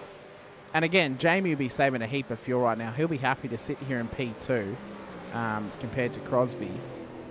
And remembering as well, the field may spread out Sinker at this point in the race, but by the end of it, they'll likely be tightened up a little bit through their fuel strategy, through possibly 100%. Safety cars and stuff like that. We've seen it happen many a time. Oh, yeah. So even though it's early doors and it's 25 minutes into an hour and 20 race and the field's pretty spread out, they're going to tighten back up again because there'll be people saving fuel. There'll be people saving their tyres as well. Realistically, they should only need one tyre change in this race. Tyres are made to last an hour because a stint is an hour for a full tank of fuel in a supercar. So, you know, they'll be trying to save those tyres so they can get to about 45 minutes, then change the tyres, or get to the hour mark on the final stop and change the tyres then. So that's another thing that's very interesting to play out. And again, we'll get a semblance of what these stints are going to be like, depending on when the fast guys come in. If they come in dead on half an hour, we know they're going to be going for a 2-stop strategy. And we're getting there. They are. So we're only a couple minutes away. 6-minute mark, yeah. Probably another 2 or 3 laps. We'll see some drivers coming in. Daly has just gone in and out. Noble's in and out as well. King is still parked up, so I'd say he is fixing his car at it's this possible. stage. Yep. Our biggest mover of the night so fast is Sean Smith. He's up 12 places. I know. What a amazing run. work. Amazing work. Oh, Rick Vigor has finally passed Troy Dooley just then. Yeah, Dooley's come in. So Dooley's in the lane. Early. Is this a pit stop for him? Lap 14. 27-minute mark. So he's in. This is a pit stop. So that is a proper stop now for Troy Dooley. So we need to keep an eye on Rick Viger, because if he's been able to save fuel behind Troy, he may be able to go the next 2.5 minutes, get to the half an hour mark, and then make it so it is literally a dead even stop at 1 hour.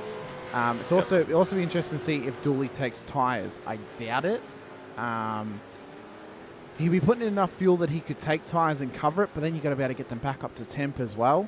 So it'll be interesting. Harry Dodd's saying possible 3-stop of this race, interestingly enough. So I would say since Dooley's come in on 27 minutes in, based on that, the math would say it'd be 3 stops, and it'd be a short stop at the end, like a little splash. So that's why there'll be fuel saving to try and get, again, to half an hour and then to an hour, so they can just do it in 2. We will not see a 1-stop. There will definitely not be enough fuel for a 1-stop. Dooley's pit was a 22.87 compared to Brett Taylor's, which was a 15.3, so he definitely took tyres.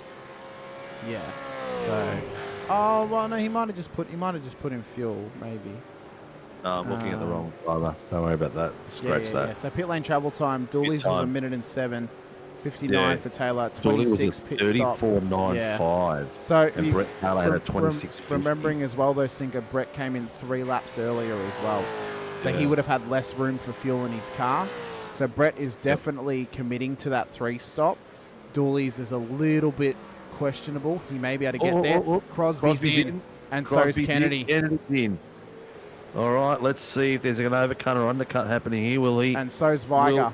Jamie be able to get in the front row here, and then the key's going to be he's going to be able to maintain that pace on the outlap. Billy Mole's in there, Clutterbuck's in there. Oh, Pavlovich is in there. Everyone's going in there. The only one that stayed out is Jamie. Jamie has got track position. I reckon he saved fuel over the course of that stint. He saved a heap of fuel to get him one more lap. Yep, everyone's coming in. Scotty Weston stayed out. So will now, Jamie go for another one? I reckon he's going to go for one more lap. I don't know. It's such a risk. I know he's got the clear track ahead of him, but the fact that he'd be able to, like, again, you don't want to go. You don't want to go too long. Where is Crosby? So the Crosby's just come out now. He's P3. How far off the back of him is he? He's about 48 seconds off the back of Davis.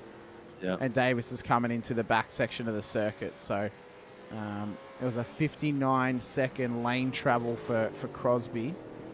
He managed to stay ahead of Kennedy, who's actually 7 seconds off the back of him. Oh, sorry, 3.7 seconds off the back of him. So it's going to be tight. Obviously, it's only the first stop. So, you know, again, it's not over until the checkered flag flies. But I don't think Davis is going to go another lap, because he'd have to save across the lap and he might lose too much time on it. He'd be better off coming in now when he's been out of full push than risk it and risk running out of fuel on the next one. He's definitely got it to a 2-stopper now. For sure. Yeah. I would say Crosby's definitely got 2 stops. Being he came in on the longest stint in the second stint. Yeah. I mean, even then he'll have. Going to go in. Yes, he is. So Jamie's He's in. in. All right, let's see where Crosby's coming out. So there's Scotty Weston, and there is Darren Crosby. So he's coming through the infield section at the moment of the Sebring circuit. He's coming up towards Lamore Corner. Oh, we need the second camera. Yeah, I don't understand, Harry, why it'd be a possible 3-stopper. If they've come in on lap 29, they can definitely make it to. They can definitely make it a 2-stopper. If it was an hour and a half, then yes, you could question it. But Crosby's coming up towards the final couple of corners now. Davis is still in his pit box. This is going to be incredibly close on pit exit. Weston's in. Go. Good back. Oh my God. Here comes Crosby down the straight. There he is. As Davis dropped, there's Weston in the lane. Davis has just dropped now. He's at pit exit. Is Crosby going to get him into one? Oh, this is going to be so tight. He's got him. He's got him. And he's gained as well. He's gained on him. Gained himself. Oh, and Kennedy's not far off the back of him. That's all right. Kennedy's actually made the biggest win out of this year. Yeah. He was like nearly 4 seconds off the pace. He's got himself back into 1.5 seconds. But Jamie's got himself out to 1.9. It's nothing drastic here. Billy Mole is caught up on Troy Dooley. He's down to 4/10. The rest of the grid, as we expected, is sort of split up a bit and spread out a little bit. But we're a long way to go, mate. We have got another hour to go of racing, and it's going to be interesting to see how the strategy plays out. Well, we're at less than an hour now. We're at 50 minutes. Yeah, we are. So the pit strategy was... So Darren must have short-fueled because Jamie, he was in there for 28.4 on the stands, and Darren Crosby was 27.90. Yeah. So I don't think either of them took there's tires. 5/10 in it. I think the fact that Dooley took tyres was his big mistake. Dooley shouldn't have taken tyres on lap 13. Because that's lost him a heap of time now off the back of Viger and stuff like that. So, well, it depends on what the other guys do. Well, it's also brought Mole back into this fight now. What I think Troy has to do now is he has to keep this set of tyres on his car for the rest of this race. He cannot afford to take tyres on the next stop because these guys are going to be taking tyres and he won't gain anything on them. So it's going to be tight. In the AMS, Brett Taylor has actually jumped Steve Martin, so he's sitting in 12th now, and Steve in 13th. So, but Steve's right on the back of him with 3/10 to go, putting the pressure on. So he has made a bit of a move there. It's not going to be a massive impact to the ladder, but it's good to see Brett trying to finish off on the podium for the final race of the season. At the moment, Martin is leading the championship at this stage in time. He's got enough spread over his teammate Blake Fitzpatrick, and he's close enough to Daniel Schultz to not allow Schultz to gain too many points on him. So they come through the final corner. Once you finish with this action, Billy Mole is putting immense pressure on Troy Dooley. He's like 3/10 on him. He had him down to 1/10 for a second, so he's tailgating him all the way through. So he's all over him like an ibis to a bin. Does not want to let him get out of his sights as they come down towards turn 4. And again, just a nice little battle happening. A little bit of fuel saving probably as well. I think the only issue with Brett Taylor is he came in 3 laps before Dooley and 4 laps before the majority of the field. So he's fully committed now to a 3-stop in this race because he's going to get to lap 20 and possibly need another stop, or actually no, he'll probably get to about lap 26 with Martin up the inside at the end of the straight. Side by side they come. Weston's all over the back of them. Weston's ready to pick up the crumb straight away. He is. He's ready to take the pill and run it up. But Taylor and Martin, they're battling it out. Overlap, allowing each other plenty of room. Good driving there, gents. Good driving. This is some great battling right now. Some real gentlemanly driving amongst both of them. It's really, really good to see. Martin is all over him. As we mentioned, he's not letting him get anywhere out of his sights. And Taylor's just trying to hang on for dear life right now. He wants another podium. I reckon he's bought a four section trophy cabinet, and he's just waiting for that fourth trophy to get in there. That's Davis what it just is. set the fastest lap of the race at 2:02.279. He's currently trying to chase down Darren Crosby out of P1 at the moment. Billy Mole's still all over the back of Troy Dooley. Yeah. No, he's just passed him. He has too. He's just passed him. He just got him into the main straight, but Dooley's not letting him go. That's for sure.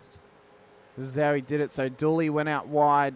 Mole then set it up on the inside run. Dooley let him have it. Again, just a bit of a gentleman's code, just kind of swapping and changing positions, working together, and just not letting the other driver out of their sights at this stage in time. Pavlovich is under pressure. I was about to say, Sean Smith's all over the back of Pavlovich. Mate, we are just in sync right now. Are you Justin Timberlake? Because we're in sync. Up right now.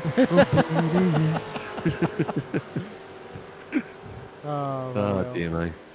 Here we go. Tell you what, like we predicted earlier, they're going to split up. They separate. The pits brings them back together. Yeah. Now they're starting to catch each other. Martin, Weston, Hodgkinson, Quash are all starting to back up on top of each other. And then you got Cowan.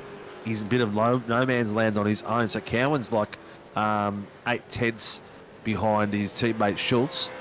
And they've got 8 seconds in front of them. And what have they got? 4 seconds behind them for Brett Taylor. They're in a great position. Yeah, they need to work together and fuel save and just keep moving up forward. Exactly. Maybe even a little bit of bump drafting down the back straight. Yep. Bit of team redline strats if they can. Although I don't think it's going to save them enough across the lap. That was a big wiggle. Did you see the slide there, Weston coming through that corner? Yeah, that was a big wiggle from him. As they come on down. Quark has got in the back of this as well now. So now Quark is in there too. They've got 10 seconds on Daly. And, Noble. And these guys, apart from Martin, these guys are not battling for a championship at the moment. They're just out there having a rip of time. You know, they're out there, they're having fun, they're having a good time, and they're getting themselves, you know, they're learning as they drive and getting themselves prepared for season 2 in 3 weeks' time. 100%. Oh, Nazazaka is ripping Pavlovich a new one. Yeah, these guys are still nice and close together, nice and tight on track. Got overlap on him. He shoots it up the inside. I reckon Pav's just going to sit on the back of him here. These guys have been swapping and changing over the majority of the first portion of this race, and I don't think it's going to end anytime soon. As soon as Schmidt gets by him, Pavlovich is still all over the back of him with the toe. So it's a nice little battle we got on our hands in the moment, Sinker, and it's really, really good to see. It is good to see. The boys have settled right in. These two seem to be just watching each other race. These guys are just going to race like this for a while now, and then it's going to be a sprint for the last 20 minutes. We are now, the 40-minute mark, so 1/3 of the way through. We've done a feature race length of this race so far, and it's only the halfway point of proceedings. So we are halfway through our race here tonight. Darren Crosby leads it to Jamie Davis, to Stephen Kennedy. That's the current podium. Rick Weiger to Billy Moll is the 5, and then Dooley, Clutterbuck, Schmidt, Pavlovic, and Schultz is the 10. For the AMs, it's Schultz to Taylor to Martin for their podium. Martin currently winning the championship as things stand. Jamie is putting pressure on the back of him again now. So Crosby has not had much rest here. He would be thinking, am I going to get a break here? They've got a blue flag car staying out wide there. Yep, he's taking a wide line. Well driven there by Fitzpatrick, and it's given both these guys plenty to race for and plenty of room. So Blake really needs a safety car now. Oh, once up inside, not quite close enough. He's thought about it. Yeah. Yeah, Blake really needs a safety car at this point, just to get back on the lead lap, back onto the end of the train to hopefully try and make up some spots and put the pressure back on Schultz at the moment, and even on Martin as well. Everyone now at this point has had their pit stop. They're all rocking and rolling. Jamie Davis and Darren Crosby are in a race of their own. They've already gapped out to 5 seconds on Kennedy. And Jamie just keeps going from left-hand mirror to right-hand mirror on the back of Crosby, making sure that Crosby is constantly looking up and finding out where he is. Hopefully enough to crack a mistake out of him. But Crosby's a vet, a very qualified driver, very good quality driver. He is indeed. Very consistent. He's got Davis all over the back of him. He's hounding him like a dog at a locked fence, just barking all up the wrong tree. And he wants to try and keep this pressure on him here. I mean, to withstand this kind of pressure, Sinker. Oh, that was close. That was very close. We haven't seen that since lap 1 when he made a similar mistake. A little bit more tyre off than it would have been all over Red Rover. But these guys now that Davis can smell the blood in the water, it's like chum. That little bit of dust was like chum. Look at him. He's all over the back of him. Oh, he's at the back off to avoid collision there. As they come down the back straight once again, and you see this. Crosby trying to break the toe, but also cover the inside of the corner. Heads back onto the racing line now to get the run through the final corner. He just blocked him off there from trying to go for the dive, and now comes round. So, I mean, to withstand this kind of pressure, Sinker, for 40-odd minutes, and you haven't got the checkered flag yet, you've still got 40-odd minutes to go. Oh, it's a lot to withstand at this point. Mate, their focus and concentration right now would be next to none. It'd be like crazy. If you're out there and you're watching people, if people have been a bit quiet, let us know who you want to see. If there's someone we've missed for a while, someone you'd like to see, someone you'd like to support. If you haven't liked and subscribed, please do so. It does help us, and it hopefully takes us to the next echelon of maybe actually finally making maybe a couple of bucks on YouTube. I think we're still a fair way off that one, unfortunately. Don't sneeze at $22 a month, mate. Stephen Banks saying Crosby has a real fuel struggle going on. I wouldn't think so, Stephen. I mean, he made it to 28 minutes before he came into his stop.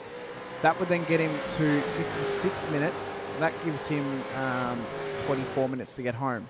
So I think his fuel should be fine. He's not his fuel he needs to be worried about. It's his tyres. His rears are feeling it. He's wiggled a few extra times in the last few corners, and it's given Davis the opportunity to get right on the back of him again and put even more pressure. To see then how Davis was able to take that corner sharper, and Crosby had to take the wider line to avoid the slide of his tyres. Well, so I think Davis has managed his tyres a little bit better, being that he's behind him. Well, I mean, one thing that we need to remember, though, is, I mean, Darren's still winning the championship even if Davis gets past him. Oh, 100%. You know, this is purely an on-track battle. This is literally just bragging rights. And having a nice little, 100%. you know, a little 1-2 with a competitor who could realistically give you heaps of pressure next season, although Darren, if he wins the championship, would move up into pro. As they come through the final corner now, Davis wants it round the outside. Can he get it done? He's on the unfavourable line. They have a touch through the corner. Elbows are out from Crosby, and 44 minutes into proceedings, we're already starting to get into a bit of a wrestle at the moment, Sinker, just for P1 on the road. Listen to this. That last straight that we saw, where Crosby was getting a little bit of a wiggle-diggle, he's been given a black and white flag for weaving on the straight. So they've given him a warning to keep it straight on the straights and not too much wiggle. You're only allowed to make one action one way and then back again. So you can't go too many times, but doesn't matter. These guys are fighting it like crazy. They're actually close to this second sector. After the pit stop, they're even closer again. Chris Burridge in the chat saying, watching for my work, sad I can't be there to support the M1 drivers. Very nervously watching on and hoping for a good result. Well, I reckon you might need to get a nail salon sponsorship going here, Chris, because I reckon you might be down to the nub by the end of this race, because this battle is intensifying like nothing else we've seen previously this season. It's next two times moves Tyson is correcting with, so yes, that's what I said, didn't I? I don't know. I was reading. He's moved twice, so he went over, back, and over and back. Yeah. Yeah, because you're only allowed to make the one move. The one move I mean as a completed move to the left and then back to the right. What I was going to say was, Chris, it's a shame you've got to work, mate, because it's sad not to see you on track. Like, we enjoy all the M1 boys out there. These boys have really put on a show for us, but what I was about to say was Quashi and Martin are fighting it out as well, and they're on the back of Taylor, putting a lot of pressure on Taylor. Quashi's about to just pass him. He's 1/10 less than a tenth. Here we go, side by side, following through, and Martin is going to try to take advantage of that internal line and get on the back of quite. Oh, he nearly did when he got his nose cut off. Yeah, Taylor had to pull that right up then. Oh, he just shut the door in time then, Taylor. I thought it was going to be contact, but no. Very quick move there by Taylor. Almost a nice collision. Oh, it was incredibly close between Taylor and Martin, although Martin is still winning the championship at this point in time. He, I mean, all he has to do is consolidate this position pretty much. He's got a nice gap over the car and behind in Callan Hodgkinson. It's around about 3.8 seconds, and then, well, he's still got 3 positions between him and Schulte, so at the moment he's still winning, but he wouldn't be thinking about that right now in the car. He'd just be thinking about trying to get to the checkered flag of this race. Yeah, 100%. 100%. He's pretty much got it in the bag now. He just needs to be nice and clean. Schultz is just going for the outright win for the night. Oh, Crosby Of course we clicked off, and the move's been done from Davis on Crosby. This is how it happened. Down the back straight into the final corner, tucked it up the inside, and then got it done. Crosby's tyres a little bit worse for wear. I think he could do with sitting behind Davis for a while, letting his tyres cool a bit. And he's gotten back past him again, so it's gone. We've gone from one replay to another. What the hell happened he's gotten there? him back, so this is how this has happened as well. Jamie, so down towards turn 4. He forced Jamie to brake it a little bit later and then just shot it up the inside. That is a nice move. That was clinical. Yeah, Jamie played it safe. He wasn't sure how much overlap there was there, but there was enough there for Jamie to back out. But that's okay. He's passed him once. He can pass him again. You can see here he's got Davis all over the back of him. Davis will be wanting to try and get this done all over again, as he did last lap. I don't know if he's quite close enough to shoot it up the inside. He probably just wants to keep it nice and clean. We're getting into the final half an hour. Does Davis want it? He's not quite close. Just hoping for the better run through the final corner. Up the inside comes Davis on Crosby as they come down towards the 9. Keeping the pressure on. Kennedy in the background. Side by side. And it's a drag race down towards turn 1. Davis round the outside of Crosby. Can he get this done? Up towards 2. That's a nice move. That was a tough move, man. The momentum is kept through there, especially after them nearly coming together at the very last corner, which was a great reaction by Davis to avoid the contact there, whereas Crosby didn't have much opportunity. He had to come across him. Let's see how the tyres are going now. Well, we'll see if he's close enough to try and get this done. There's about a car length between them, so yeah, you know, Crosby wouldn't have wanted to let Davis get past him because he knows that he can build a gap. But Crosby's still going to be in this thing at the moment. He's not quite letting him run too far away, but it's depending on how much Davis burnt out the tyres in the battle. You know, how much he. Well, I think at the moment, Crosby is the one who's burnt the tyres out a bit more, trying to defend and cut the shallower lines against Davis. Davis is taking the benefit of driving behind him for 50 minutes. Vigor's just called something in. I didn't hear it through my comms, but I'm not sure what it could have been. Martin is now on the back of Taylor again. So these boys are all over the place, are fighting across like you would not believe. And like, don't want to take your eyes off this. No, there's been 3 switches already. That's right. Dodzy in the chat saying Crosby made the right call. Championship to think about. Exactly right, Dodzy. He's thinking about his championship. He doesn't need the win. He's not losing anything to Davis. He just needs to beat Rick Viger on the road pretty much. And right now he's got Kennedy separating him and Viger. So he's in a championship winning position at this stage in time. Although he is still all over the back of Davis here. So he's not going to let him run away with it. Not going to let him have it. He's going to want to finish the title. Fight on the main seat, you know, the first podium. But the boys down the back have started to taper out their times of gapping a little bit more. We're at the 50-minute mark. We pitted at was it the 28-minute mark? About 28 minutes for the majority of the field. Yeah, so we suspect it'll be about 56 minutes should be when they stop again. for their pit stop. Taylor hasn't come in yet, so he has in fact gone longer than his first stint. So maybe he knows something that we don't, that you need that little 10-lap buffer, and he wanted to do it early. Yeah. Josh King is out of this race as go. well in the number 91 Team SRW Commodore. So Josh King is out of the race. He has not come back out on track since he first came into the pits 11 laps ago. Okay. That's all right. There's another speaking of season Brett to Taylor, come through. in he comes. So Yeah, he's there you in the go. pits. So Taylor was in, what was his last pit? It was lap 10, so he's gone At 15 10, laps. okay, yeah. So in fact, he's gone half an hour. So he's gonna commit to a half an hour run on the way home to the checkered flag. Yeah, correct. So correct. he's got ample at this point in time. So that then makes us think, well, maybe they can come in with 10 laps to go, and they can get to the 10 laps to go point. But by the way that Davis and Crosby's been battling, maybe not. Maybe not quite there, Look, but they they've should got- be able to get home with ample. They did lap 14 and 15, so they got at least 28, 29. They've still got at least 3 to 4 laps at a minimum to get out of there. So it's just a matter of if Crosby's going to try the undercut or not. It wasn't really that effective for Jamie going in late. Didn't help Jamie, so maybe Crosby will go in early again and try to get underneath him. Yeah, he might just try and sneak it in. As they come round to start lap 26, they both stayed out. So the battle will continue for at least another lap before they make the commitment to their final stop of the race. Yep. Boys, there's a few more going in. So Taylor's done in. No, it's not. It's only just TK playing funny buggers with me. It loves doing that, doesn't it? Oh yeah, it just like the timing tower the viewers see.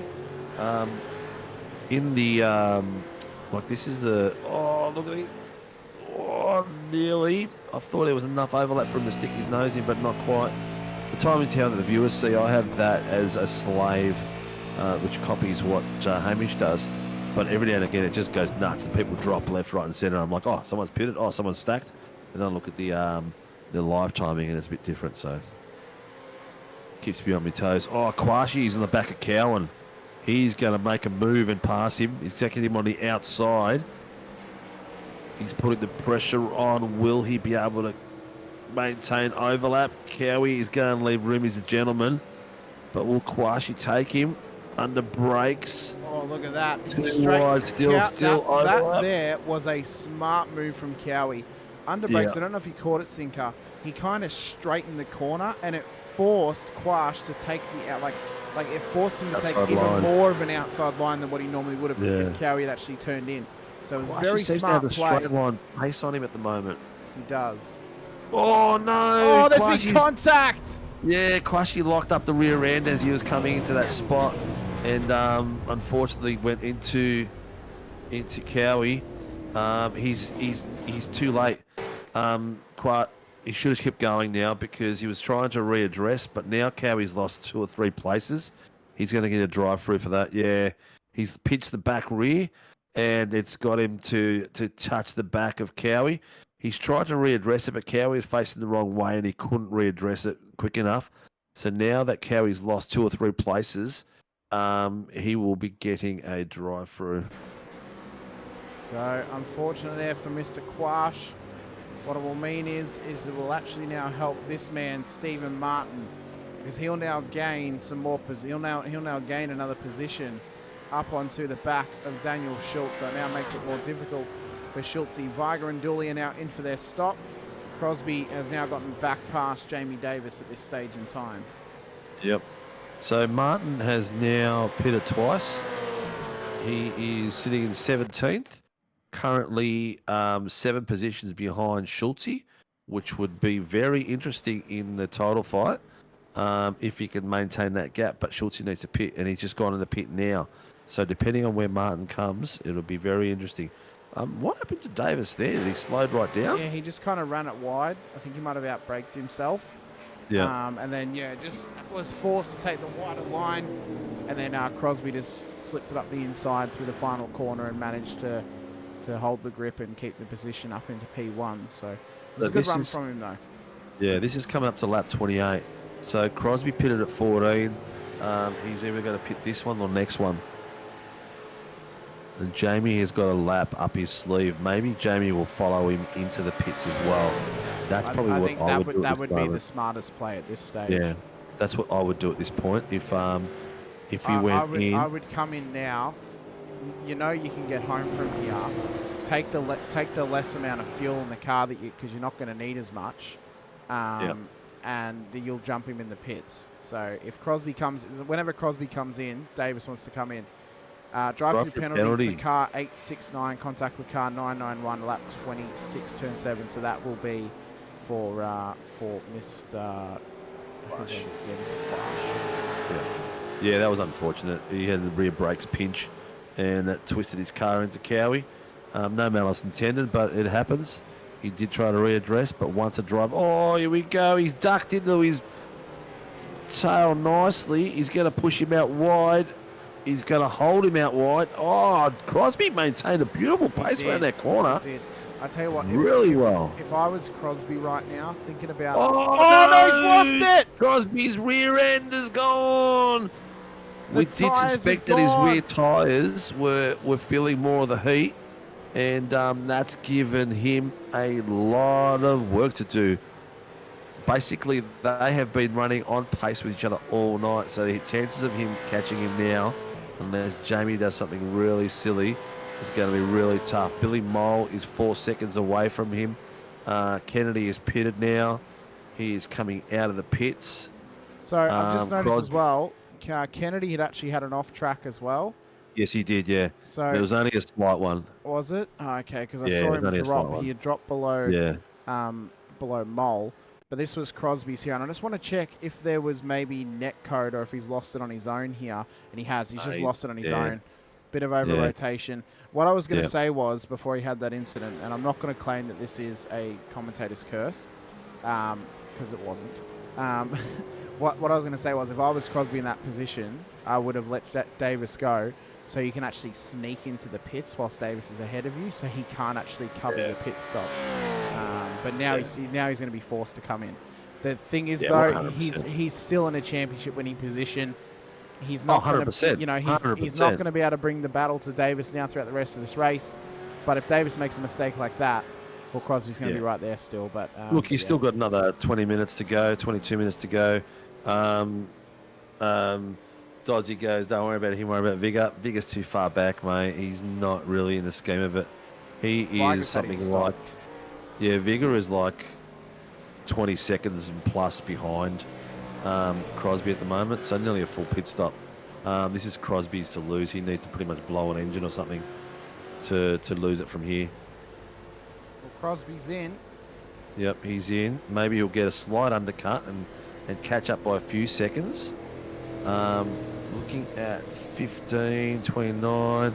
So going on, Jamie's previous pit was on lap 15. He could go one more lap. It cost him a bit of time in the first stint when he went in that little bit longer. Maybe it will do the same again. I don't know. There's a lot less fuel going to go in at the moment because they're only going to take 30 minutes, 20 minutes worth of fuel rather than 33 minutes worth of fuel. Well, here's Viger. Crosby's on pit exit. Is he going to be able to get past him here? He is indeed. So Viger is now past Darren Crosby. But there's not enough gap at this point in time for Viger to win the championship. So he needs Crosby to drop far down the order for him to win this thing. But at least Crosby's actually got an on-track battle and hoping to get onto the podium. Definitely. Kennedy's sitting in second, 48 seconds behind Davis at the moment. Although Davis does need to stop remembering as well. So. Yeah, he does, but his pit will bring him. His pit's only going to be about, what was his pit last time? 40 something. Well, he's going to need less fuel to get home as well. Correct. So he's going to be like 30 something seconds. His last pit stop was 28 seconds. His pit lane travel time was 59 seconds. Going off the back of everyone else's, he's going to need. It'll be about a 50-second lane travel. It won't be 40. Yeah. It'll be 50. I doubt it would be 40 because Taylor's was not 40 on his first one. There's a gap of 46 seconds. What you're saying is that that Kennedy's going to go into the lead position. Not necessarily.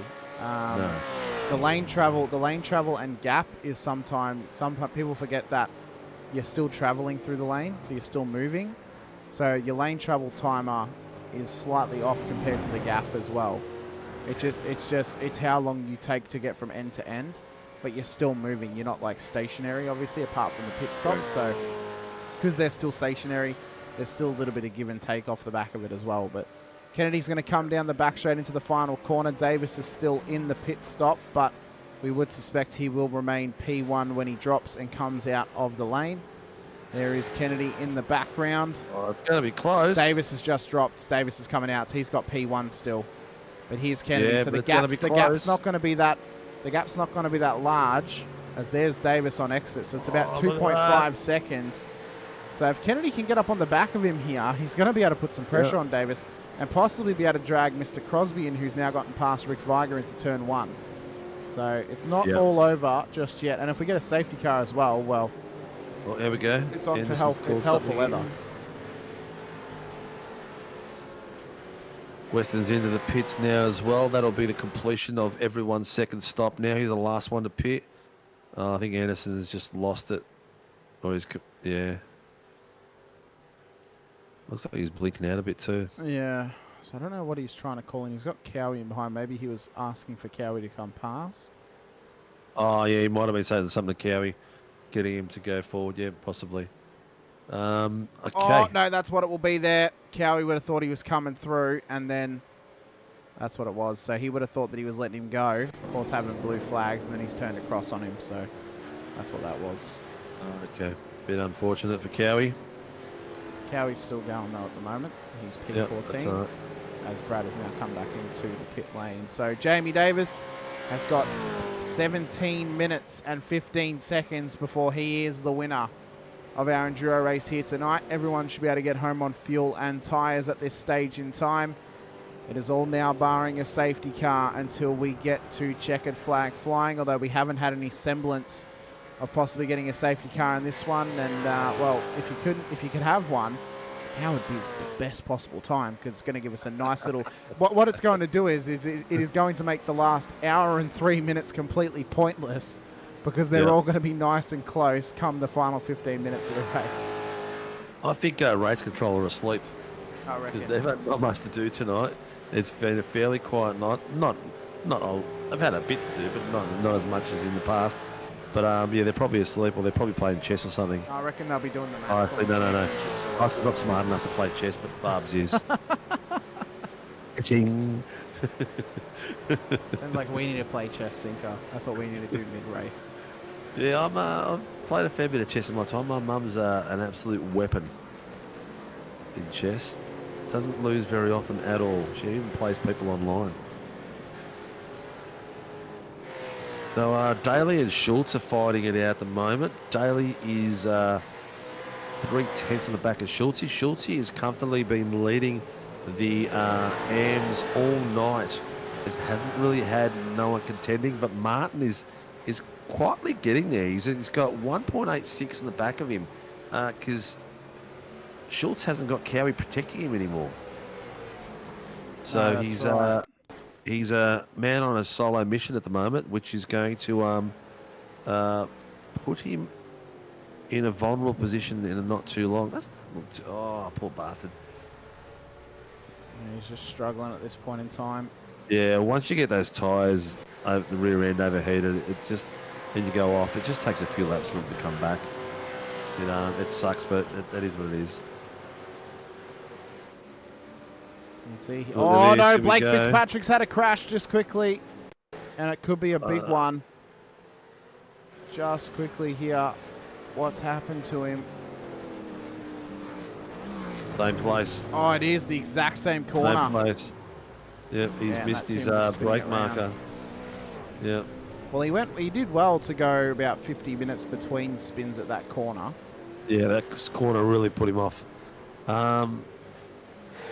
So Daly is past Schultz.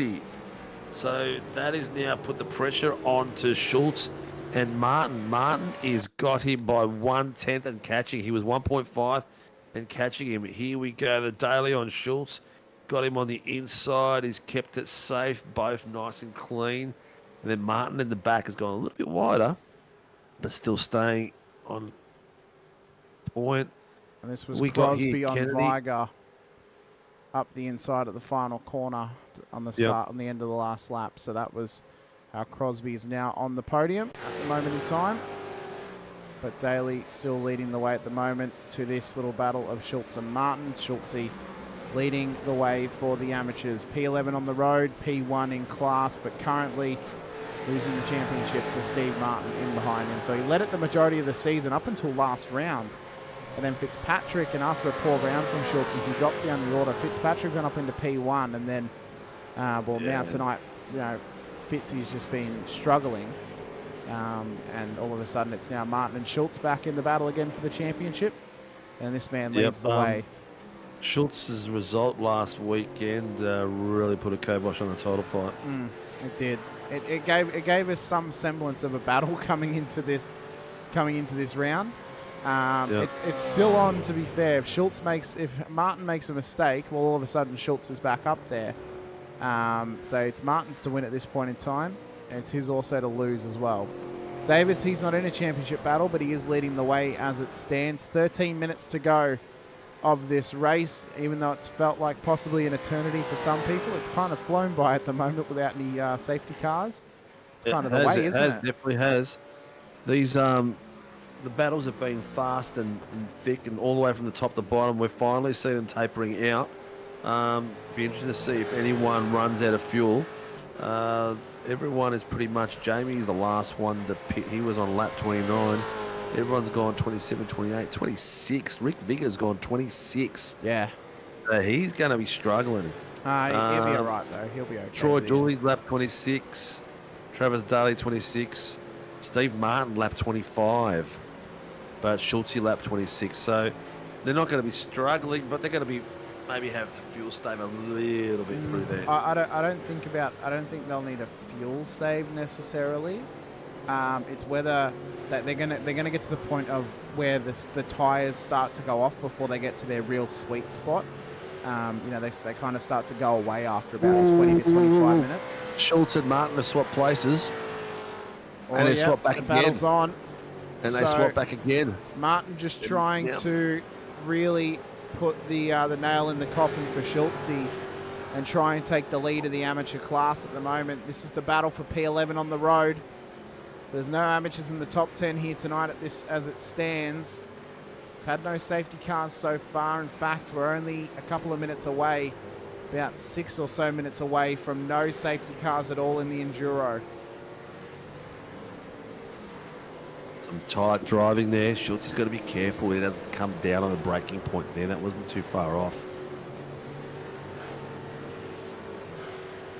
Nice and tight. Martin's got a little bit of pace coming out of the corners on him. Not really willing to give too much up. Oh, Schultz, nah. He won't give you a dim sim, mate. He'll be on the back of you like crazy, mate. There'll be no sharing chips or anything. Even for $2.50? No. Oh. No. He'll be fighting for every crumb he can get on this road at the moment, mate. He's smelling the blood in the water, and he wants this win. Oh, there's no matter a slight knock from Martin on the Schultz. That was almost a bump and run. Yeah, he's let him have it back. It. Yeah, he let him have it back. Yeah. But he let him have it back, but that put Scotty Weston in a position where he just wants to get on there. Scotty's like 1/10 in the back of him now. Scotty Weston's like, hey, yibbity, let's have a go here. So all of a sudden, Scotty's back in battles with podium finishes for the Ants. Cowie's there as well now. Imagine if Scotty was in the Cowie amateur. back in there. Imagine if Scotty was in the amateur class. This would be an awesome battle for the podium at the moment. He'd be like, oh, hey, boys, I'm in here. But as it stands, he's just out there for the points. And again, just to kind of consolidate his point in the championship, we've had no real major issues here tonight with any drivers with each other. A couple of little incidents, but nothing major. No, it's just been general racing. It's been spectacular. There's still a lot of people out there watching. If you still want to see someone, there's someone we've missed or someone you're supporting, and you want to know how they're doing that we haven't been watching, let us know. These boys are going like crazy. Hodgkinson's on back of Taylor. They're slow. Oh, no, that's just my SDK. Because Hodgkinson's on the back. Oh no, that's Cowie on the back of this battle. I do apologise. Yeah, Hodgkinson it is is. all over the back of Taylor though as they come down towards Yes, he turn is. 1. He's And he wants taking this him up two the Commodores inside. against each other. New sponsorship on the side of that CXR car of Hodgkinson. I'm not used to seeing him in a Commodore. I picture Hodgkinson being more of a Mustang driver in the supercars. But Yeah. Oh, did you see that? Cowie over there was with Taylor, with Weston. Yep. Oh, he came off it. I saw them going side by side as we were coming through. Has he got a bit of a nudge there, Cowie? No, He's over-rotated. Yeah. Oh, but Scotty and Weston nearly did the same thing, so they needed a pirouette together. Unfortunately, there for Cowie. The gap at the front, Jamie has got 6 seconds on Steve Kennedy now. Kennedy has got 4.3 on Crosby 2.4 on Vigor, so that's the battle up front. Everyone's sort of like 3 to 4 seconds gap. The fighting is still here for the amateurs. The amateurs are still fighting for the top podium step. The top podium step at the top of the table is looking pretty much settled. So we've got Schultze, Martin, Weston. Sorry, I'll correct that. Weston is a Pro-Am. So Schultze, Martin and Brett Taylor. Yeah, fighting for those 3 steps. I think Taylor's pretty much got himself third. He's got about 15 seconds away from Sean Van der Million for today's race. But he is a further 2 seconds behind Steve Martin and Daniel Schultz. But if these guys come together, he's going to be in the hot seat to get further up the podium spots. You know, that would just be a full Cinderella thing, wouldn't it? Oh, it would. He's just off the back of Weston at the moment. Yeah. Not too far behind. Can you imagine if these two took each other out? And then all of a sudden, it's Taylor who could win the championship. And these two finished last. They finished in the pits because they got too much damage. And Taylor wins the championship. Imagine. Oh my God, he'd be running down the streets with no pants on. Scotty, you know what you got to do now behind these two, don't you? You've got to give us what we want. The Brett Taylor win. No, we're not going to forcibly taking people out in races. Oh, look at this! Look at this! Oh, there's a bit of love there. It is on at the moment. Hell for leather. Yeah, Weston's let yeah, Taylor through. yeah. He knows that he's battling for a podium. And he's going to let his vet's adversary come on through and bring the fight to the back of these boys. All of a sudden, Taylor is going to give us another exceptional podium battle for the amateurs. Mate, I'm pretty sure this happened a couple of weeks ago. Oh, it did, Mategi. Yeah, that's when Taylor had his first win, if you remember. A first podium was when... Actually, his first win was like his first this. league win and also his first podium. So yeah, his first win was like this. There's a battle in the third, and we've got 7 minutes to go.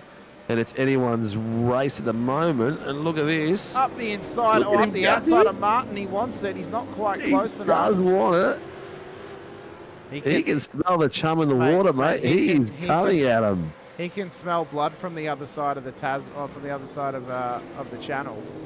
He wants to get over to the 100%. mainland and battle with these boys. He's right up all over the back of Martin right now for P2. Oh, whoa. Hang on.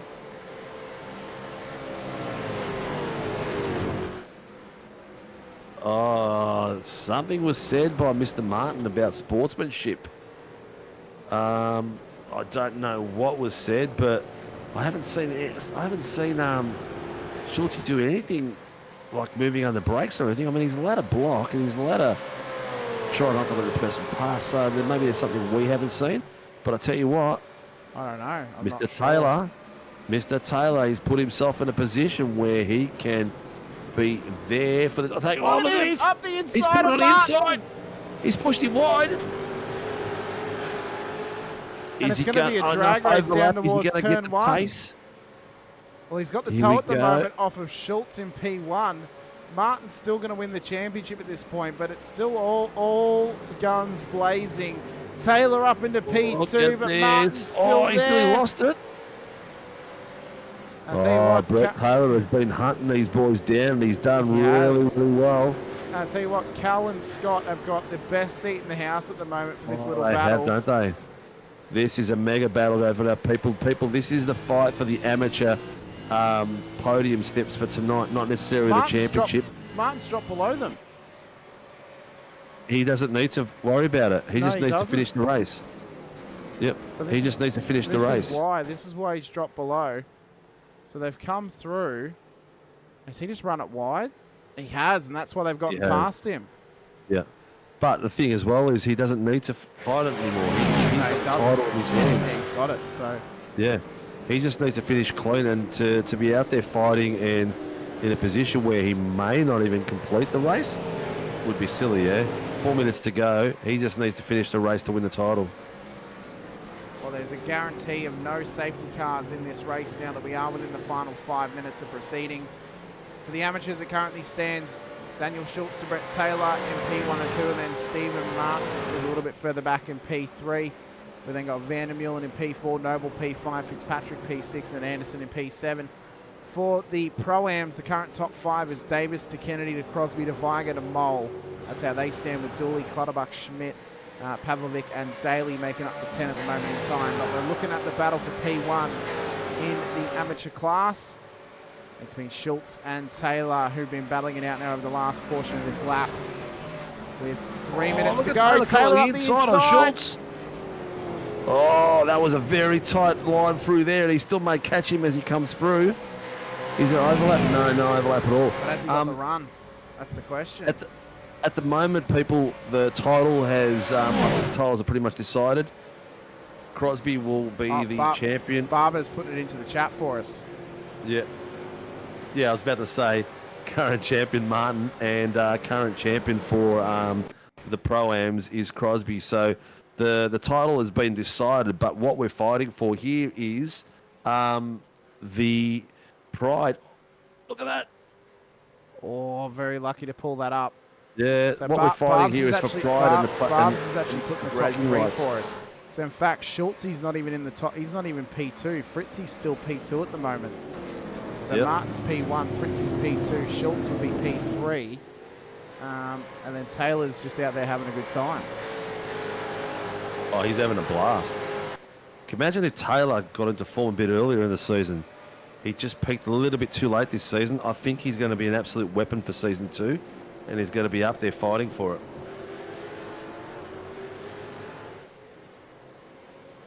As we continue our run round, we've got 2 minutes to go, and it's Jamie Davis leading the way. So we'd have to surmise that there is one more lap of this race to go, possibly 2, as he comes down towards turn 4. So whether this is white flag or not, we are unsure. It's currently Darren Crosby who'll be winning the Pro-Am Championships. Apologies, Schultz 10:38. What Schultz is winning?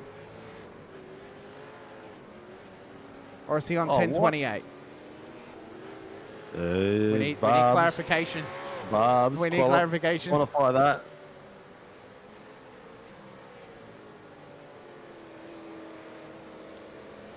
This could be.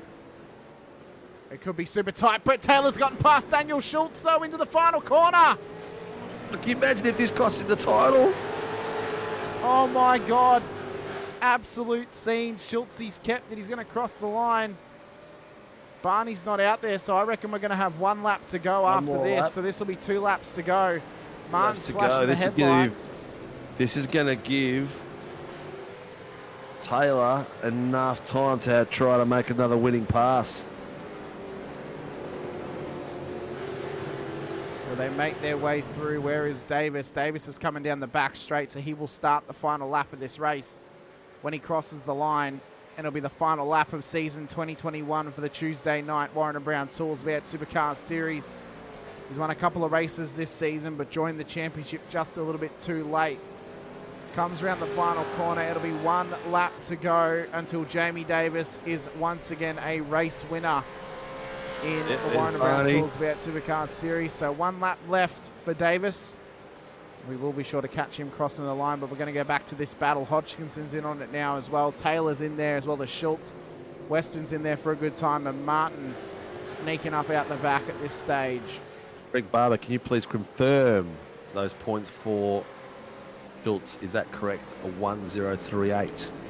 Or is it meant to be 1028? Not sure. He's frantically working out for sure. Yeah, he's got the calculator out. It's not usually that far. It's usually sitting in his top pocket of his shirt. So round through into Lamar Corner, they come to go down the straight. They're going to have 1 lap left. Taylor's going to have 1 lap left to try and get another win this season It'll in the be amateur all series. or nothing.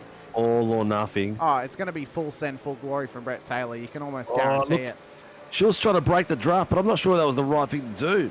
Schultz is on 10:38, so currently he's winning the championship. He's got a more of an acute angle coming through there. Now, Here comes Here Taylor. comes Taylor. Hodgkinson went wide in the background.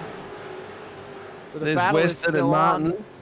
They've now got the white flag, so they've now got 1 lap left. Where's Davis? He's coming up towards Lamar Corner. So we'll check on him in just a second. This is a win for Daniel Schultz. If he can hold off Taylor. If he can hold off Taylor, he's got it. Yeah, Martin is still a chance. If Taylor can get him, that might be the championship for Martin. So that is the question on hand. Martin's now gotten past Hodgkinson. We need he's on the blood as well. We need the live calcs on screen.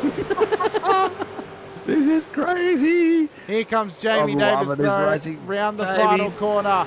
He is going to Davis. take victory. Wouldn't you know who won the pony? It's Team SRW and Jamie Davis.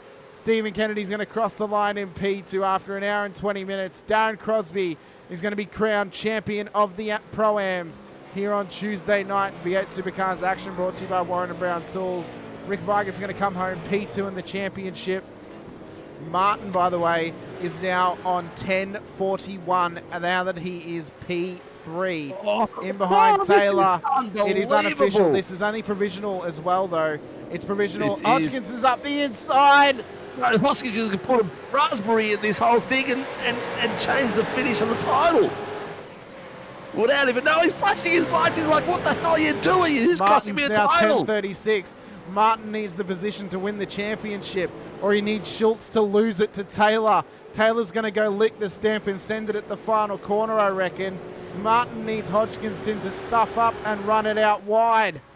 It's a 5-way battle, a fatal 5-way down to the final corner. This is going to determine our amateur championship, for Tuesday night. Taylor looking at it up the inside. There's Schultz. Taylor runs it up the inside. He's got it. Taylor's got it. Schultz has got the run though on the switchback. It's going to be a drag race out towards turn 1. Taylor to Schultz. Taylor takes out the win. Martin is champion. What has happened? Who's finished on top of the championship now? This has turned it around because Schultz had it in the bag there and he just had to finish. He's got Martin 2 places behind him. We're gonna have to get Barbs to get his calculator out again because that was spectacular. What a way to finish a season. That is unreal. Unofficially, it is Stephen Martin on. So provisionally, it is 10:36 for Stephen Martin, 10:33 for Daniel Schultz.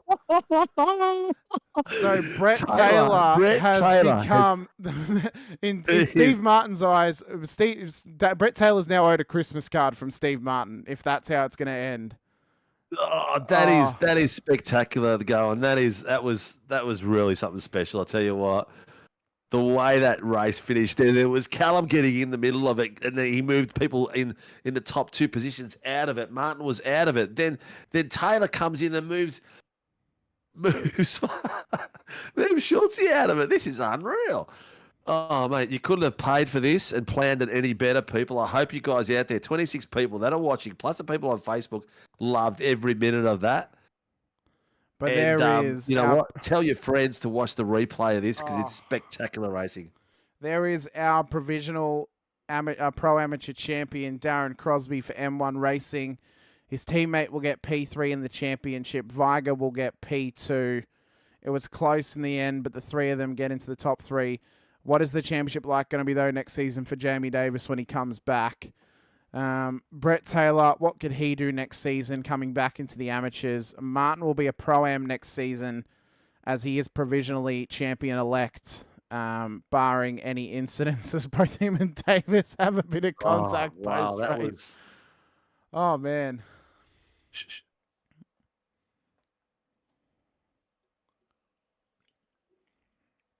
But thank you guys so much for watching the series all the way through if you have been. They're still confirming. I'm listening to race control in the background, but they've announced unofficially still that Steve Martin is the champion. So he's going to make his way to the front podium. So what are we going to do here, mate? We need to interview a few people. How about we do the winners? Well, let's think about this, right? Currently, both of our champion elects are on the podiums. So they're both on the podiums regardless. So we're still going to have to talk to both Steve and Darren.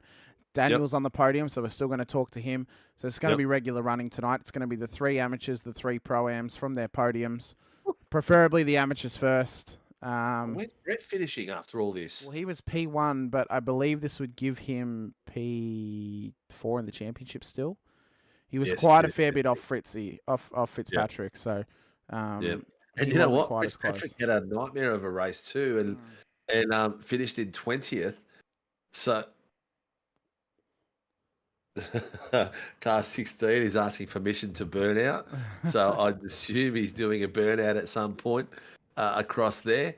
How about while they're working it out, let's get in the M1 teams and Jamie. Let's do the pro-ams first, maybe. Yeah, we'll bring in Steve and we'll let Darren just dwell in his own sweat for a minute. All right, let's bring Steve in. Mr. Kennedy, how you doing, buddy? Good. Was that fun or what? Oh, it was good. It was tiring, but I've worked for it. all out by myself. I couldn't keep up with the 2 in front. They were on next level tonight, weren't they? Oh, they were. They just, I was making too many little mistakes here and there that was costing me a 10th here and a 10th there, and they just kept building up, so I couldn't keep up with them. Yeah, I tell you what, this series next season is gonna be mega. You have got some guys that have come up from behind you guys, Vigor and other dudes that are getting fast. I think it's going to be like the top 10. It's going to be anyone in the top 10. It's going to be crazy. I reckon, they're all pretty quick, aren't they? They've sort of stepped. Like I think at the start of the season we were probably half a second in front, and they've just all come up and they're challenging every week. Yeah. It is. It's good. It's made some great viewing. I hope the viewers have been loving it, and I hope they spread the word and tell their mates to come and watch a Tuesday night one around V8 Supercars, because this show is spectacular. Yeah, it's great. It's great fun in the league too. Like that's one of the better ones going around, I reckon. Like so, it's very enjoyable. I'm glad to hear that, mate. Because the most important thing to me is that everyone's having fun. So, that's what makes me come back every day and keep putting the show on, which is awesome, mate. Killer season, killer race tonight. It's. Are you gonna? The question is, are you gonna keep going on Sunday nights? Do you reckon, or is that too much? I might. I'll see how I go. Like, I don't know about this Sunday. Yep. But I'll probably I'll see what it's like, because coming into winter, I'll probably have a bit of spare time of a night. So. Yeah. So I might keep doing it. Yeah, I don't mind that. Yeah, and it's good because Tuesday night you've run the track. You don't sort of have to do any extra practice. You can just jump in the last minute and have a race. It's good. Yeah, and have some fun. Well, that's cool, mate. Stephen, well, congratulations. Just quickly, one big piece of news for next season, Stephen, is we're going officials. Oh yeah, I heard that on the stream a bit earlier on. That's good, and I think Greg was saying too that we might go for one set of tyres too. Yeah, so is that correct? It'll hopefully get more vets in here as well, and even more Scots drivers and stuff like that. So it should mean some more good racing as well. So we'll throw some spatter in the works and give them one tyre. And I think the one tyre set's going to sort of open up a bit of strategy, isn't it? So. Yeah, we want people starting to use their brains a bit more rather than just be an NRL player and just thump the way through. I was secretly hoping when he mentioned it that no one would do it tonight, but after the tyres at the end of how many laps did we do? 13 laps. I thought, I'm glad we didn't. Yeah, 100%, 100%. Yeah. Well, mate, it's a pleasure having you on board and watching you guys rip it up every week. So congratulations. And congratulations on your title position.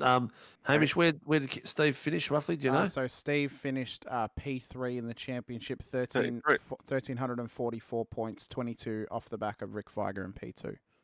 Oh, Rick. Yep. Nice. I don't think I'll do you, it. my guy. Yeah.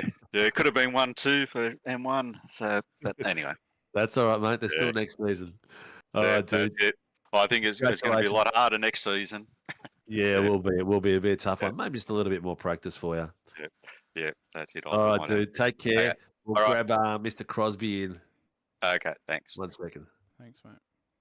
Are we going to grab Crosby in, or are we going to go for a... Well, it depends if we want to let him dwell. Let him dwell? Yeah, let's grab him in, and we'll do the first two. We'll leave the champions last. How's that sound? Yeah, we'll do that. The 2 champions We'll last. drag in Schultze. Mr. Schultz. Hello. You did all you could, mate, in the end. Unfortunately, Brett Taylor and Callan Hodgkinson decided to throw the biggest spanner in the works possible in the last race on the last lap, just pipping you and losing you 3 points to Martin there in the end. But P2 in the championship, mate, what a run it was for you this season. Oh, yeah, mate, it was the sun was out today and the guns were out and it was all hell broke loose and just go hell for leather, mate. I knew where I was sitting in the championship and it was just about trying to get maximum out of absolutely everything. You know, a bit of gamesmanship, game of chess going on in there as well, a bit of mind games and, yeah, just pushing like hell. Well, mate, I think there's a lot of positives you can take out of this championship run. Even though you've come home provisionally P2 at this stage in the championship, so much that you can learn already from what you've done this season. And you can also, learn from possibly the mistakes you may have made that may have led to you being in not such a favorable position. But it was a hell of a championship run for you, mate. You know, even with some of the negatives, the positives definitely outweigh them. You should be very proud of where you are at this point in time to finish P2 in this championship after losing the lead last week. So being able to come back and finish P2 still this week, absolutely phenomenal job, mate. And a massive congratulations on your season. Nah, thanks, guys. Really appreciate it. Yeah, it was a bit of a mind game for myself, just trying to get out of my own head, making sure that everything was set up correctly. I had the setup built for myself and made sure that everything was going to go well. Just hoping that at the end of the day, that all you can do is push hard and whatever happens, happens. Well, mate, you did well. You didn't let the devil out tonight, which was good. At one point, I thought you were going to, but you reined him back in, and what could have been, Brett Taylor just saved his tyres, I think, a little bit better than you guys because he wasn't in the fight all the way through like you guys were, and he had just a bit more left in him. And I think that's what it came down to at the end of the day. You guys were just battling for such a long time. Yeah, it was. Well, actually, that was the game of chess, mate. It was Martin was quicker than me, and I knew that, and I knew where we were sitting in the championship, so I just decided to do the old, slow her down, back him up, and hope for the rest of the pack to get there quicker than what it did. And some Well, fireworks. I think it worked, but I think it was the goose that cooked you. It definitely was, mate. I knew Brett was going to size me up on that final quarter. He was practicing for a few laps to get it done, and I left the door open for him. So it was a small mistake on my part, but at the same time, it was kind of damned if I do, and I'm pretty sure I was damned if I didn't. Well, it's racing is racing. You're going to try and do whatever you can, mate. You lost it by 3 points, so it's not the end of the world, mate. It just means that you're going to try a little bit harder next season, mate. Who do you need to thank on behalf of the PSR boys and who support you guys? Look, Tyson again for let me on board this season. It's a pretty good first season to come up P2 in the championship. Big kudos to Mr. McAvoy there for letting me jump on board. Big shout out to Jerry tonight. Sorry, not Jerry. Jerry, yes, Troy and Cowie for helping me the past couple of days. Just build the set, make sure everything was going nice. Strategy, points wise, calculating everything, making sure it was pretty much gun ho and shoot to win. Performance Sim Racing obviously is a team. Toyota Sim, Too Easy Finance, Track Racer, West End Mazda, hashtag Talk to Me Bro, West End Motor Group, Cowie, the Solo Acoustic Rock. Don't forget to check him out. And Isuzu Parramatta and all the SRW guys for a good season. I appreciate it, mate. Thank you. No worries, mate. Well, congratulations, dude, and good luck for next season. Well-deserved break for the next few weeks. Yeah, definitely. All right, dude. Take care of yourself. No worries. Thank you, guys. Who we got in next, mate? Who are we going to drag? Jamie Davis, seeing as he won the Jamie race. Davis. Mr. Davis, how are you, buddy? Pretty good now. I've got a can in my hand. What's the flavour of your poison, mate? Just a stock standard Jim Beam. Ah, nice, mate. Nice. I tell you what. I don't know if Hamish can still, if he's still hearing. I think I gave him tendonitis from all the scrambling I was doing during the qualies for the top 10. Mate, I'm going to have nightmares from that now. And then having a Team SRW driver win the race tonight on an Enduro was pretty spectacular, mate. And you did it in class. Did it with class, mate. Absolute fantastic racing between yourself and Crosby. Very tight. Some amazing panel swapping. I think that there's a few M1 decals on your car, and there's a few SRW's decals on his car, how close you guys were going. But how much fun was it, mate, or was it just too much hard work? Oh, that was a bucket load of fun, that one. I just started that first stint fuel saving. I call it the M1 strategy. Just tuck behind, save fuel to get that extra lap. But then once I was able to get him, I found myself, he applied that much pressure. I was just driving, looking at the mirror, and yeah, made a couple little mistakes, but yeah, he spun off. I was like, oh no. I was really, really enjoying that battle. It looked pretty good. Put it this way, the fight for the first 3/4 of this whole Enduro was pretty much you and Crosby, and then the AMs started kicking up their heels a bit and were causing a ruckus in the background, so we had to watch them for a while. And by that stage, I think you had it by 6-7 seconds in the end. Yeah, with Crosby's spin, we had the gap over Kennedy. So, as I knew if I could get out in front, do 2-3 quick laps, and get the gap out to 5 seconds, then I could sort of cruise. Then I ran out of tyres. So Kennedy was starting to come at me, but not enough time. Oh, mate, awesome work, mate. I can't wait to see how season 2 pans out. With you and the boys. The boys are improving daily and weekly.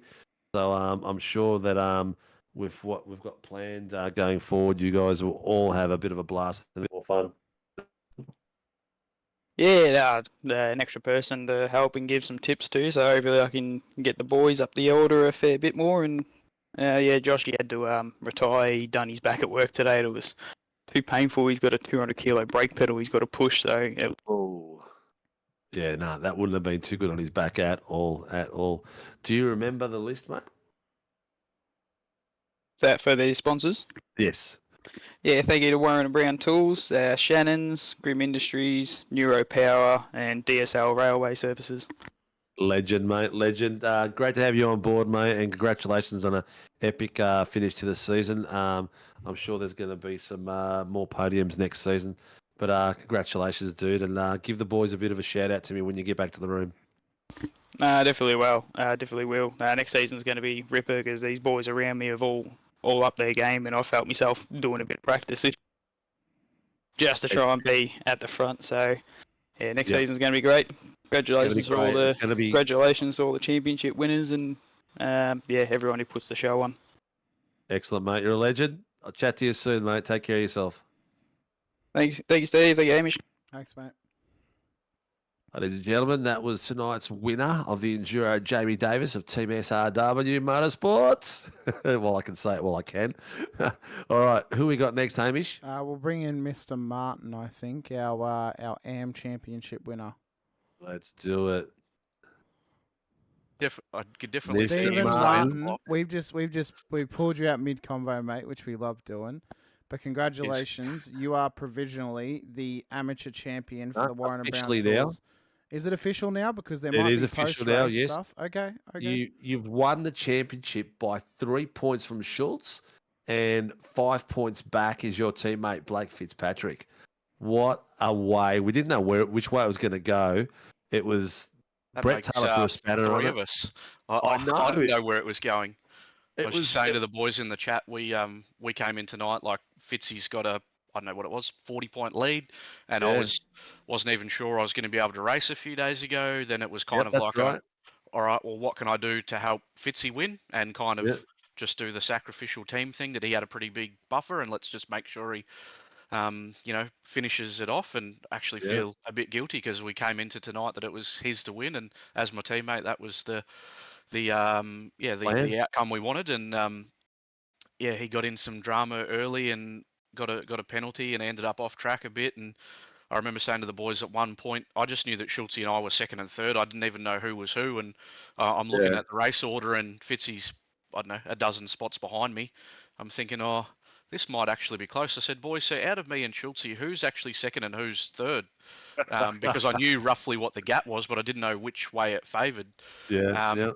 And then I started catching him later, and then there was a point where I'm like, he's faster than this. We're about to play Schultze driving chess, and he's going to try to back me up into the gap. So I had about 7 seconds behind me and his bumper in front of me, and all of a sudden we're going 4 seconds a lap slower, and the gap's getting real small behind me, and all the cars are there. And I don't know if he's trying to lure me into getting a drive-through penalty or different bits and pieces. And he's we've got on each other's nerves a couple of times, but we always have plenty of respect and race hard and never push the limit, and always have a laugh after the moment kind of thing. And we were just having a chat in the green room in the game, because I guess to his credit, that was the only thing he had left to do. Like he needed to finish with 3 or 4 cars in between us or something of that nature. So passing another 4 people wasn't going to happen. So let's try to play a game. And fortunately, it just worked in my favour.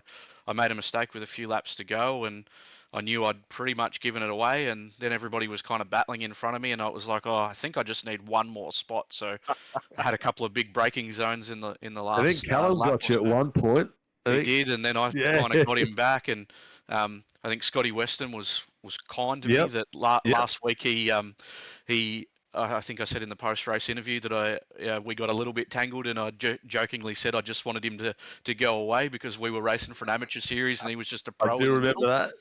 And to be honest, I feel like he kind of just bowed out to know. He knew that we were kind of first, second, and third, and a couple of things that were huge credit to him, because last week after he stuffed up, he sent me a private message after the race and owned it, and we had a bit of a chat and things, and that was very admirable of him then, and to back it up tonight to kind of just pull his nose out and let us fight was super by him as well. So if he's listening, thank you.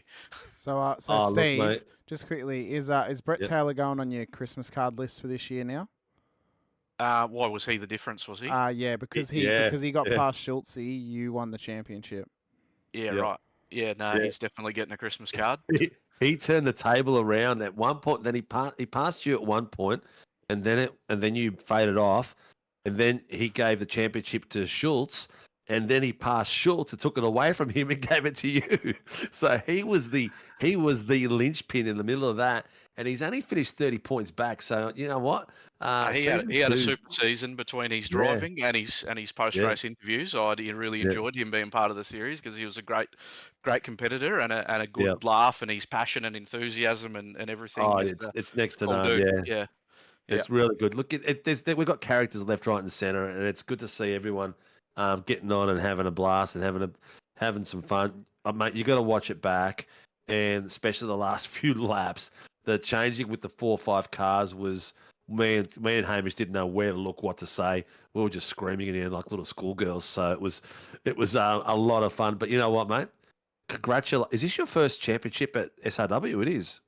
It's ironically it's actually my second, and not to put salt into it, but it was actually Schultze and I that it went down to the very last race of one that was probably like 2 years ago when I was racing a bit more regularly, and as you guys we've spoken about a few times, only really this season just got back into it. But yes. It was actually Schultze and I that it went down to the last race last time. That's when he was racing for After Dark.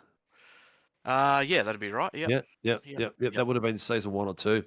Yeah, I remember Laguna Seca was the last track of the series to finish it off, and same thing. I think it was about 7 points in it. So it was down to the wire. So that's, as you can see, that we've rubbed and raced hard and frustrated each other and had a few laughs and some good rivalry along the way, that it's all intense, that we're both try to fight as hard as we can within reason. And yeah, we've had plenty of races where it's we're both either side of it. So yeah, good battles with him. Well, mate, I don't think I could have scripted a better finish to the season. It had everything. It had the bridesmaids. It had the action. It had the Cinderella story of Taylor coming up all the way through. So it was spectacular, mate. Again, congratulations for an epic season and to finish on a top step. You were always been there to keeping the positions, keeping in the final position to win a title. Who do you need to thank for your team that gets you guys on track and keeps you going every week? Yeah, no, thank you guys first of all. Obviously the league, all the race control, commentary, broadcast, everything that makes it all happen. It's not as much fun when you don't put everything together and the broadcast and everything, and it brings all of our external teammates in that aren't racing. They're all sending messages, watching, supporting different things. So obviously that's the difference of just racing officials and being involved in such a great league, that it gives you that overall experience. And yeah, so thank you guys. It's what makes it that extra level of making it more than iRacing. But just all my teammates, obviously, Fitzy, hard luck for him tonight, because he was exceptional all year, just the way that he lifted and some of the results, and mixed right up there with some pro guys at times, and just rose a lot. He's new to the team and put in a lot of practice and laps, and he'll be definitely in this position in the near future, no doubt. All the other boys supporting Lake Edge holiday units in Burrell Lake on the coast, 2.5 hours from Sydney, so get there for a holiday and support the Pelicans. One Shot Pest Management, Ulladulla, talk to Murray there, Bin the Blade for Ball and Foundation, and then our partner W Energy Drinks, which you can get a sample pack with a 10% discount with the code word Pacific. Tim Nickel Photography, Player One Sim Gear. That's the first time I've had something prepared by the boys to rattle it off properly, so we've finished the season off in style. Thanks to everybody in the league, all the fellow competitors. Obviously, that's what makes it fun as well, and yeah, it's a unexpected but cool way to finish off. Excellent, mate. You're a legend. I can't wait to see what happens next season, especially with Pav back on track as well too. So he'll be putting up there in the mix as well. So you guys are going to have a blast.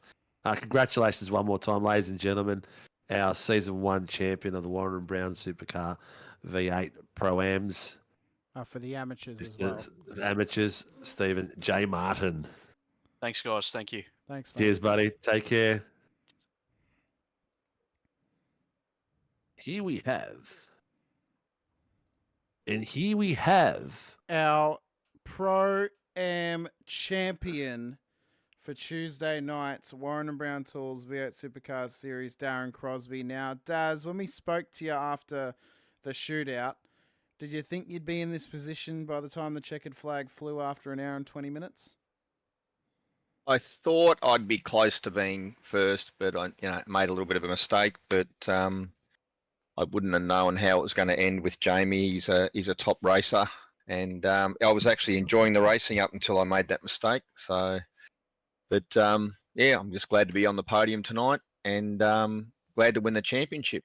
Really put some effort into it, so really enjoyed it. Well, you'll be glad to hear that I've been working my little ass off. All right, and I've got season 4 trophies all done. I've got season 3 trophies all done. And I've already preparing this season trophy, so I'm ahead of schedule. Ahead of schedule. I'm ahead of schedule. The on schedule would be you'd have the trophies done by No. That's no, right. you can't. Yeah. So this trophy, I'm expecting in 2025? No, you'll get them together. What's cheaper to package them together, is it? It's cheaper packaging. Yeah. It's all about the budget. I understand, mate. Well, I can't finish them because I got to wait till Sunday till I get all my engravings done.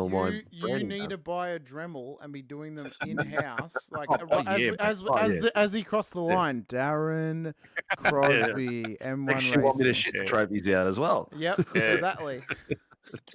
I want But you anyway. to personally deliver them to every single person. Oh, Sinko. that I would love to do. That what I'd love to do. Mate, I would love that.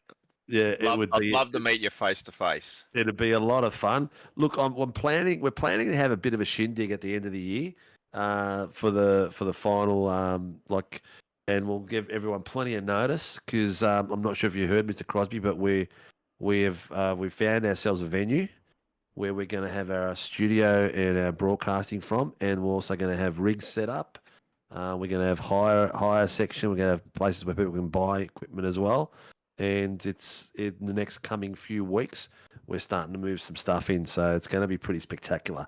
And I want everyone to come down, and anyone who can come down, to come down for a big barbie and the drinks and pop some champers and celebrate some champions. Mate, I would really love to do that. I can see which direction you're heading with all the sim racing and helping everyone out and organising everything and being really, really proactive. It's just great to see. It's exciting stuff. Well, it's what we do. We love it. Well, why not do as much as we can? You know, it's this day and age of YouTube and shit like that. You can do pretty much whatever you want. Yeah. So I figure the best way to help our drivers is to give them as much exposure as possible. And so be it. If everyone benefits from it, it's even better. It means we're going to be around for a lot longer and have a lot more fun. But we're also going to, with our review show, we sort of took a little bit of a hiatus with it. We've got a new guy joining the team with us, and we're going to be also promoting the other leagues. We haven't told the other leagues. We're just going to do it. We're going to promote the vets. We're going to promote Scops. We're going to talk about results. We're going to anywhere that is an SRW driver, we're going to talk about. All right. If it's East Coast, if it's Logitech, doesn't matter. We're going to talk about it. So we're there for the long haul. And forget about that shit. This is your second championship in a matter of 12 months with SRW. You came back after being away for what I think it was maybe a year or more. Yeah. Yeah. And Yeah, then come back in 2 titles in 3 seasons. That's a pretty spectacular effort, mate.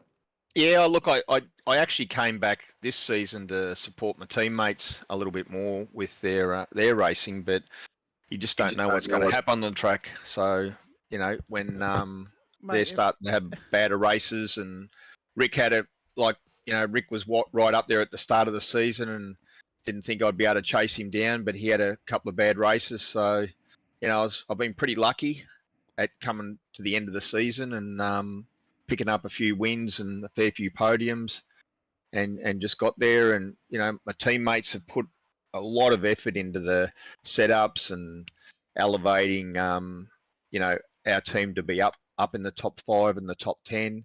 There's a lot of other drivers out there that race with other teams, and we race in the vets together that have helped me out with setups. You know, and Rick's a really good mate of mine. There's a few guys in here that race in the vets that I've known for many years and love racing with them. Top guys, love having a chat after a race with them. Yep. And it's like you said, it's one huge big community. And if we all get together, we can all make sim racing great again. Yeah, well, it's like COVID's gone and it went for a bit of a lull. It sort of dropped a little bit, but I think it's back on the rise. Everyone seems to have got rid of that little bit of edge and driving better, driving smarter, and driving cleaner. And it's becoming, I'm noticing across all the racing, it's becoming cleaner. Everyone's starting to understand it a bit better as well. So it's great to watch. I'm loving it. You won the championship in the end by 52 points from Rick Vigor. Oh, great. Yeah, that's and good. Steve was 22 behind Rick as well. So with a couple of results the other way for Steve, you guys could have locked out the top 2 steps. So it's yourself, Rick Vigor, then Steve Kennedy, and Billy Mole wasn't too far behind. He was catching you guys up as well near the end. No, very fast driver. Yeah. And look, I really enjoyed the racing with Jamie tonight. I said to him in the green room, you know, it's just a shame because it's what it's all about. Is just, you know, it was hard racing. And it was pretty stressful and the adrenaline's flowing, but it was just so much fun going back and forward with him for the lead. Yep. And then I started to and he was thinking the same. Do you really want to be in front on the last couple of laps, especially how close we were? Or, you know, there's some strategies going through my head. But anyway, I really don't know what happened on that corner. I don't know if I pushed too hard or I pinched the brake. I'll go back and have a look at it Have a after I look get at off. it. It looked like you just a little bit too much power coming through it, but that was a quick shot of it. But I mean, how concentration levels must have been off the chart for you and Jamie, because it was literally 3/10 for majority of the time. I think if we got back and we had a timing chart of it, I'd say it'd be like 3/10 was it most of the time.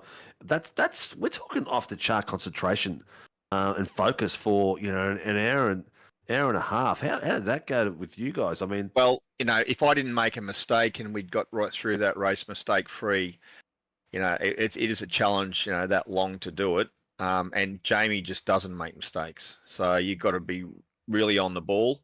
Put it this way, I had my iWatch on and it pings me when my heart rate goes up, and out of the corner of my eye I could see my watch going off. So, the heart was pounding while I was racing him. So over 120? I don't know. I'll have to check, but I flicked my watch off. It was distracting me. So... But mate, I think when the adrenaline's flowing too, you race better. You do. Everything seems to slow down around you. You need to take bigger breaths, and you just need to hang in there. And it's like that hot lap I did. Like all week, I couldn't pull a time like that, and that was on tracks that it was 23 degrees, and that was 28 degrees. On that hot lap, and I've nearly found half a second, which is just unbelievable. But obviously the adrenaline was flowing, and it just happened. Yeah. No, it was awesome. It was awesome to see, mate. Hamish and I had an absolute blast tonight. If it wasn't you guys at the front, there's the guys in the back fighting for titles, fighting positions. It was a lot of fun. It goes up there in my top 5 races of the season so far, from across all the series that I've been watching and looking at. So it was pretty good, mate. I know that you don't have a massive list of sponsors that looks after you in your business, M1 used cars. Whereabouts are you guys? In Slacks Creek, south of Brisbane. South of Brisbane, Slacks Creek. Yeah. Oh, that sounds familiar. It sounds like a movie. Well, mate, you know what? Congratulations. Love to have you. Great to have you back again.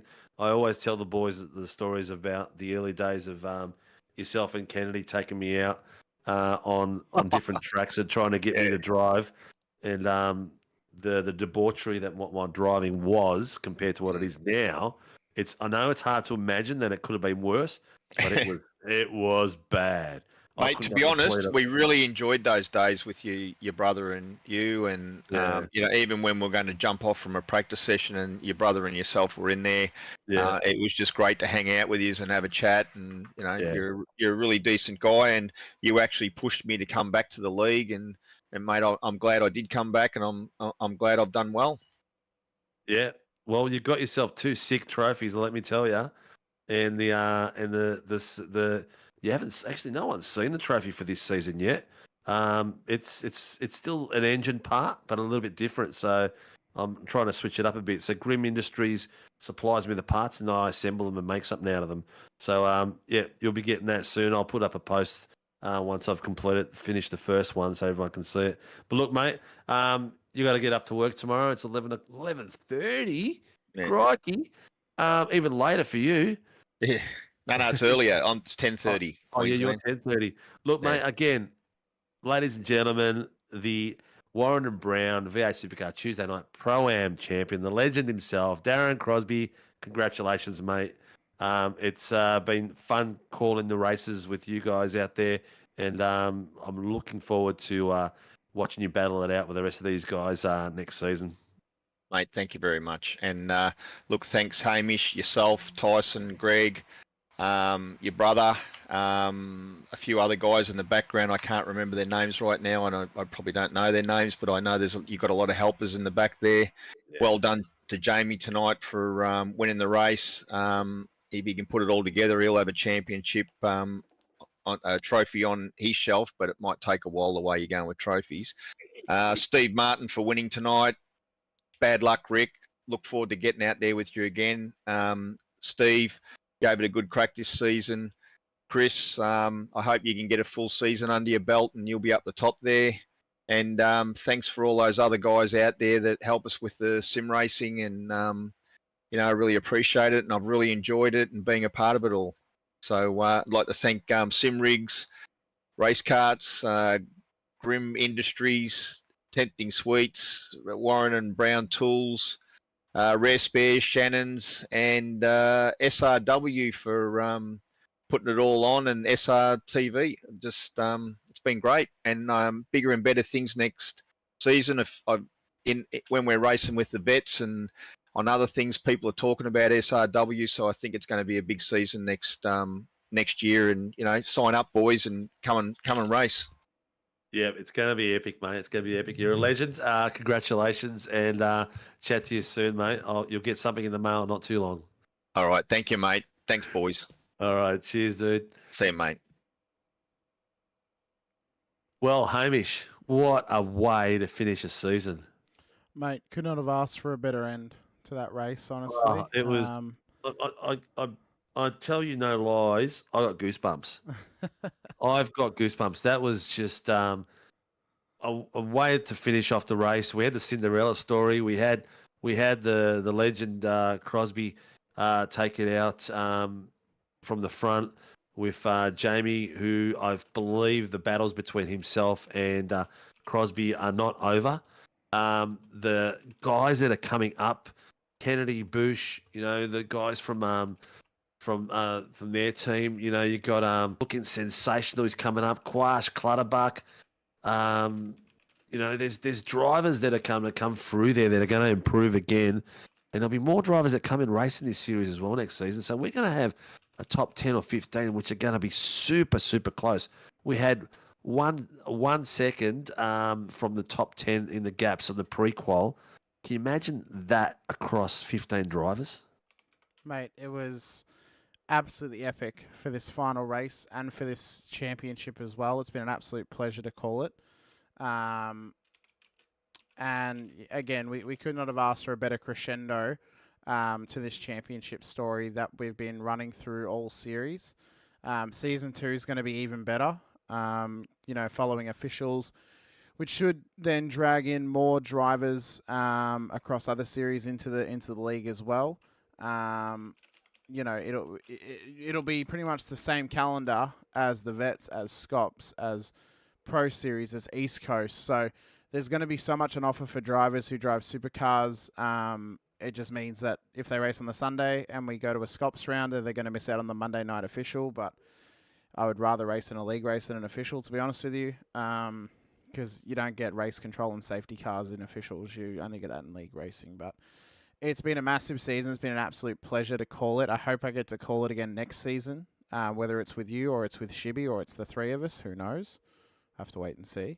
But I think it's going to be absolutely epic. And I think Season 2, again, is going to be even bigger than what Season 1's been. I think 2024 is going to be an even bigger year in terms of racing and the quality of racing that we're offering compared to Season 2023, or the year of 2023, I should say. And I think, just on a blanket term, I think, the introduction of obviously Rain coming in, bringing in the SF24 over the F3, again, running that official calendar for the supercars as well, and then possibly also trying to figure out what we want to do with IMSA, whether that's going to run every Friday or it's going to go every second Friday, and we have pilot challenge at the other Friday or something else, whatever it is. It's all going to come together, and it's all going to come together very, very nicely.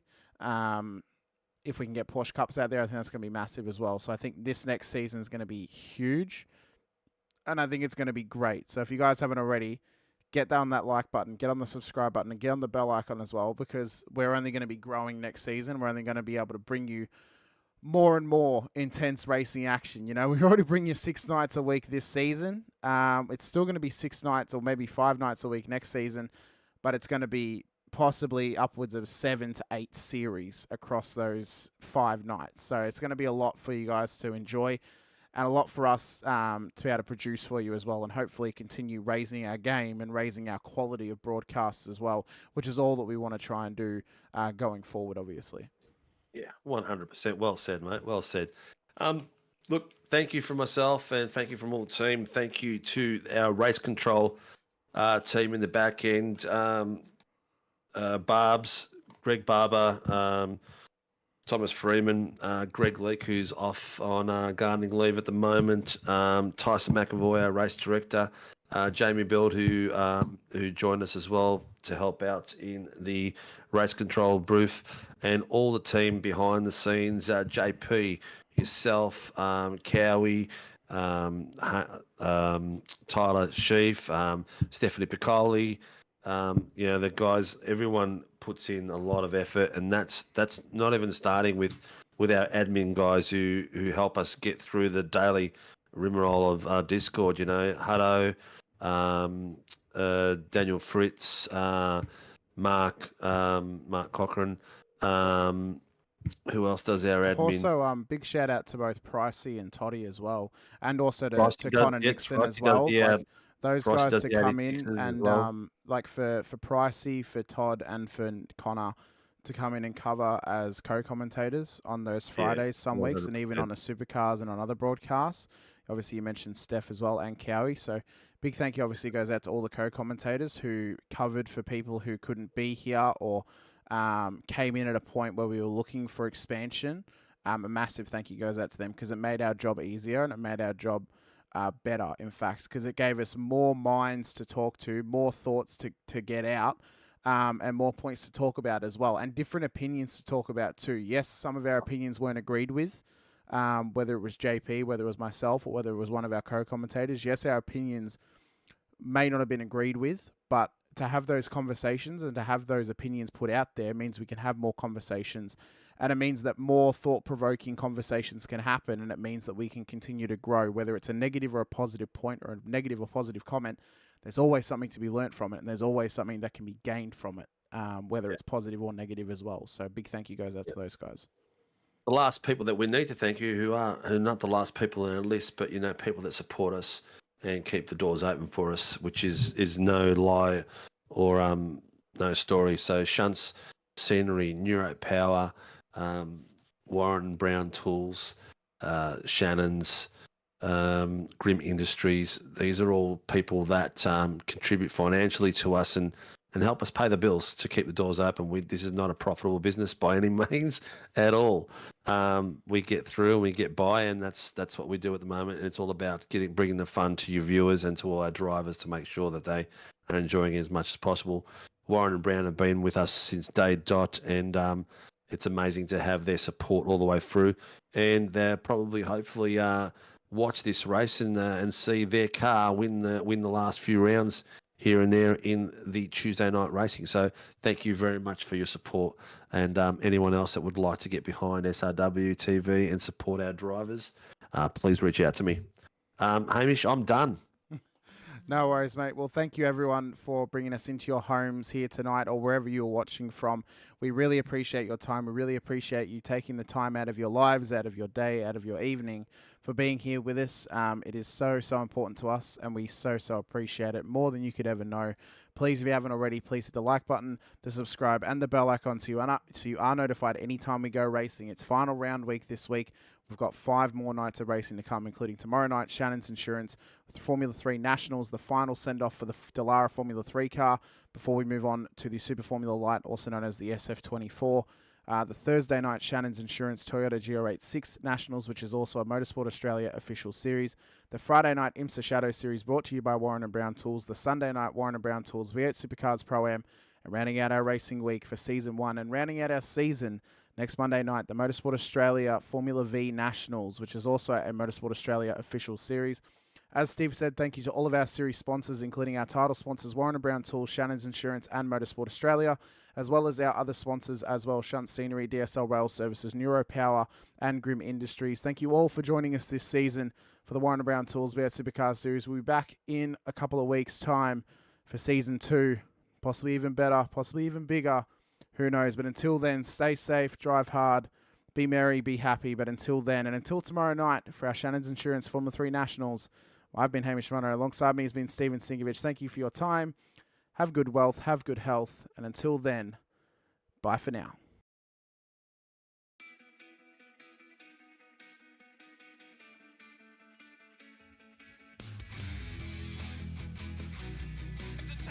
This is amazing. I was clash heads again.